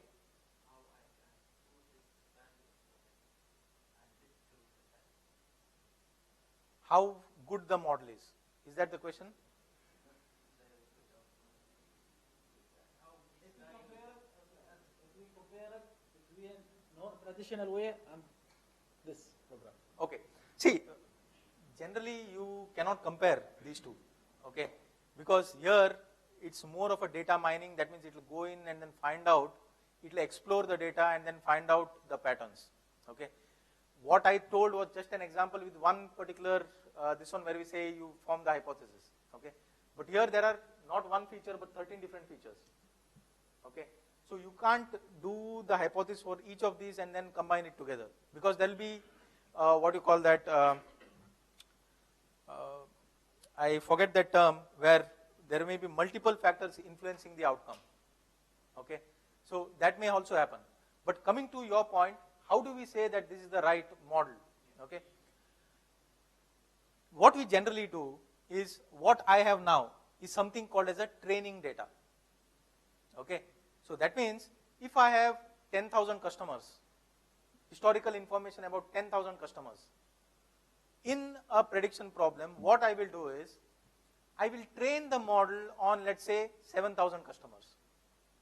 Okay. Then the model output I will apply to the 3,000 customers who are remaining. Okay. And then I will check at what is the lift or what is the accuracy I get for predicting that. Clear? So that is how we measure the accuracy in any data science project. Okay. Sorry? No, unfortunately I don't have it here, but we will see that in the next demo, that is for H2O, where I will split it into train and test, and then we will see. Okay. So the modeling process is clear, right? Modeling process starts with you gathering the data. Once you gather the data, you split it, and some people also split it into multiple parts: train, test, and validation. Okay. You split it into 3 parts. First part is used for training. Second part is used for testing. Okay. When you apply the model on the test, that is when you can be sure that, yes, my model is performing good. Because when you trained on the data, it wouldn't have learned, it would have learned the pattern from this set of data. But it wouldn't have seen the additional data, which you have kept it separately. So when you apply that model on the test, that is where you can find out whether there is a difference or not. Okay. Are you able to visualize that? Yeah, but how we can separate the data from here and follow the process? I will show that. Yeah. Yeah. Sorry. So on the test, you mean I will take a few rows Yes. to work on it. So I can see the Yes. Then I will make it for prediction. Yes. So let me clarify that.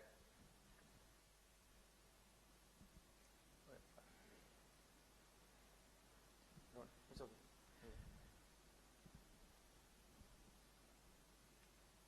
That's enough. Yeah, that's okay.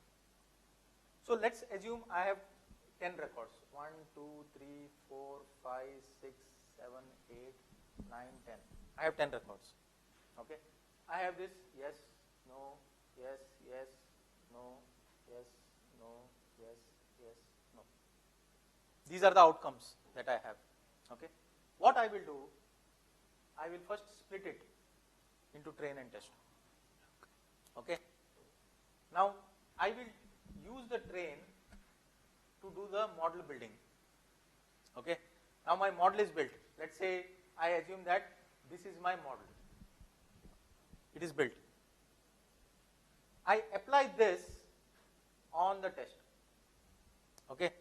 When I apply this on the test, it will give me the results. Okay, 7, let's say it predicted yes. Okay, 8 it predicted yes. 9 it predicted no. 10 it predicted no. What is the model accuracy here in this case? In this case, the accuracy is, okay, here it predicted wrong. Here it predicted properly. Here it predicted wrong. Here it predicted properly. So my accuracy is 50%. Okay? That is what we do, but on a larger scale now. Instead of 10 records, imagine 10,000 records. Okay? That means you train on the first set of records, you have a model, and then the model you apply on the test, find out the output, and then it will compare, and it will give you the accuracy figures. How accurate the data is. Okay? Clear? Okay. So we come here, and then let's look at the feature importance of this. So here also, it says last call duration is important. But now notice that CHAID, the algorithm, its output is different from what we used previously. Correct? In C5, it was around 36%. Here in CHAID, it is 0.46. There it was 0.36, there it's 0.46. Okay? Then the thing becomes, now, which is now better? Is it C5 or CHAID? I do not know. Okay? So what we do generally is we look at something called as, so I will go to outputs, and then I will do,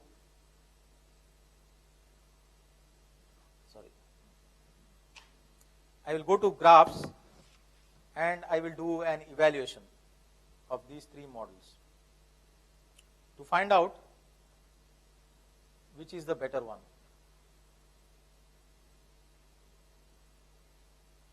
Sorry.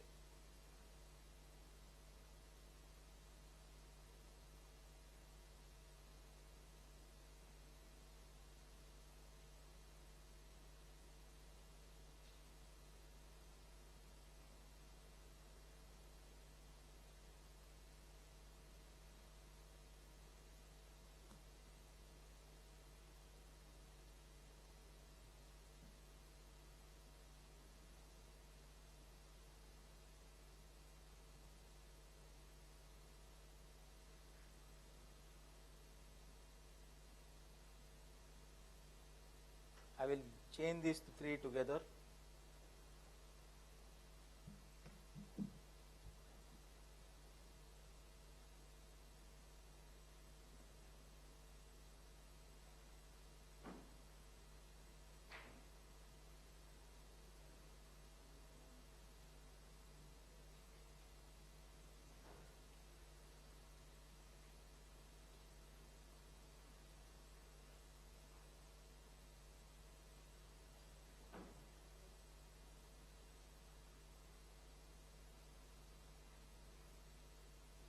Give it a moment to run.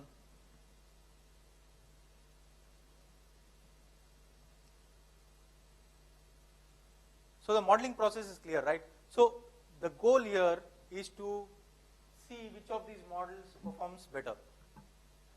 When we go to our next demo, that is with Auto AI, I need not know any of these things. I just say which is my target, and the tool itself will figure out which is the best model to use, and it will let you know.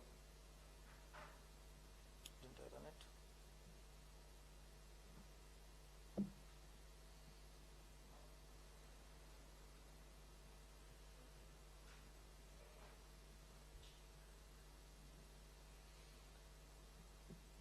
Any questions so far? No? Make it life difficult. It's making life difficult. Okay. See, I think for tools like SPSS Modeler, you might need some background in data science to understand what this is all about. Okay, but for data scientists, this tool is much more easy to use than writing a lot of code. You can do this using Python or R, using a lot of code. I will show you a notebook which I did for getting the same kind of results, which is much more complicated. Okay, I think while this is coming up, I will show that to you. Let me delete this.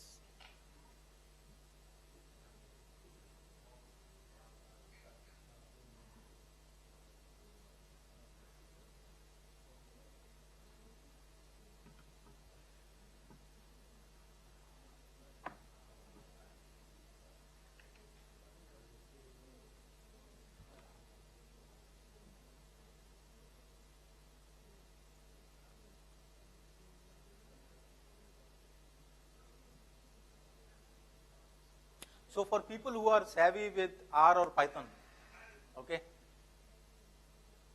you have Jupyter notebooks which can help you doing the same thing using Python. Okay, so here if you see, it's a Jupyter notebook which tackles the same problem but with code. So you can write all the text you want. This is the code that you need to write. Okay. You do the data exploration, find out what is the distribution of the data, so on and so forth. And then you build the algorithm, you apply the algorithm, and then you test the algorithm. So this is a long set of code, but if you come here is where it will show you how the model has performed. What is the lift it has gained? Okay, and then the classification matrix, stuff like that. So the bottom line is, you can do it also in the code, but SPSS modeler gives you an easy way to do this. Okay, let's come back here.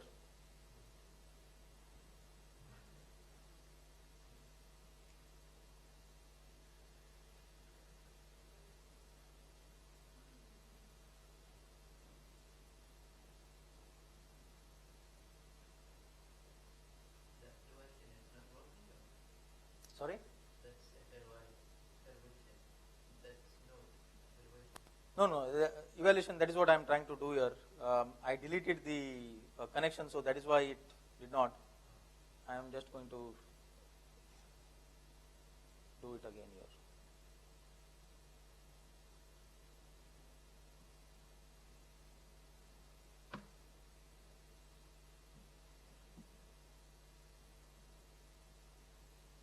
Now I'll go and join it to the evaluation.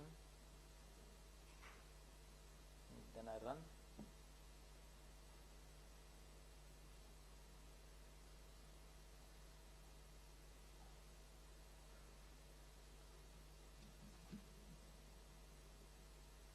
So if you use the data refinery, okay, then you will be limited to only a place where you are going to join the data, clean the data, and transform the data, and then output it to a CSV. That CSV can be used in Python or R to go and build whatever I showed you earlier. Okay, so the Python script that I showed you earlier was based on the output from data refinery. Okay, whereas SPSS modeler gives you a much better interface where you can do the same thing in a much more visually appealing way and a more intuitive way. Okay, there are pros and cons with each of these approaches. Okay, with SPSS modeler, you are limited to the kind of modeling or algorithms that are given here. See, these are different algorithms. There are a lot of algorithms, but then when it comes to Python or R, it's open source world. Okay, so you will have much more than these. Okay, so that is why people prefer Python and R. People who are hardcore data scientists, they prefer Python and R because you have a variety of algorithms which are specialized for specific use cases. Okay, whereas tools like SPSS modeler, they have a lot of algorithms, but they are limited. Okay, so in this case, maybe we are having some 70, 80 odd algorithms. Okay, But if you look at open source world, with Python and R, you will have much, much more than that. Why is it limited? Should be The thing is that, okay, you can also use Python code here, okay, but that's a recent addition. So that means the Python code that comes in with different algorithms. Now, what happens is, for a person who is writing R or Python code, okay, they have different algorithms. If anything goes wrong, okay, they can debug it easily there. Okay. Whereas with tools like SPSS Modeler, these are used by business people. Okay. It is not generally used by, from an IT or somebody.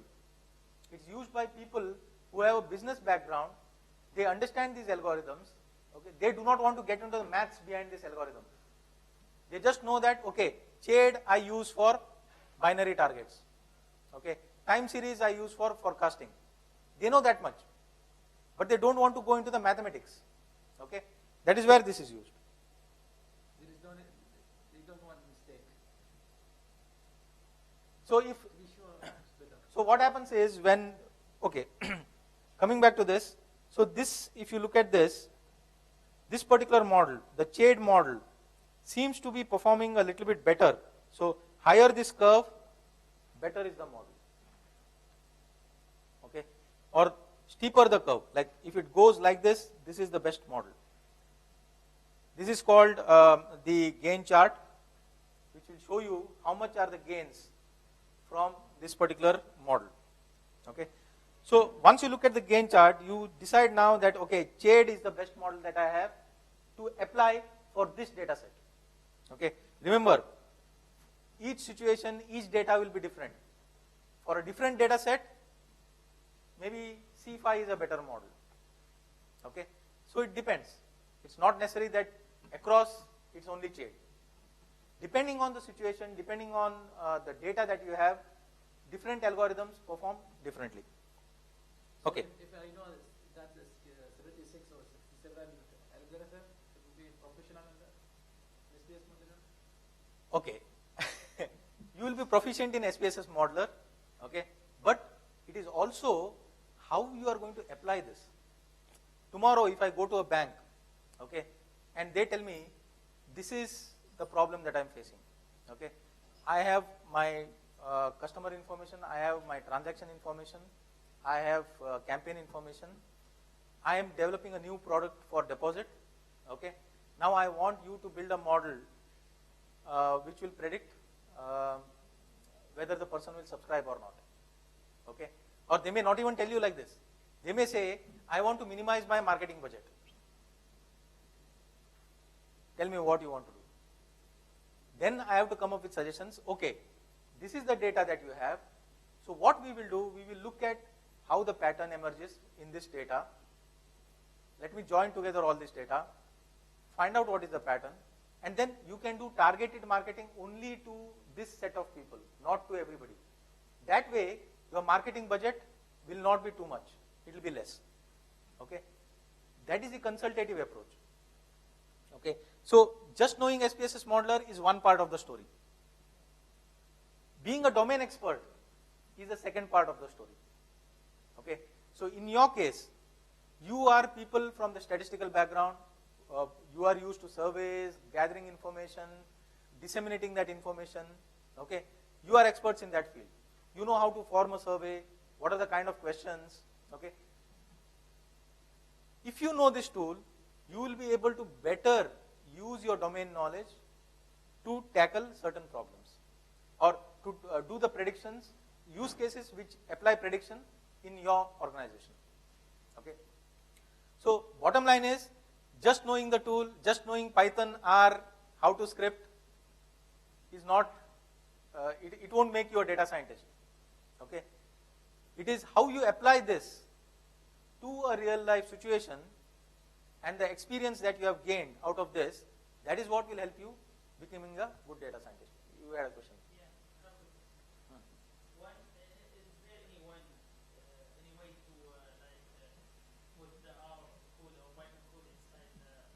Yes, there is. Okay. let me see. So the thing is that they have not yet, so this modeler that you see, okay, it's part of a platform called Watson Studio. Okay. Now, what Watson Studio does is it takes parts from different specialized software. Okay. Yesterday, Tamer was speaking about, let's say, data stage or quality stage. Okay. These are products which are used specifically for data transformation. These are IBM software which are used specifically for data transformation. Okay. Data refinery has been built using that, but it does not have the full power of data refinery, data stage. It just has commonly used set of operations from that software. They have brought it into Watson Studio. Similarly, this is SPSS modeler on Watson Studio. Okay, so it does not have the full power of SPSS Studio that is independent of Watson Studio. Okay, it just has commonly used information from there which is implemented in Watson Studio. Okay, same. If I come back here, I will show you one more thing.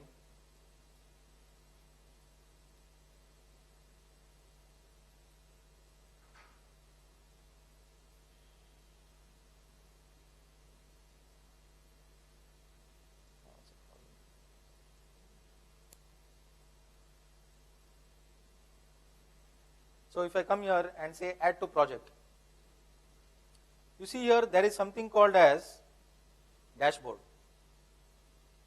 Okay. This dashboard is a subset of what Joy showed in the morning. Okay, Joy showed Watson Analytics, Cognos Analytics, where you can do a lot of data exploration, data mining and stuff like that. Okay, where you can ask natural language questions, it will give you the output and things like that. Now this one, the dashboard, is a subset of those features. The idea behind Watson Studio is that for a data science project to be complete, it needs pieces from everywhere. Okay, that is why we are building this platform, where if you want to do the bottom-up approach, what Joy said, sorry, the top-down approach, what Joy said, where you want to look at specifically your use case, only in your area. Okay, then what you do, you take whatever data is available, clean it, and then use it for doing your predictive analytics. You need not depend on the enterprise-wide organization where you say that everything has to be done at one time. Okay, that's the same principle that works here. You have the same set of tools that are available, but in a concise form, so that you can complete your project much faster. Okay. So at this point, I will give a break. So we have seen two things. One is data refinery, and we have seen SPSS modeler. Okay. And in SPSS modeler, you've got different types of algorithms that you can use. Tomorrow, when you are doing the datathon, if you want to, if you have questions on what is the kind of algorithm to use for your specific application, I'm there here. Okay, we can sit down and we can discuss on what algorithm will be the right fit. Okay. So we will have a 15-minute break. 2:50. So can we get back by 3:05? Okay. So once you come back, we will look at auto AI. Once you come back, we will see how auto AI functions, where all this is history. Okay.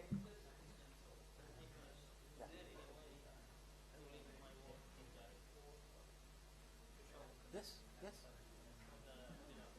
Yes. So, okay. Now from the modeler, again, as I said, this one is a condensed version of modeler, the actual modeler. If you look at the actual SPSS modeler, if you have, then you will have more things here. See, you have report, that you can show it as a report. Okay. Or you have these graphs, different graphs are there. If you want to show it as a graph, there are these different graphs which are available.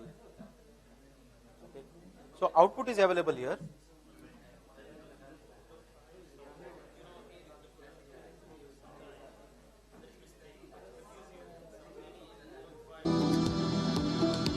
Now, at the first level, it will say this is an error. Like هي for example, معلومة لكنها رافد أساسي لصناعة القرار. تقف وراء هذه المعلومة جهود جبارة تسعى لتقديمها بمصداقية عالية لتكون لبنة تساهم في بناء عمان التي كانت ولم تزل مركزا حضاريا وتجاريا عبر العصور. وكما ترتفع الأرقام مقتربة من عشرية جديدة، كذلك عمان مع كل عام يمضي ورقم يزداد، حيث بلغت صادرات عمان في 2017 10.5 مليار ريال عماني، في زيادة قدرها مليار ريال عماني عن 2016.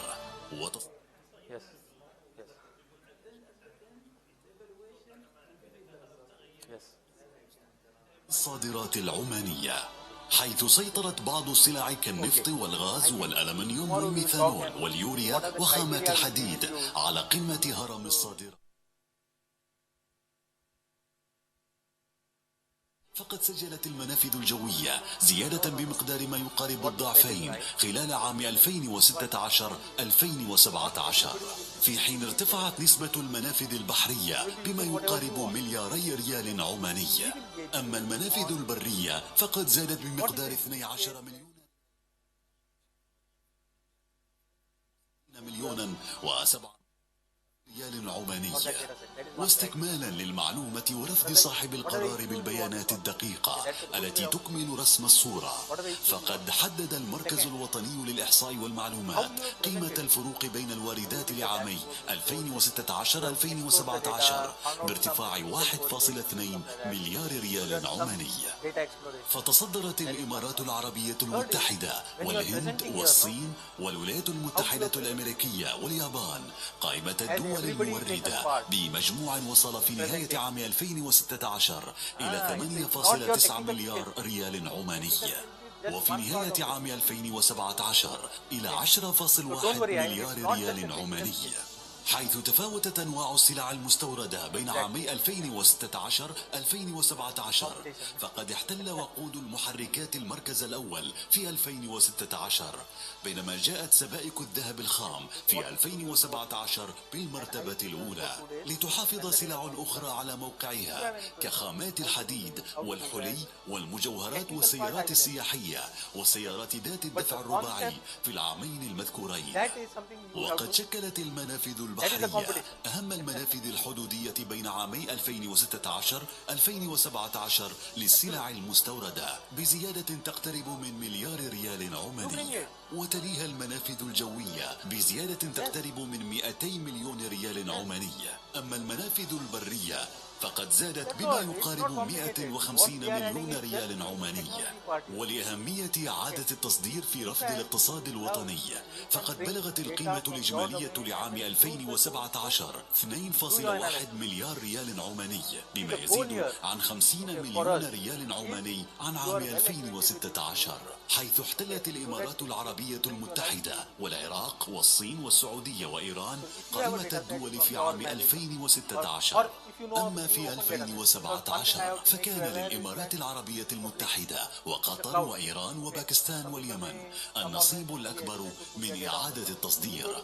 ونظرا للتغير بين القائمين في هذين العامين، احتلت المنافذ الجوية القيمة الأعلى في نسبة الارتفاع من خلال إعادة التصدير، بينما شكلت المنافذ البحرية أعلى قيمة تصديرية، حيث بلغت 1.2 مليار ريال عماني عام 2017.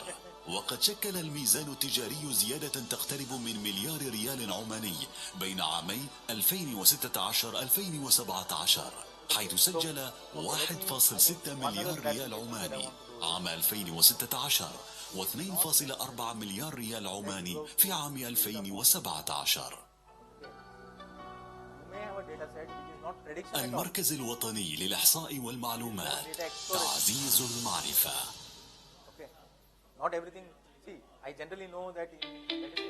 علاقتنا بالتعداد تبدأ في مراحل مبكرة جدا، يعني حتى قبل ولادتك. فبيانات زواج والديك إلى جانب الأشخاص الآخرين ساعدت صناع القرار على تحديد الحاجة لتوفير عدد من الخدمات والمرافق اللي بتحتاجها لحظة وصولك. يا مرحبا فيك. بياناتك كالعمر والجنس وموقع السكن وغيرها بتساعد في اتضاح الرؤية وزيادة فعالية عملية التخطيط في البلد. فأنت والمواليد الجدد في منطقتك والمناطق الأخرى بتنتقلوا بعد فترة إلى المرحلة المدرسية مثلا، وبالتالي معرفة بياناتكم بدقة بيساعد على تحديد إذا كانت توجد حاجة لبناء مدارس جديدة أو فصول إضافية أو زيادة عدد الكوادر التعليمية وغيرها من التفاصيل. وحتى البيانات المتعلقة بتوفير الخدمات الصحية بتساعد في تحديد عدد المستشفيات والأقسام والكوادر الطبية المطلوب توفيرها. سابقا كانت كل هذه المعلومات يتم تحديثها في التعدادات عن طريق المسوحات الميدانية، وتتطلب الكثير من الموارد البشرية والمالية، بحيث يتطلب تدريب الكوادر المشتغلة والإشراف عليها الكثير من البرامج والأجهزة. هذا غير الوقت اللي تخصص الأسر العدادين لأخذ بياناتهم، وأحيانا الالتزام بتعبئة الاستمارات الإلكترونية. أما حاليا مع التعداد الإلكتروني للسكان والمساكن والمنشآت 2020 فإن عملية جمع البيانات وإنتاجها لن تعتمد على المسح الميداني التقليدي، وإنما على السجلات الوطنية الموجودة لدى مختلف المؤسسات الحكومية. يعني بتوظيف التقنية راح تزيد الفعالية والكفاءة وتقل التكاليف بشكل كبير جدا. وتأكد بأن بياناتك في الحفظ والصون، وسيتم توظيفها لخدمتك وتحديثها بشكل مباشر ومستمر. فبعد انتقالك مثلا لمرحلة الدراسة الجامعية بتكون مسألة تسجيل بياناتك سهلة ومباشرة، وما بتطلب الكثير من الأوراق والمستندات لأنها راح تكون موجودة أصلا وحديثة. بفضل بيانات التعداد الإلكتروني، توفير بيانات حول السكن والمساكن والمنشآت بهذا الشكل ما بيكون مهم للجهات الحكومية فقط، بل مختلف القطاعات بما فيها القطاع الخاص. يعني هذه المعلومات بتساعد القطاع والمنتجين ومقدمي الخدمات فيه على تحديد متطلبات السوق وتوزيعها على مختلف المناطق مثلا، وبالتالي تطوير أعمال المؤسسات وخططها بناء على ذلك، ومنها توفير فرص عمل لك مثلا لما تتخرج. وبكذا تلاحظ أن البيانات اللي يقدمها التعداد ترافقك في كل مراحل حياتك ومحطاتها من ناحية الأهمية، خاصة في وقتنا هذا اللي يعتمد بشكل كبير جدا على التقنية. فبالشراكة نخدم التنمية في بلادنا ونساعد على تحقيق أهدافها. التعداد الإلكتروني للسكان والمساكن والمنشآت 2020، إدارة المعلومات لتنمية مستدامة.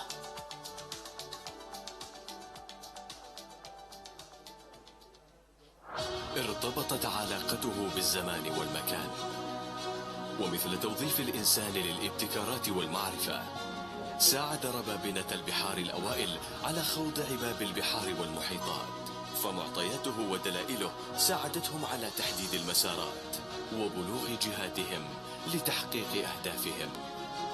الاسترلاب أداة تروي تفاصيلها الدقيقة حكايات زمان أجاد فيه أسلافنا، مسطرين إنجازات رفدت عمان بالعديد من المفاخر. واستلهاما للدور الوظيفي لهذه الأداة التاريخية في الاستدلال والإرشاد، فقد وظفناها لتكون عنوانا بصريا ودلاليا للتعداد الإلكتروني للسكان والمساكن والمنشآت 2020.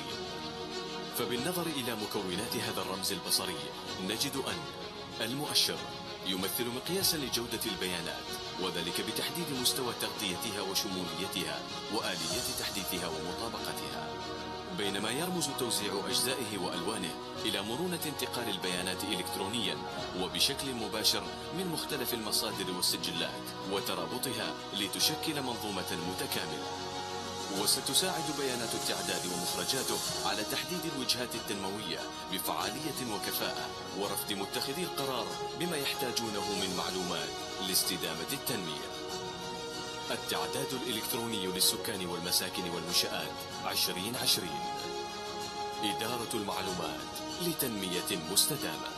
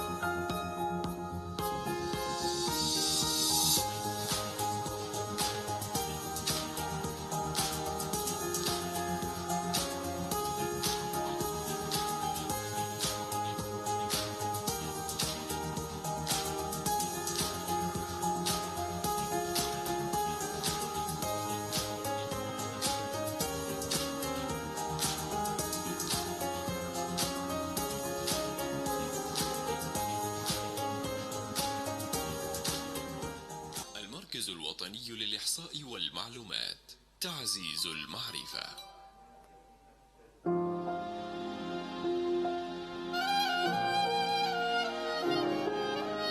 كلنا في خدمة وطن، كلنا ايد بيد للوطن دايم نبادر، لو دعانا للمزيد خلينا اكثر تعاون بك نفيد ونستفيد. هذه بلادك كريمة ما تقاس بأي قيمة، خلينا كلنا نشارك من قريب ومن بعيد. شارك لتصنع الفرق. المركز الوطني للإحصاء والمعلومات، تعزيز المعرفة.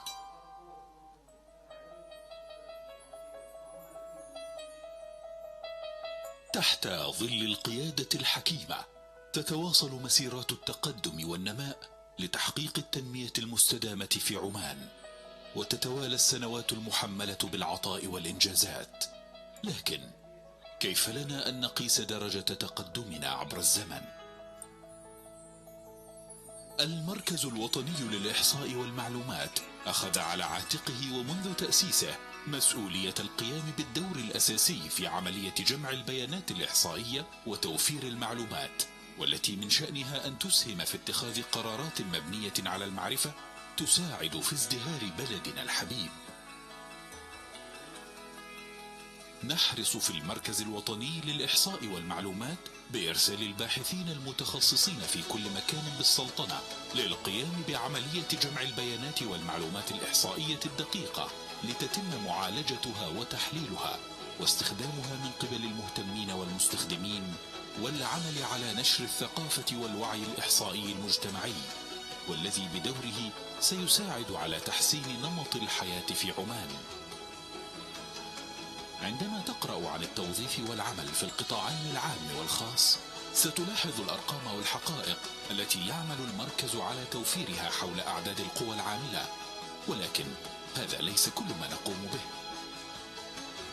تتعدد مجالات جمع البيانات والمعلومات التي يعمل المركز الوطني على توفيرها، بدءا من القطاعات الصحية والتعليمية إلى المجالات التجارية والصناعية في السلطنة.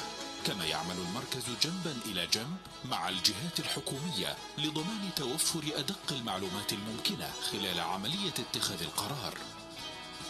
تعد تطبيقات ومواقع التواصل الاجتماعي والموقع الإلكتروني للمركز الوطني للإحصاء والمعلومات نافذة رحبة للاطلاع على عملنا في المركز، وتمكنك من الوصول الفوري للبيانات الإحصائية لمختلف القطاعات في سلطنة عمان.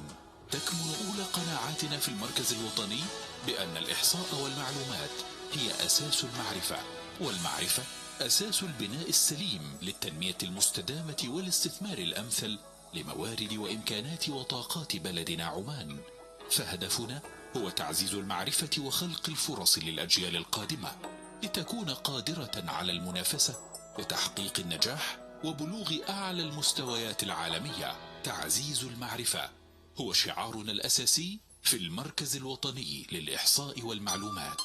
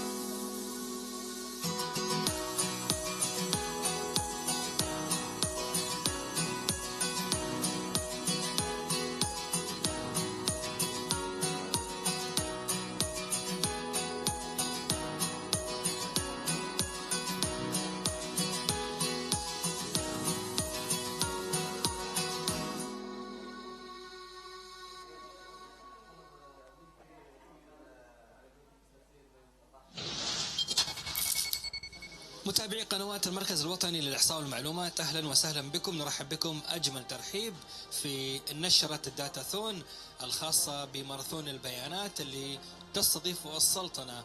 طبعا إحدى فعاليات المنتدى الخليجي الإحصائي الثاني اللي راح يكون في 9 و10 من ديسمبر القادم.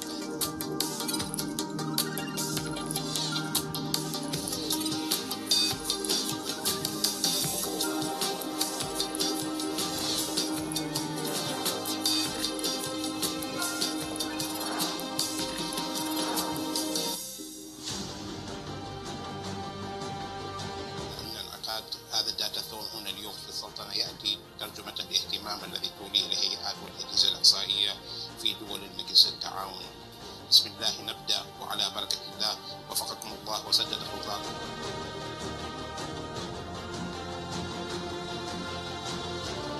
متابعينا الكرام، اهلا وسهلا بكم من جديد. تتواجد معي الاستاذه غاده خالد المحميد من مملكه البحرين الشقيقه، مشاركه في ماراثون البيانات. استاذه غاده، سعيدين بتواجدك معنا هنا في السلطنه وفي افتتاح هذا الماراثون وماراثون البيانات.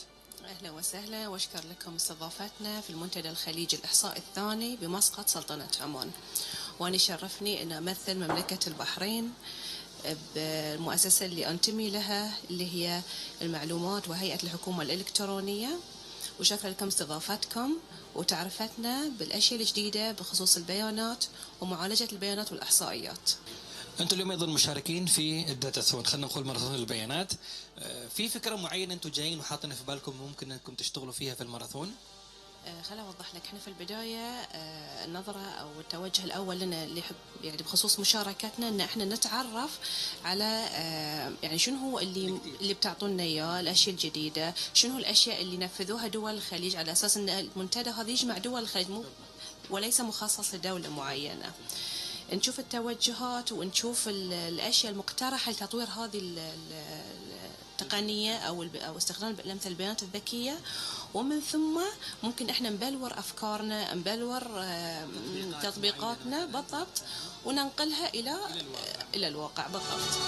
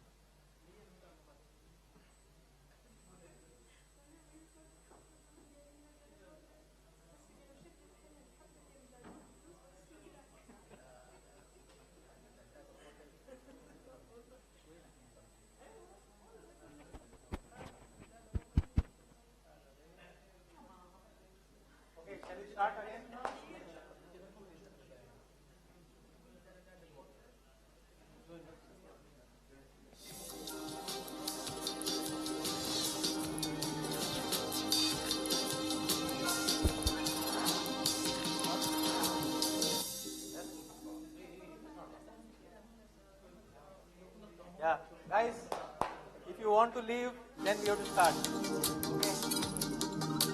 Okay. So far in the session we have saw two tools. One is data refinery, for data, transforming the data, and then the next tool was SPSS Modeler, which will help you not only in cleaning and transforming the data, but also to do prediction. Okay. But then, as someone rightly asked, how do we know which model is the best? How do we know which model to apply? Okay. That is what the next technology will solve for us. So this is something called as auto AI, okay, or auto ML. The idea behind auto ML is that most of the decisions that we make in terms of model selection, choosing a model, what is the kind of algorithm that needs to be applied, all this can be automated. Okay, it's very easy mathematically to determine if it's a binary target, then I can use shade, C5, card. These are the algorithms. We know that. Okay, if it's a numerical predictor, then we know as data scientists that I need to apply regression.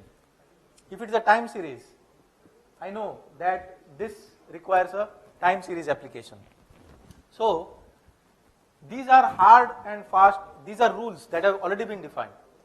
Okay, why not use this to make life simple for everybody? Okay, why not automate this thing so that you just need not bother about all this information? For a person who is more from the business side, who knows his domain, but he does not know about all this model and things like that, why not give him a tool which will help him just do his prediction? Irrespective of what the algorithm is, what it is doing, I am not bothered. Just give me the right result, and this is my data set. Okay, so we will deal with two technologies again, which does this thing for us. Okay, one is from IBM, which is called as Auto AI, and then the other is from a company called as H2O. Okay, I'm not sure if anybody of you have heard about H2O, but they are the major player in Auto ML. Okay, yes. Okay, so H2O is a worldwide company.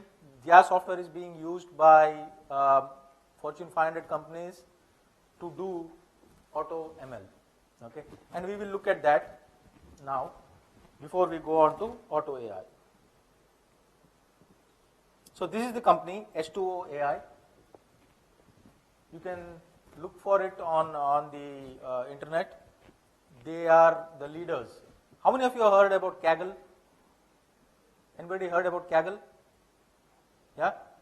So Kaggle is a platform where data scientists all over the world compete on specific problems. Just like how you are doing now tomorrow for the hackathon. Okay? These are data scientists across the world where problems are given out. Like say for example, Citibank had given a problem to find out who will default on their loan. Okay, all over the world, all the data scientists, they competed on this platform. Okay, and then the person who won the first prize, okay, they have something called as a leaderboard. Okay, once you win the first prize on one competition, then your name comes up on top of the leaderboard. People who have won this competition multiple times, they are called as grandmasters. Okay, like how you have in chess, grandmasters. So these are called as grandmasters. H2O AI is a company which is founded by these grandmasters who have been working on data science problems for a long time. They understand this domain in and out, and they have put their heads together to come up with automated machine learning. So as a user, you need not be bothered about what model to use, what mathematics to apply, this, that, nothing. And that is what I am going to show you next. Okay. So the first thing that you do is you go ahead then upload the data. So if you have any data, there are different ways in adding the data. You can upload it from your local file system, or you can upload a file, or if you are working with Amazon or Hadoop, okay, if you have a data lake, you can upload from there also. Right now I have used upload file, and then I have uploaded the same file that we used, okay, minus the customer ID and the name is the same file. Okay, I have uploaded that. So let's look at the details.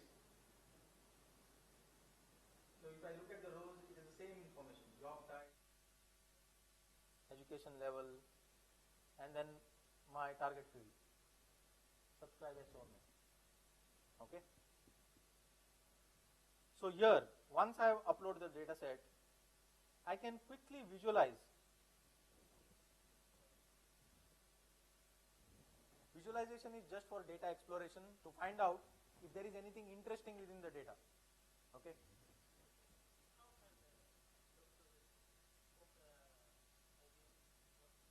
Sorry? No, this is a different tool altogether. This is not part of Watson Studio. Okay? It is not part of Watson Studio. And this you will not be using tomorrow. Tomorrow you can use Auto AI, which is the next tool I will showcase. Okay? But I just thought I will show this because a lot of people were interested. When we got information about this, that people said that you might be interested in looking at this, an automated way. Okay, so first thing is it gives us various visualizations. Now the thing is, here it will give me visualizations which are relevant.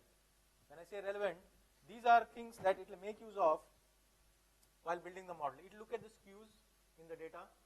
So for example, it says, days since last contact has a huge skew. Okay.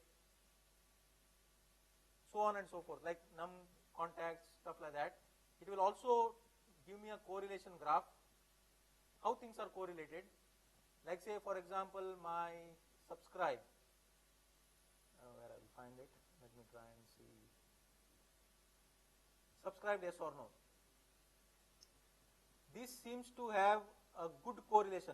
If the color is red, it indicates a stronger correlation. See, it seems to have correlation with last call duration, with number of contacts in the campaign, and then with average yearly balance, so on and so forth. Okay, so it gives me a correlation between different fields in the data, and then other graphs as well. I will not get into the details, but we'll come to data sets again, and then here what is important for us is we just click on predict. When I say predict, I have to select which is my target column. Okay, my target column is subscribe, yes or no. I select that. The only other selection I need to make is these three things: accuracy, time, and interpretability. What does that mean? How much importance you want to give to accuracy? Okay, because what happens is, generally, if you are doing a proof of concept, okay, then you need not have a high accuracy. Okay, when I say high accuracy means it will still be in the 90s. Okay, but then for the proof of concept, accuracy is not important for you, but I want the model to complete quickly so that I can do multiple iterations of the model. Okay, that is one. Time. How much time are you willing to allow for this particular model? That is what it says. So if you give higher values, it means that it will take longer time, because what it does internally is, you have these 10,000 records. It will first take the first 7,000 records as a train, build a model, apply it on 3,000 records. It will repeat this cycle multiple times. Okay, if you set the training to high, time to high, that means it might repeat this cycle around 500 to 1,000 times. Okay, what it does, each time it will randomly pick up 7,000 records. Randomly pick up 7,000 records, test it on 3,000. Next, randomly pick up another 7,000 records, test it on 3,000. So you have two models now. If it does it 100 times, you have 100 models. Then it will compare all these models and see which is the best model. You got it? So that is the time setting. Okay. Finally, you have the third, this one, that is the interpretability. Interpretability means, in some countries, in Europe for example, there is something called as GDPR which has been applied. Okay, that means if you apply for a loan in Europe, okay, and then your AI system rejects your loan, then the person has a right to know why his application was rejected. Okay, that means when the machine learning model comes up with a response that this person is rejected, it should be easy for us to explain why he was rejected. Maybe his age is greater than 50, okay, or maybe his income is very low, okay, or maybe he is not, continuously employed. So this has to be explained by the model properly, okay. So that is interpretability. For now, what we will do is, I will set this at 5, at very low settings basically, because we are, and that's it. So I selected which is the target, set these dials, and I launch experiment, okay. So it will start. What it does is that it will go and create thousands of models. In this case, it gives the exact number, I will show that to you later, but then the idea is, we tried just 3 models previously, remember, Shade, C5 and CART. Here it tries other models also related to this binary problem. If you give a multi-class problem, it will recognize what is my target variable, does it have multiple options. Here I have only yes and no. In some problems it may be multiple options. Then it does apply the appropriate algorithms for that. If it is a numeric target, automatically it will recognize and then determine which are the models to apply, okay. So that headache is gone for you now. You just have to select which is the target and it will do the rest. At the same time, what happens is that it works on something called as GPUs, okay. GPUs are much better than CPUs for computationally intensive work, okay. That means when you are doing AI, there are a lot of matrix calculations involved, and this is done by a specialized processor called as GPU, okay. Now this machine where H2O is hosted, it has 4 GPUs, okay, and then it works on those GPUs to quickly run these models. That is why if you have H2O on your laptop, it will take 10 days for the same problem, okay. But if you have H2O on a GPU machine, this will complete. It's already 22% complete. In another 5 minutes it will complete, okay. And this, considering that not just 3 models, it will build more than 100, 150 models and then compare across all those things, and for each model it will run multiple times. I have given time setting as 1 now, so it won't run too much. But if I give time setting to 10, that means it will repeat the experiment that many number of times for each of the model. So you can imagine the kind of processing power it needs, and that is what this brings to the table, okay. So we can see that it's almost 91% accurate, okay, or 92% accurate, with giving 5 as the accuracy, and just in this 2 minutes, 2-3 minutes now, okay. The same problem when I showed you in the notebook, remember I had showed you my notebook where I had done the same thing. So that was this notebook.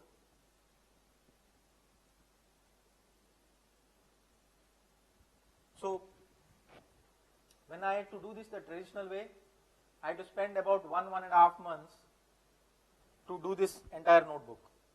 That is, start from scratch, find out how is the information. See, these are all code that I had to write to first do the data exploration.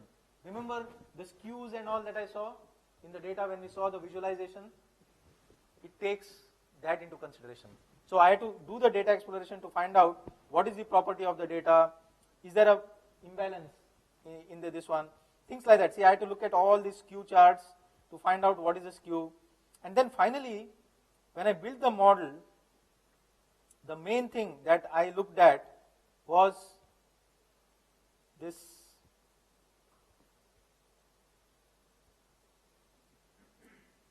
confusion table, confusion matrix, okay, where it tells me, are you aware of the confusion matrix? Do you use it? No? Okay. So remember how I had showed when we test, this is the actual and this is the predicted. Okay, that is what this is. This is the actual class and this is the predicted class. Okay, so that means this actual was 1, but I predicted is 0. That means there were 11 records where I predicted a 1, but it was actually a 0. Okay, there were 271 records where I predicted a 0 and it was a 0. That means this is right. This is a right prediction. Okay, this one I predicted a 0. Sorry, the actual was 0, but I predicted a 1. So this was wrong. Here I predicted a 1 and it was actually a 1. Okay, so this is also right. So these two are right values, these two are wrong values. That means these are misclassified, wrongly classified. Okay, so here if you see, the misclassification rate is what is very important in some of the use cases. If somebody is testing for cancer, okay, it is not only, it's very important that you get the results right, correct? Okay, if a person has cancer and you say he does not have cancer, if your test says he does not have cancer, it is dangerous. At the same time, if the person does not have cancer and you say he has cancer, that is also dangerous. That is called misclassification, and misclassification is very dangerous. Okay, now this is what was the result when I did this. Okay, and this H2O will try to decrease that misclassification. Let me see if I can find the accuracy here somewhere.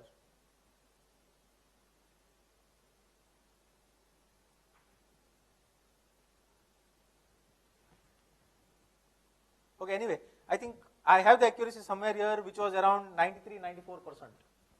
Okay, which is,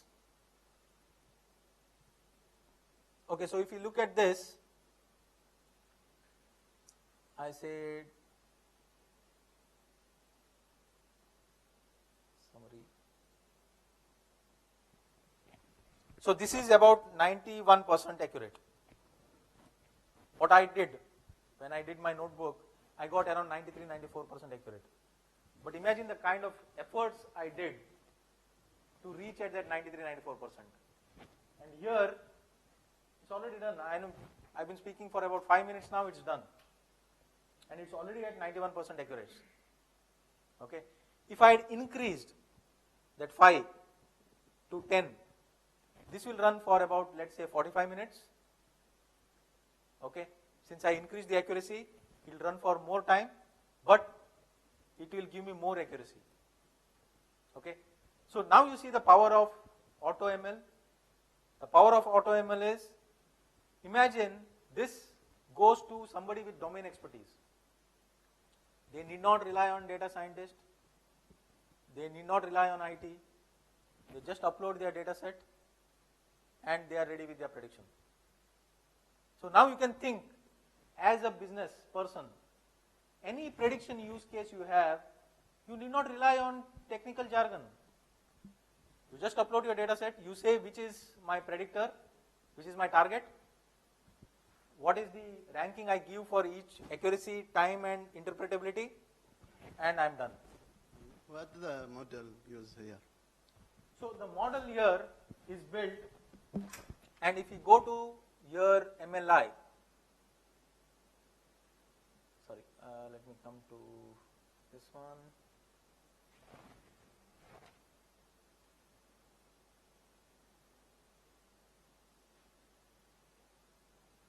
So it is now interpreting the model. Okay, so this is how it will explain the model to the person. But coming to your question, the model is stored either as Python or as Java output. Okay, so you can use this either Python or Java output and then use it in your regular work.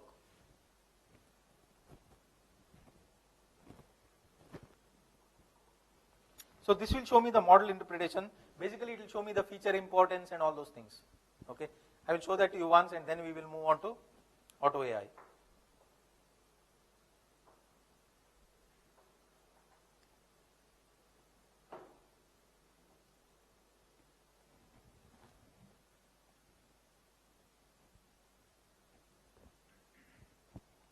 Just to clarify again, here you won't see the model like in SPSS modeler. You see in SPSS modeler you are able to see the model. Okay. Here you won't see the model like that. Visually you will not be able to see. But there is an option there where you say download this model. Okay. Where you can download the model and then use it. When you download, you can download it either as Python or as Java code. It's a code which will be generated for you.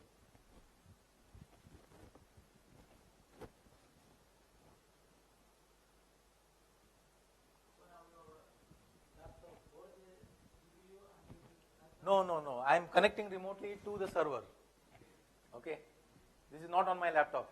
It won't work on my laptop. But yes, if you have a GPU on your laptop, it can work. But still, the kind of GPUs that come on laptop, they are not as powerful as the ones which come on the server. Okay. So, if you come back here and then look at, see there are different graphs which are given. See here also it gave last call duration as the most important one. So one thing is very clear from all these things, that last call duration seems to be a very good predictor for finding out whether the person will subscribe or not. Okay. But in addition to that, it has done a lot of other things. It has found out average yearly balance as one. It has taken the frequency of the last contact. So this one, it's taken a frequency of the last contact month and found out that that is the second best predictor. Okay. So bottom line is, in H2O, it not only takes just the variables that you have given, but it will calculate additional variables on top of it. Okay. It will take frequency, it will take standard deviation, mean, min, max of all those whatever variables you have given to find out which correlates better. It may take square root, it may take log of the value to determine which correlates better to my target, and then it will give you the output. Okay. Okay. Coming back to the so once you have this, see here you have this Python scoring engine. So this is where you download this model as a Python code, or you can download this as a Mojo is for Java. Okay. You can download experiment summary, download a report of this model, stuff like that. Okay. So this is H2O driverless AI. Okay. And this is one of the fastest, upcoming technology that is available now with IBM. Okay. This is not an IBM product, but we have a partnership with H2O, where we become the resellers for H2O in this region. Okay. Now coming to the last bit from my end, that is Auto AI. Now IBM also has come up with a similar concept where we use to generate these predictions automatically. Okay. And that is IBM Auto AI. So what we can do is we can go to add to project, and then you have this Auto AI experiment. You click on that.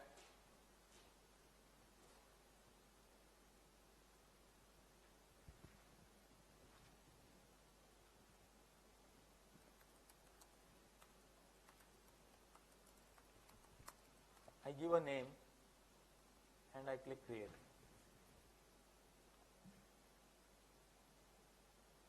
So first it will ask me which is the data. Okay. So I will select from the project. Let's take the same one, predict, select asset.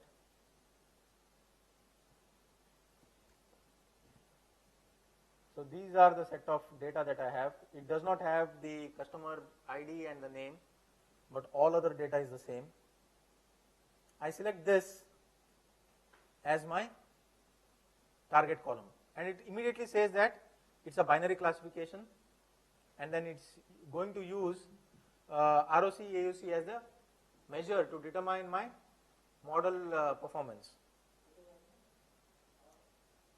This is region under curve. ROC is AUC is area under curve. ROC I don't recollect right now, but it's that lift that we were talking about, to find out how much area is covered by that lift. Okay. So more the area covered, better is the model. That is the idea. So I will say a run experiment. So here you will see that IBM Auto AI will build me 4 different models. Okay. So it will first build the first model, fine tune it, build the second model, fine tune it again, build the third, and then finally the fourth. Okay. So the approach taken here is different from the approach taken in S2O. Okay. But essentially both are AutoML. S2O, what it does is it generates multiple models and then finds out which is the best among these set of models. Okay. What IBM does is it first generates one dirty model, improves it, builds the second model, improves it, third, and then finally the fourth version of the model is what is given out.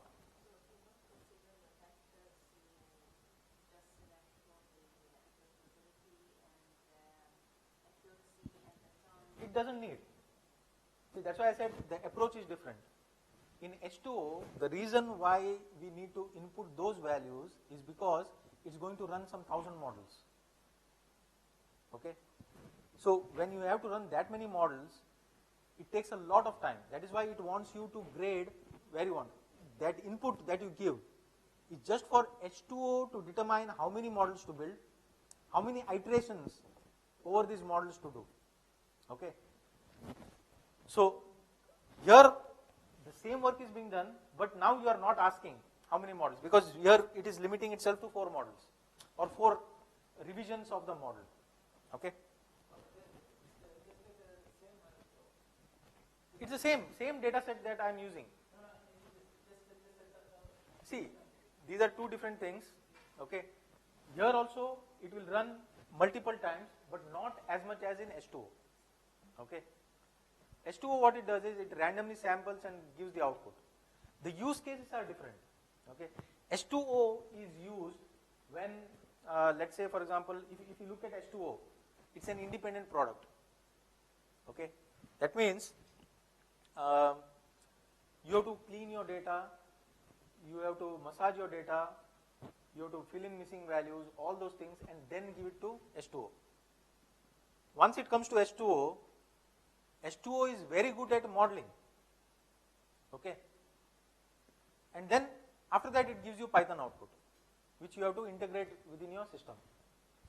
With Auto AI is part of the Watson Studio platform. Okay. So that means you have already seen the tools which you can use for cleaning, transforming, all those things. Okay. So with H2O, that has to be done outside the system, outside that environment.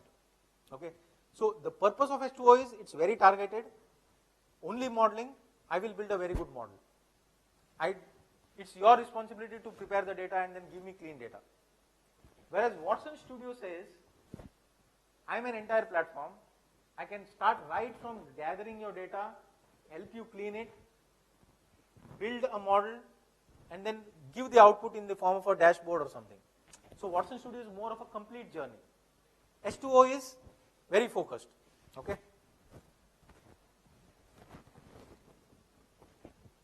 Okay.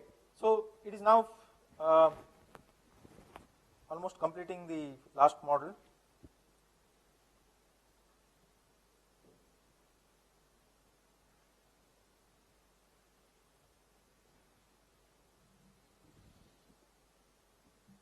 And since this is on the cloud, what it does is it automatically, what you can say, fires up how much ever compute power is required. Okay. Watson does that automatically and to complete the experiment. Okay. So it's like, since it's on the cloud, you need not bother about I should have 4 GPUs, 10 GPUs. It will do it, automatically provision it. After the experiment is done, it will shut down. So if somebody is on a budget and they want to use the cloud use case is that, right? I mean, if you are on a budget and you use the cloud only for a short time. If you invest in H2O, that machine is there for you forever, okay? But you will be spending about maybe $500,000, $600,000 for the entire thing. Here, to do a simple experiment, it's a free account that you have right now, and you are able to do it, okay? But it consumes certain power, okay? Okay, now let's see. So the model is complete now.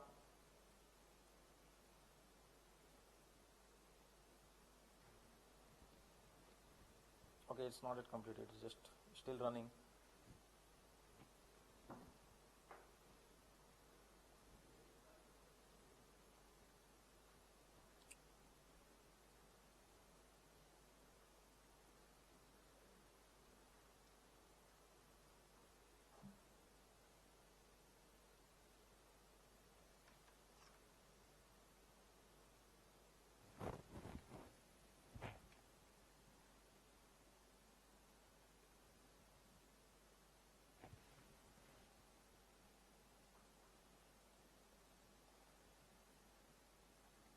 So now you can see that pipeline 3, okay, is the best model that it has found. If I go to pipeline 3,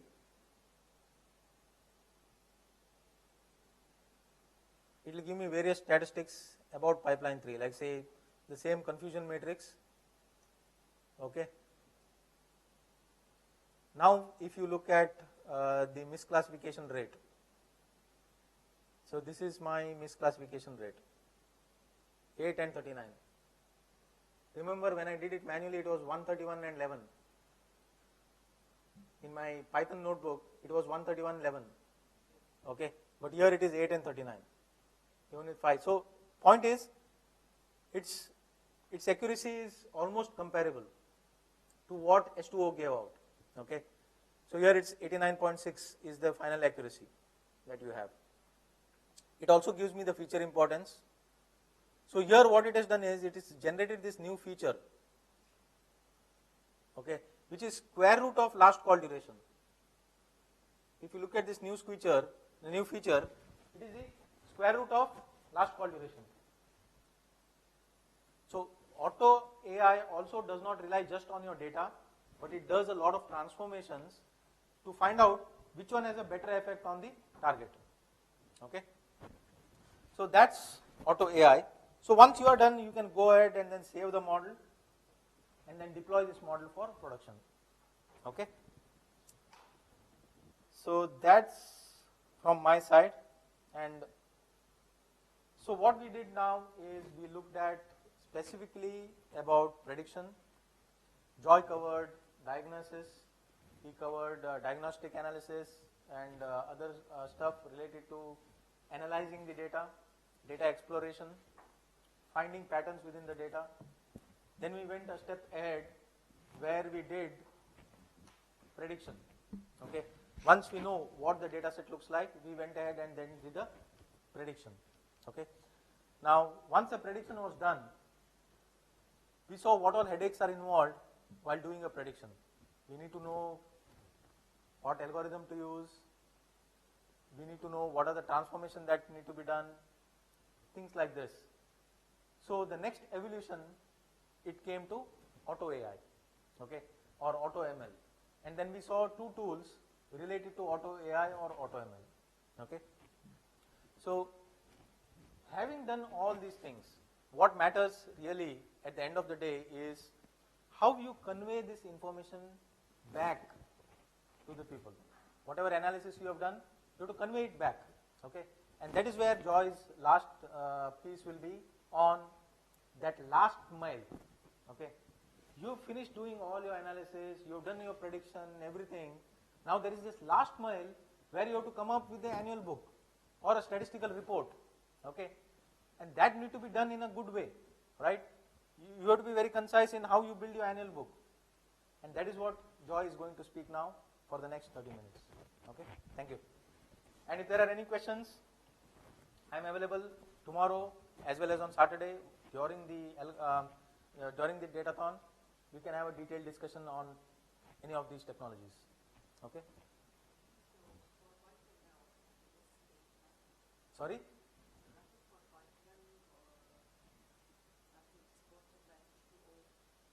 Oh, for this, no, you have, see, once you do this, you save the model, and you save it. So here what happens is, it does not export to Python code or anything. You can use the model directly in Watson Studio. In H2O, since I said it's a very specialized tool, it does only modeling. The output it gives as Python that you have to integrate with the rest of your system, or as Java, okay? Because it's a standalone product. It's a standalone. Auto AI? This one IBM product or H2O? Yes. Yeah. So once you save the model, okay, this model is saved now. If I, sorry.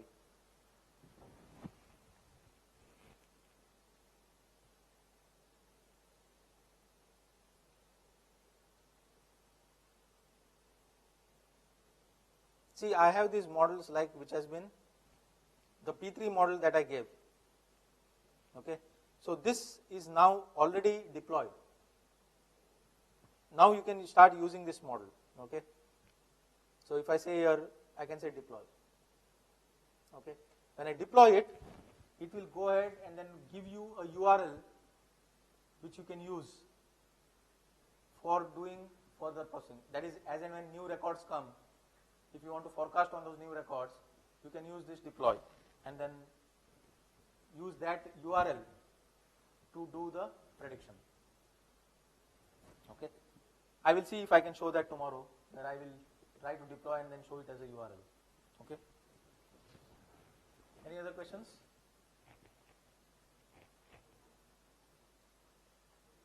No? Okay. So I will hand it over to Joy, who will do the closing bit.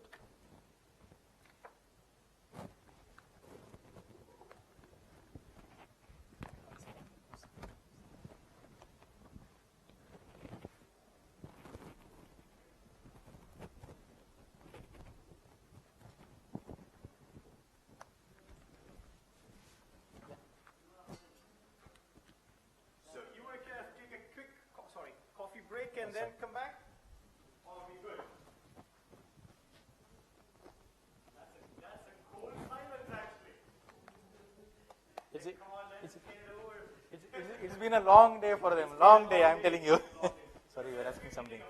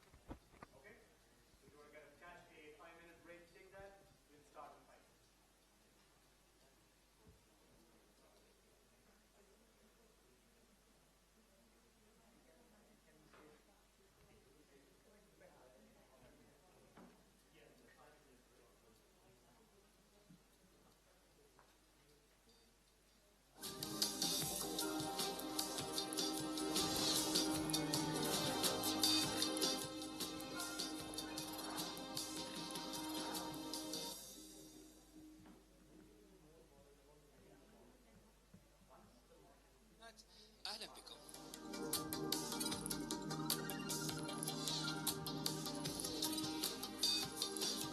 الأستاذ أحمد الفرجي مدير التطبيقات بالمركز الوطني للإحصاء والمعلومات وعضو الفريق العلمي، نرحب بك في نشرة الداتاثون. أهلا وسهلا فيك. يبقى السؤال الأهم، ما هو الداتاثون؟ الداتاثون يعني بالمعنى الحرفي هي مسابقة لأجل تحقيق هدف معين، يعني مجموعة من الفرق تتسابق عشان تحقق هدف معين.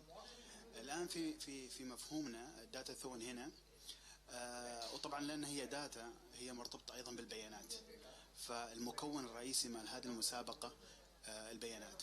الفرق هذه راح تعطى مجموعة، يعني عدة مجموعات من البيانات، يفترض أنهم هم تعلموا أدوات استكشاف البيانات، أدوات تحليل البيانات، أدوات عرض البيانات.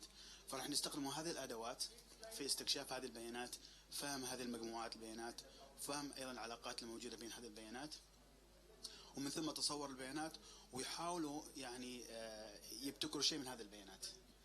الآن ما يبتكروه هو اللي راح يقيم، وبالتالي يعني هو هذا الهدف. هم راح يبتكروا بيانات معينة تسهل حلول أو تسهل كثير من الأمور الخاصة بالإحصاء والمعلومات وكثير. نعم، هم راح يستفيدوا من البيانات لابتكار حلول.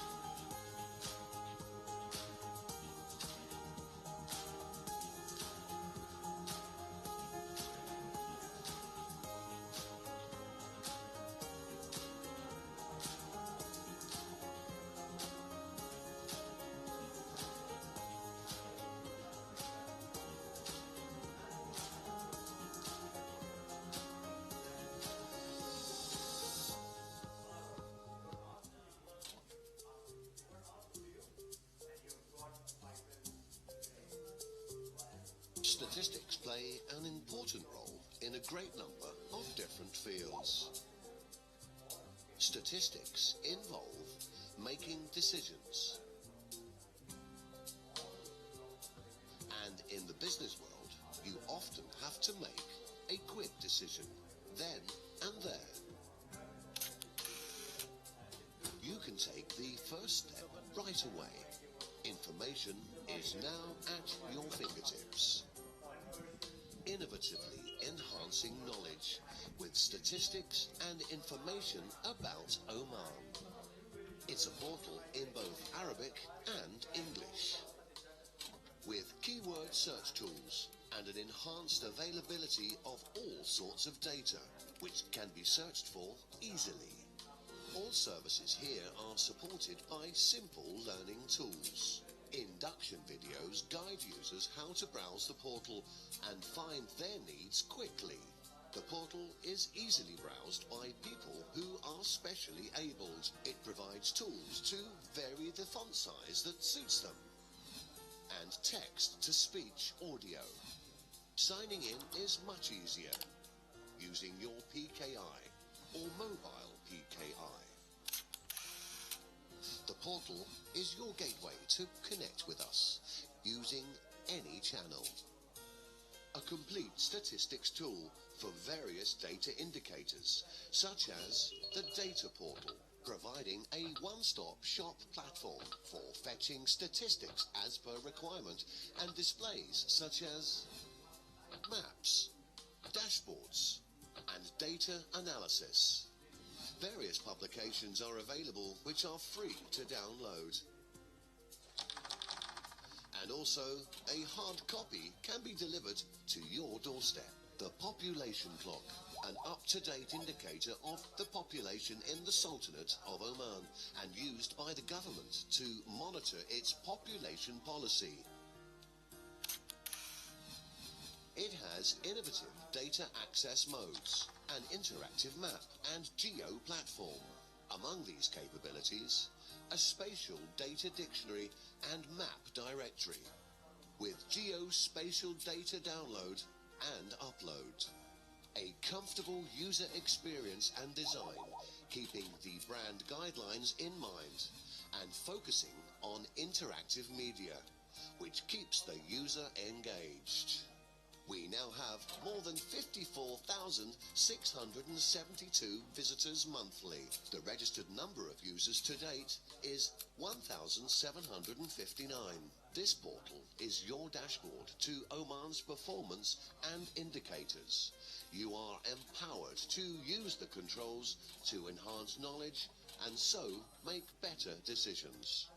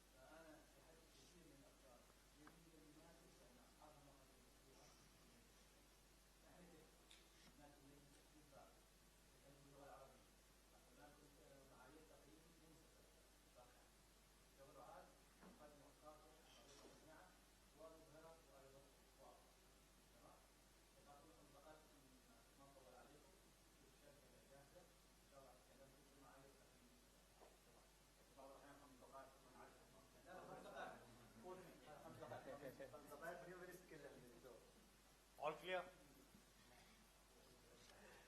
Okay. So, say that again. He'll come back right now? Okay. In 5 minutes. So let's just give an intro till he comes back, trying to kind of ensuring at 4:30 we can bring a close.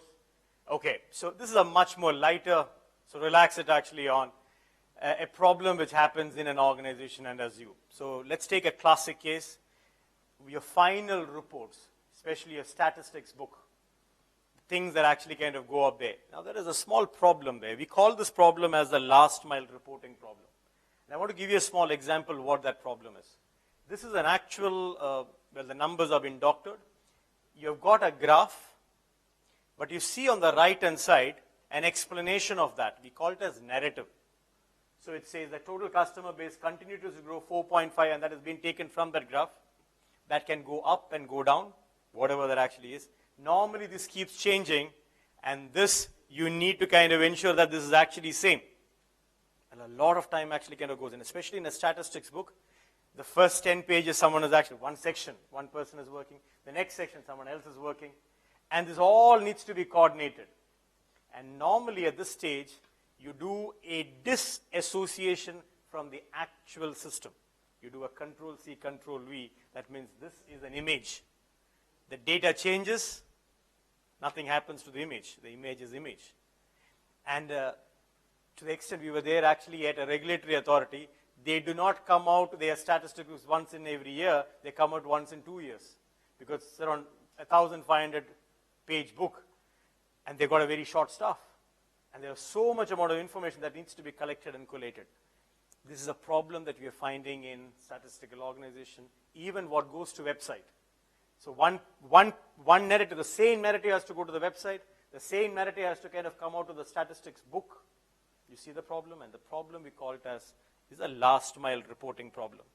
So you have some kind of a BI system, you have a planning system, or you have some kind of a artificial intelligence system. You've got all those, but the final reporting is actually in a PDF format, is in a Word format, is an Excel, PowerPoint, especially if you're giving those glossy printings, it's in a InDesign PDF format. That means you're certainly kind of cutting it off from the actual system. And to kind of come out with this particular thing, you need to work in Excel and PowerPoint and Word, because people work their narrative, that image that needs to be is in their own documents. This is where the last mile, we have got a solution, which, and if you kind of really look through in a typical industry, look at the number of books they make, number of these regulatory documents, needs to go every quarter, you need to kind of get this out. And a lot of time is actually kind of gone for these. I mean, just imagine the number of reports that actually kind of go. Now, this might not be very applicable to you, but I'm sure there are these board packs. So in an organization, there is a CEO pack which goes. There is a CFO pack which goes. Similar things actually applies in a statistical organization. Something for the health industry needs to kind of go. Something for the transportation sector it needs to go. Then a regulatory asks for the same information. A lot of this information is repeating. When I say information, it is both the graph and the narrative. Two things. Not just the graph, but the narrative. And both these things change. So I finish one quarter, the next quarter begins. Then you got a weekly thing which actually kind of walks in. And it's a lot of these things, because end of the day, this is what the people see. All the other ones the department see, but the world sees this one, this final output. What is there on the website is what the people see. What is there in your statistics book is what you have been rated for. And there is a lot of time wasted just to kind of bring it on, because you got these data sources, but your collaboration is actually kind of happening in Excel, Word, PowerPoint. We're saying, can we cut off all those ones and have a system which will ensure that we first decide, okay, guys, this is a statistics book that we need to kind of come across. You are in charge of the first 5 sections. You are in charge for the 6 to 8 section. Or within the 8, that particular block that you are in charge, we divide the work. You can work in your Word, in your PowerPoint, in your Excel. But what you're going to do is that you're not going to do a Control-C, Control-V. What we're going to do is, when you do a Control-C, Control-V, it is the variable which is getting copied. Which means that the graph is a direct coming from your data source. that graph which I showcased earlier is coming directly from your data source, which means that when the data changes, this will change automatically. 4.5 became 4.6, that changes. Increases becomes decreases if it goes below 0, because it understands that narrative. So, first quarter passed. I want to start my next quarter. Show me my first draft. It is nothing but a one button saying, get me the next for the next quarter. It will just show with whatever the values, how that is. Then all you need to do is just check the narrative is correct or not. Or you write a new narrative. But these numbers, those actual graphs, is directly connected with your data. Got the point? Any confusion? I've got a video for that, but we'll show that after this particular bringing it all together. Any questions before we kind of go bringing it together? That was quick. So it's a direct value add. Okay. I have no idea why it is getting cut. So that's journey to AI. And we said for the last 3 days, we all started it with design thinking. Look, don't be bogged down with the tools and technology. End of the day, it's all about how you present that idea and how effectively you actually tackle that idea. It is not about the tool. Tool is an enabler, but do not be bogged down by the tool. It is important that you have that. It's also important before you start doing, get that mind share. Discuss with your higher management, whatever. That idea is important. And that's why we kind of did multiple of these mechanisms to get that. Once you've got that, now you've got two approaches to kind of take. Do I do that top-down approach, get my whole house in order, or that is the key, but I also do some bottom-up because I need to kind of go and prove it back to my management. So I do certain initiatives, do it quickly, get it across. In this particular doing, there are 3 kinds of people. One, who are technically really strong.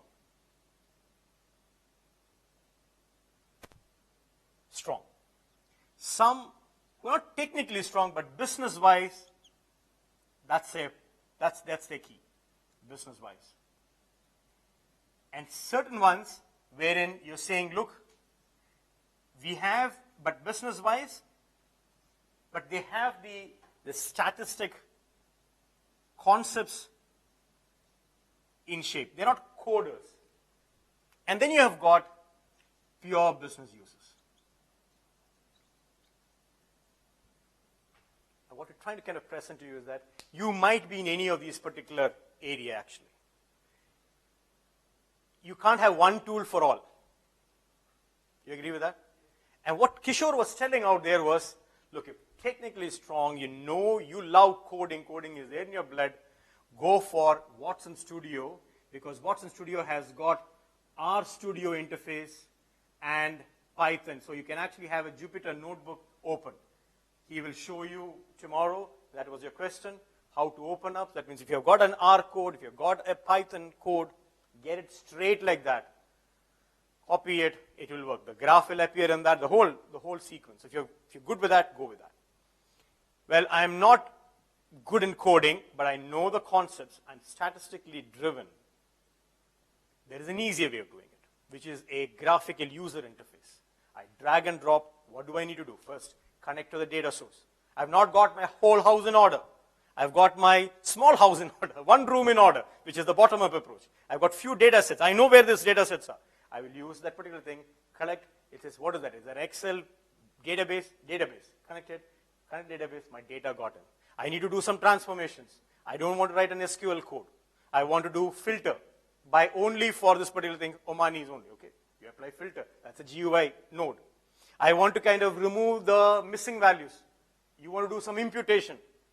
All those ones are available as a small icon. I want to join these two things together and make a new file. Don't write a code. Click on the join button. I want to aggregate at a group level. Aggregate. There is another icon. All are icon, and if you click on it, it is in a business use case. You agree with that? But you need to understand the statistics, because when it comes in, this is what the result is. You need to understand what is an R square is.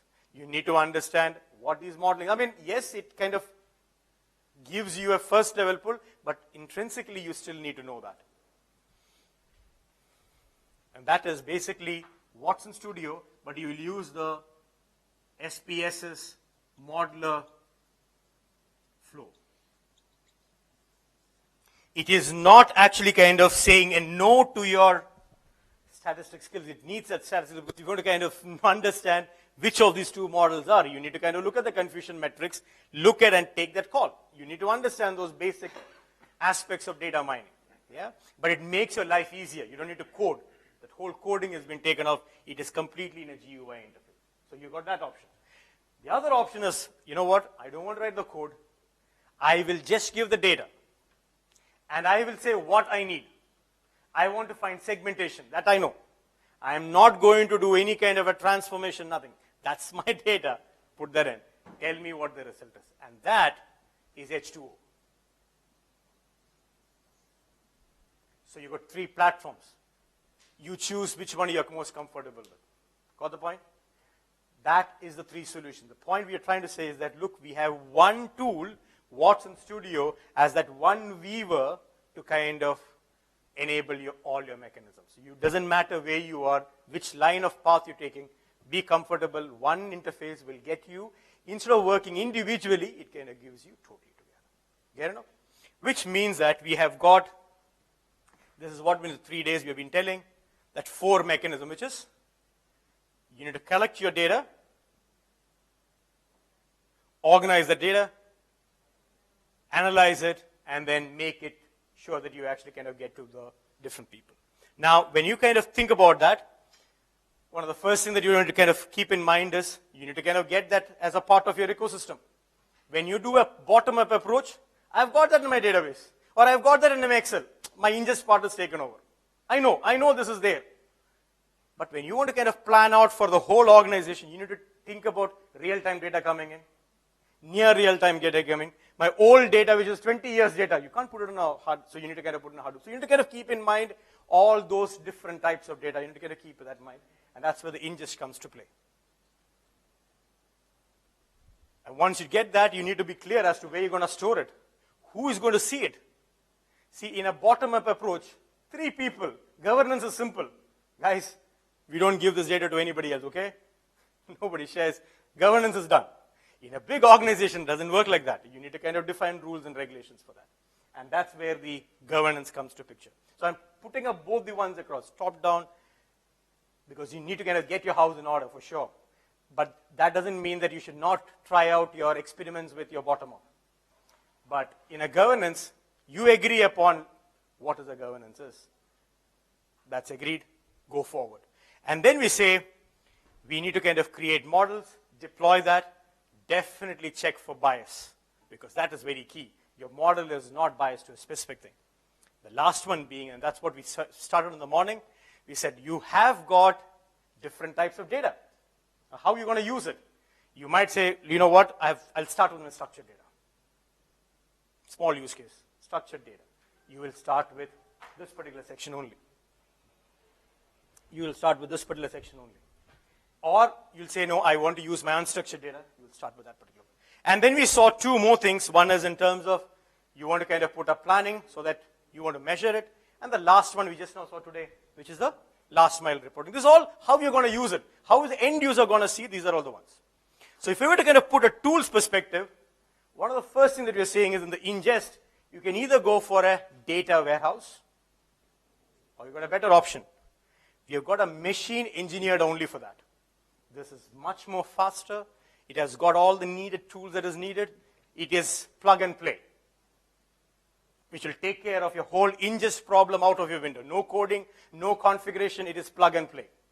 That's one option. Once you've kind of got that, you've got then how you govern your data. So you've got options like Watson Knowledge Catalog. We touched upon that yesterday in Tamer's point across how you kind of get it. He actually kind of, Kishore talked about how you get the data, transform the data, all the ETL transformations and everything, quality of the data, governance, creating models, all that actually kind of comes in here. Unified governance catalog, that actually kind of comes in there. Then is where what Kishore showed. In this whole aspect of model deployment and using it, you've got 3 types of users, Watson Studio or H2O. You decide which one you want to kind of go for. Depending upon your capability, that's your Watson Studio. In terms of Looking for biasness, that is Watson OpenScale. In terms of coming out with specific, if it is statistical driven, quantitative, qualitative, SPSS statistics itself, which you are very comfortable with, you can use that. Or you use modular flow, or you use H2O. So that's actually in the model and deploy phase. How do you, and his question was in terms of how do you put this into production? Where an API needs to be called in, Watson Studio and Watson Machine Learning.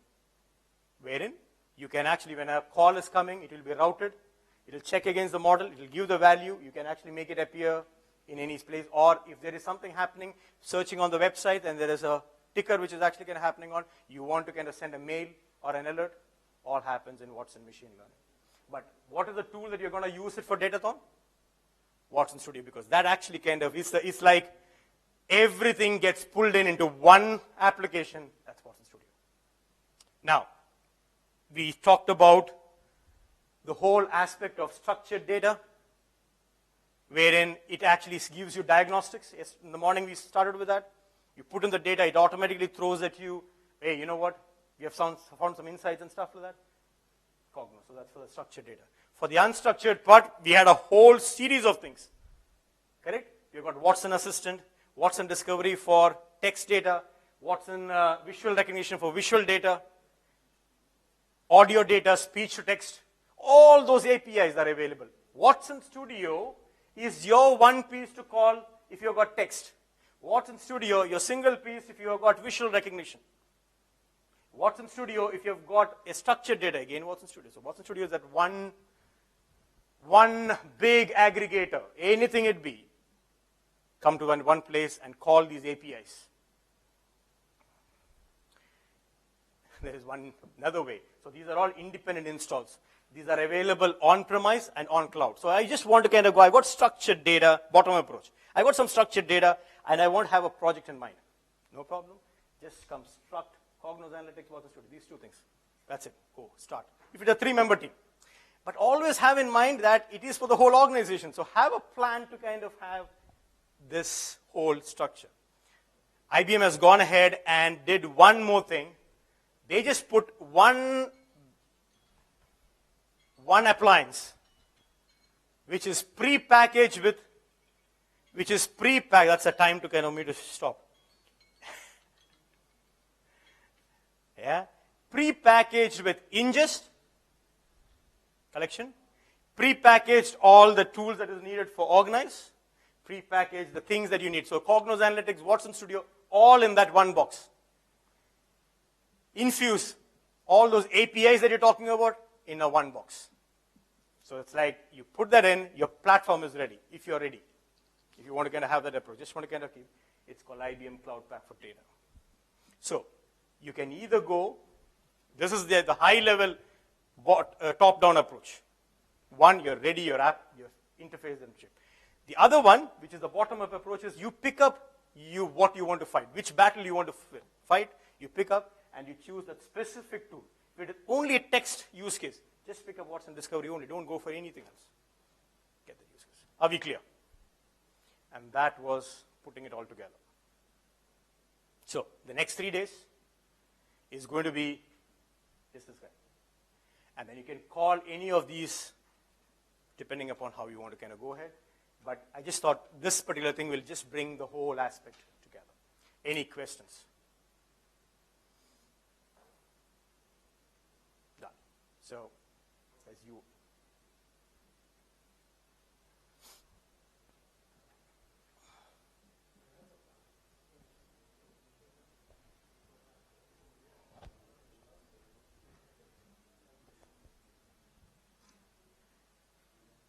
السلام عليكم. كيف كان السيشن اليوم؟ هلا توزيع الفرق. تم توزيع الفرق نسبة لناس كان اعتمادا على الفرق طبعا على الاي تي ويا احصاء. خليناهم تول عملنا شافلينج توزاع الاسماء. الكلاسيفيكيشن للتيمز ابدا مش بير كونتري. ابدا مش بير كونتري. ليش؟ الهدف من موضوع توزيع التيمز تبادل الافكار والاراء. لما تكونوا كلكم من كونتري واحده موجودين ما بيحصل تبادل افكار. دائما البلد الوحيد يعني بيحاول قد ما فينا يكون نفس التفكير دائما. حاولنا نعمل دمج قد ما فينا بالنسبه لكل شخص وشو موجود عنده من كفاءات، وكل شخص من بلد ثاني. طبعا راعينا موضوع وجود العنصر اللطيف معنا، حاولنا تبلنديو بكل الفرق بطريقه عادله الى حد ما. فهلا رح نعطي الفرق وحنحكي طبعا نتكلم على التقييم اللي اعتمدته اللجنه واللي حنعتمده بالمسابقه ان شاء الله من بكره. بدايه الصباح الكل ياخذ اكسس. محتاجين اللابتوبس غدا صباحا، ما بعرف. اوكي، محتاجين اللابتوبس بكره، كل واحد اللابتوب يكون موجود معه. تمام. حنعمل اكسس للكل الصباح، هنشوف كل واحد حيجهز الاكسس، حياخذ الداتا وحيبتدي الشغل. الداتاثون الفعلي بيبتدي من بكره وبيخلص نهار السبت. عندكم يوم بالنص راحه. هذا نحن تعمدنا نخلي هذا اليوم راحه لانه بنعرف احنا شوي يدخلوا طبعا كلكم عندكم اكسبيرينس بالايد والكل اشتغل بهالطريقه. لما يكون في يوم راحه وبعد ضغط عمل، يوم راحه واحد قاعد الامور طيبه بس تطلع معاه افكار جديده. فجايكم يوم راحه بالنص تعملوا فيه اللي بتحبوه، كمان حيرتاح دماغكم لتعطونا افكار جديده. تمام. هلا رح بس فرجيكم على التيمز، وكمان رح نحكي عن الكرايتيريا.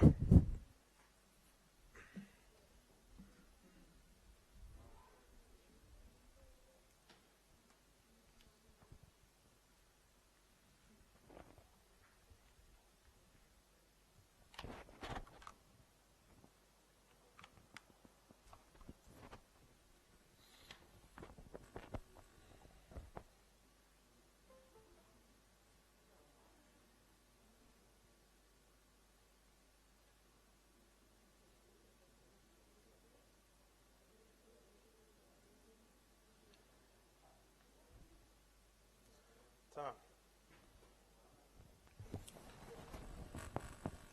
شوف الرعب، بلش الرعب. بلش الرعب. ها سلايد شو.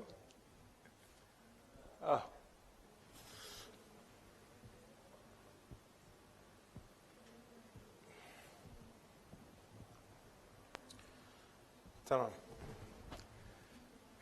تيم ألف، أخت غادة بتيم ألف، جابر بتيم ألف. مش مشكلة، بس يفضل إنه طبعا كلكم تتعارفوا على بعض على أساس نحن لما بدنا نبتدي بكرة ما بدنا نضيع وقت شوي بالتيمز. ما في مشكلة، نوزع الطاولات من اليوم خلاص بتصير أسهل. ماجد كل شوف سبحان الله السلكشن طلع كله على نفس الطاولة ما بيغير. محمد ناصر معه، تنتقل لعنا. تفضل. هاي تيم ألف.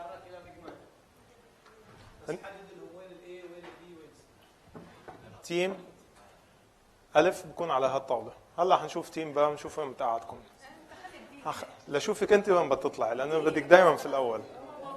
موجودين هن لا شوي اختلفوا، اختلفت دي شوي.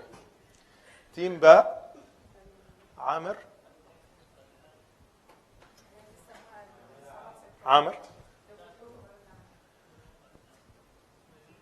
تهاني.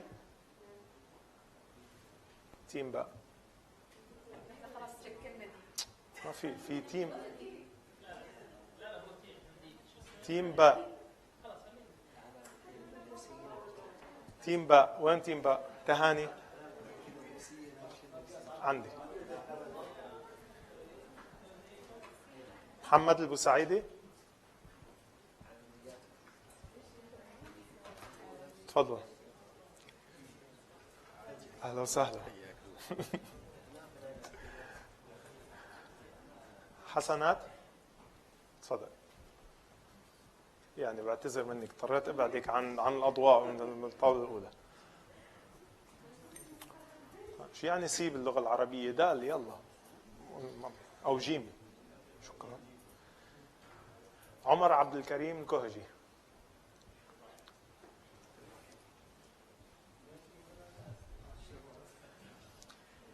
تغريد تفضلي. خميس ما كان معروف انت. يوسف.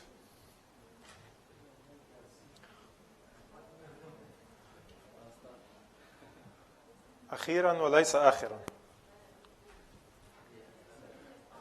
إبراهيم غزال. دكتورنا العزيز. أحلام. زكية. 4 teams. كل اللي بدكم إياه ابذلوا أقصى مجهودكم. نبتدي من بكرة. مازن وين مازن؟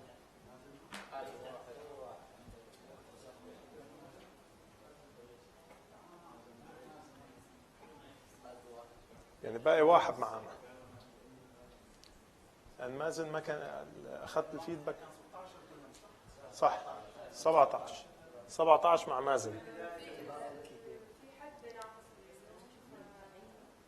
مازن؟ نعم.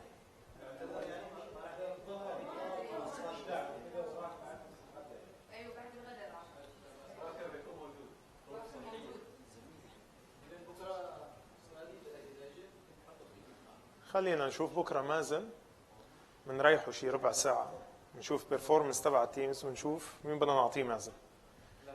ياخذ ادفانتج شوي. تقييم استاذ تامر تفضل.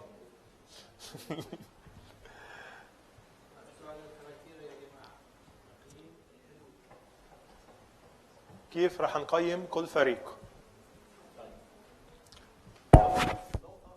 استنى بس. يا رب ما يطفي اللابتوب. ايباد عندك. اول نقطة الابتكار، او اكشولي الفكرة نفسها. الفكرة ومدى الابتكار فيها عليه 20%. عايزين فكرة تكون فيها ابداع.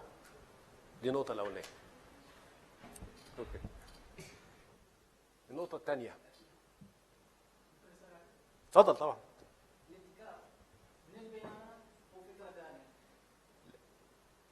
بص الفكرة بقى، انت عندك الفكرة وما عرفتش تلاقي لها بيانات، ما انت مش هتعرف تعرضها. فلازم تتوافق مع او تكون مناسبة للبيانات اللي انت هتستخدمها اكيد، وللوقت المحدد ليك. ما تطلعش برضو بفكرة وما تعرفش تخلصها في اليومين اللي عندك في الاكسرسايز. لا، اعتقد في مجموعة من البيانات هتكون متاحة ليكم. عايز تستخدم داتا سيت واحدة، عايز تستخدم اكتر من داتا سيت، عندك بيانات تقدر انت تستغلها احنا مش مدينها لك، الموضوع از اوبن يعني. اوكي. فالنقطة الثانية على البيانات المستخدمة. يمكن الويت بتاعها مش عالي مقارنة بالنقطة الثانية، لان دي هتبقى قلنا احنا هنديكوا بعض الاوبشنز للبيانات، وعارفين نتيجة الوقت ممكن ما تعرفوش تستخدموا بيانات كتير، بس اكيد اللي هيستخدم بيانات اكتر او الفرايتي اكتر هيكون ليه ادفانتج اكتر. قابلية التطبيق، عايزين حل ينفع يتطبق، مش عايزين حل برضو ايه او الفكرة تتزنق فيها وفي الاخر ما تعرفش تسلم حاجة، او ما يكونش اكشولي الحل مفيد للاورجنايزيشن بتاعتك. فدي عليها 20% اللي برضو قابلية الحل مهمة جدا. بعد كده الاثر المتوقع، الريتيرن بتاع الفكرة دي او التطبيق ده، هل في اثر للموضوع ده؟ هل هنستفيد بيه؟ دي عليها 15%. طبعا دي علاقة بالدروس والنتائج والرؤية اللي هتشوفها في الفكرة بتاعتك. بعد كده جودة العرض والجهد المبذول لتقديم هذا الموضوع. دايما بنقول لو عندك فكرة عبقرية بس مش عارف توصلها للناس او تقدمها، محدش هياخد او مش هتوصل له الفكرة. عشان كده عليها تقييم عالي. تقديم الفكرة، وتقديم الفكرة هيبين المستوى المجهود اللي تم بذله عشان تقدر تطبق الفكرة دي. فدي 20%. آخر حاجة ملائمة الحل المقترح بالنسبة بقى للتكنولوجيز اللي انتوا شفتوها والتولز اللي هتستخدموها. اختيارك للتولز، او هل عرفت تشتغل بالتولز دي، او تستخدم الخوارزميات المقترحه او انتوا حابين تختاروها عشان توصل للفكره دي في خلال الوقت المطلوب، دي عليها 15%. ده هيكون التقييم. فبالتالي اتمنى ما تهملوش ولا جزء من جزئيات المراحل اللي هتعدوا بيها وانتوا بتحضروا من اختيار الفكره لشوفوا مدى تطبيق هذه الفكره، للمستوى المجهود المبذول فيها، للتولز والادوات اللي هتستخدم، لطريقه العرض لهذه الفكره، وللاوتبوت اللي انتوا وصلتوا له. اتفضل. بالنسبه للديمو، هل في عليه اسلوب معينه مثلا ممكن فريق يحمل الديمو؟ ما هي ال 20% جوده العرض. ما هو الديمو ده العرض بتاعك جودته هتكون عامله ازاي؟ فده متغطي في ال 20%. ايوه، هل هو نقصد العرض على مثلا برزنتيشن ولا عرض ديمو من الشغل؟ انت شوف ايه اللي يناسبك. في ناس بتحب تدخل ديمو على طول، في ناس بتقول لك لا انا هعرض برزنتيشن صغيره عشان اوضح الفكره بعدين اوري انا طبقتها ازاي.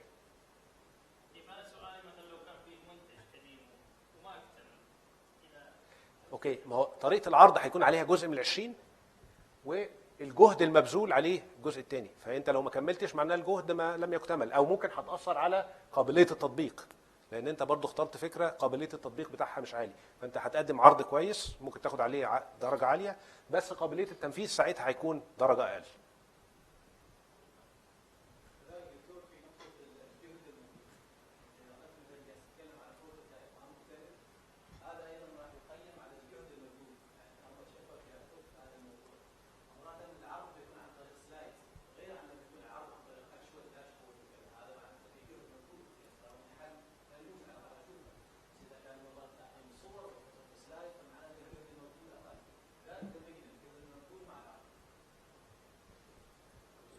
انا اديكوا خلينا نقول نديكوا هنت. انا مش هكون في لجنه التقييم، انا مش عارف مين هيكون فيها، بس انا شخصيا بفضل دايما اني على الاقل فيها سلايد او 2 عشان اوصل الفكره، بعدين اوري اوكي ادي بقى الفكره لما نفذتها، ادي الداشبورد بتاعتي، ادي الاوتبوت، ادي الخوارزميات المستخدمه وهكذا. ارجع اذكركم يا جماعه، العرض اهم حاجه، هي الوسيله لكم انكم تبيعوا الفكره. يعني حطوها كانكم تريدوا توصلوا هذه الفكره، واكثر من كذا تبيعوه، تقنعوهم بان هي هذه الفكره اللي تستحق انها تكون رقم 1. حطوا في بالكم ان احنا بنجيب لكم لجنه مختلفه، التخصصات مختلفه، فبنحصل الاكاديمي، بتحصل مختص من الاندستري، بتحصل اللي عنده خبره في الداتا ساينس، مبرمج. اضف الى ذلك ان تحط في بالك انهم هم يحاولوا انهم يجاوبوا على كل هذه الاسئله، فمعناته لازم قبل ما يسالك انت تعطيه الاجابه. فهو اكيد من ضمن الاشياء اللي يحطها في باله ايش؟ هل الفكره مبتكره؟ جهز له الاجابه. هل الفكره استخدمت فيها بيانات عده او استخدمت بيانات منتظمه فقط؟ structured and structured. فمن قبل ما يسال تكون انت ذكرتها في العرض. يعني خلونا بالظبط العرض بتاعك يغطي ال6 نقط دول، عشان توضح في العرض انت ازاي عديت على ال6 نقط الخاصه بالتقييم. اي اسئله تانية؟ بس في سؤال، ما اعرف انا بالنسبه لي انا كم بيكون مده العرض اللي بتعطى كل فريق؟ مدة العرض كان الاتفاق عليها تقريبا من 15 ل 25 دقيقة مع الأسئلة مع كل شيء. يعني الأسئلة مفروض تاخد 5 دقائق، ومدة العرض من 15 ل 20 دقيقة. تمام؟ يا ويلكم اللي بيتأخر عن الوقت.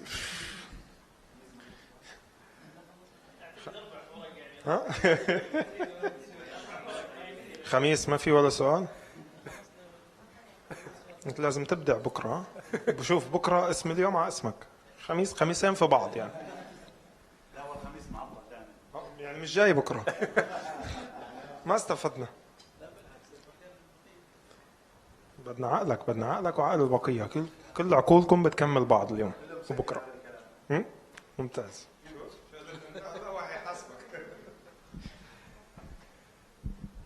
في توفيق. اي اسئله؟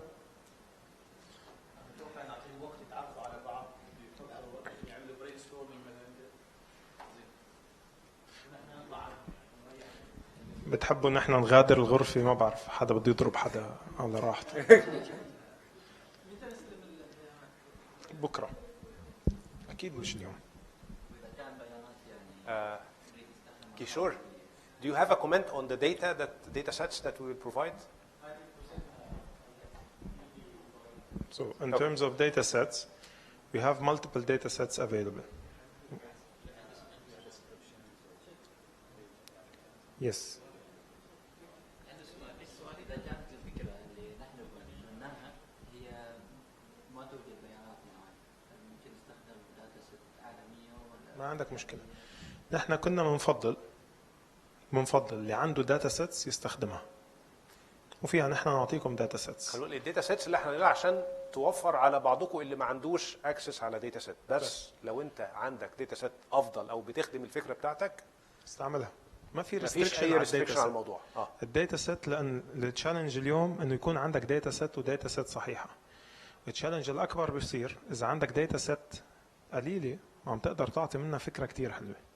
هون ببلش كمان معيار تقييم انه كم داتا سيت ممكن تستخدم.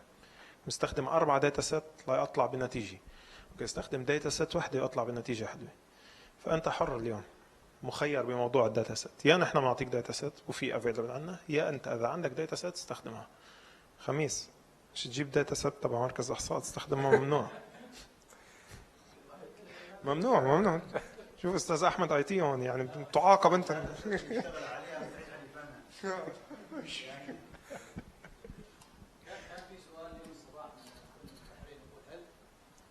السؤال اليوم في الصباح يقول هل نحن المفروض فقط نستخدم الادوات اللي عرضتوها انتم كشركه، ولا ممكن يستخدموا اي اداه ثانيه؟ مثلا هو كان من ضمن الادوات اللي اقترحها مايكروسوفت بي اي، فهل لهم الامكانيه انهم يستخدموا كل الادوات المتاحه ام فقط الادوات اللي تكلمتوا عنها في الورشه؟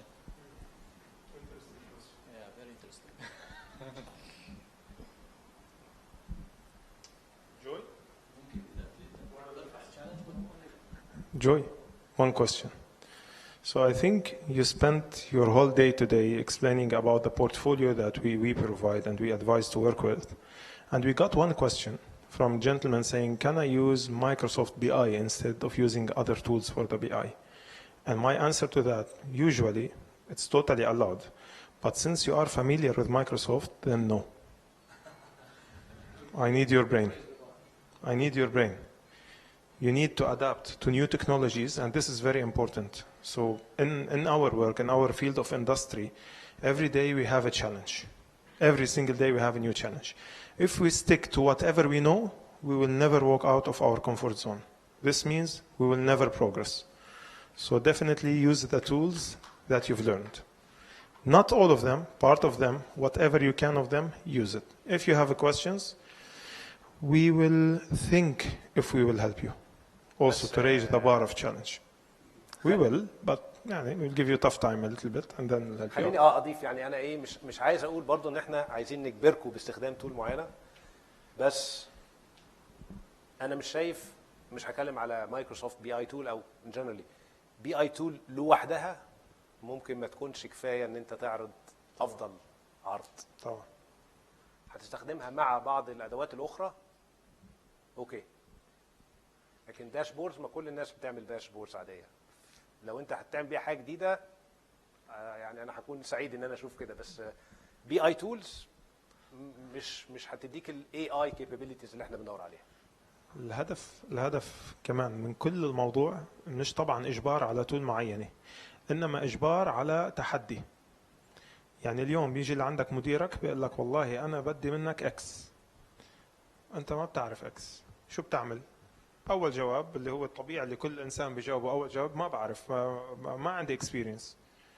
نحن بدنا نحاول نلغي هذا الحاجز بكل شخصيه واحد فينا، نحاول يكون عندنا حب الاطلاع، لانه حب الاطلاع دائما بيخليك اب تو ديت، دائما عم تواكب التطور اللي هو صار سبقنا بمراحل. يعني نحن نخلق التطور نجي بدنا نواكبه وما عم نلحقه، نتيجه انه نحن لا متعودين وقاعدين بالكومفورت زون. فخلينا نضغط على حالنا شوي، وانا متاكد انه الكل يعني مثل ما نقول نحن اللبناني بشيلها وبريح. في 15% على الادوات المستخدمه، ف تيك كير. خميس انت تحديدا. تمام.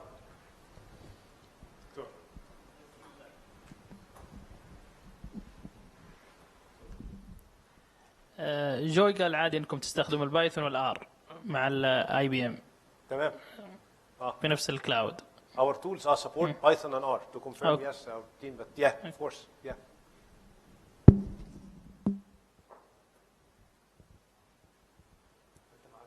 مستعدين؟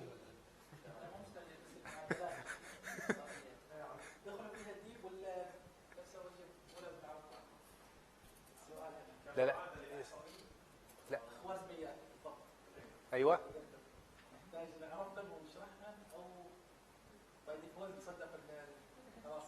بص، انت محتاج توضح للجنة التقييم انت عملت مجهود في الاريا دي. شوف انت هتعرضها ازاي. في نفس الوقت لازم تكون بطريقة بسيطة. افترض اللي قدامك ما يعرفش، ما هوش احصائي مثلا، فانت عايز توري له ان انا وصلت لنتيجة هايلة بتفيد البيزنس بتاعي، بس في نفس الوقت انا بذلت مجهود واشتغلت بالادوات دي. انا واثق في الادوات. وصل الثقة دي للشخص اللي انت بتشرح له. هي دي الفكرة.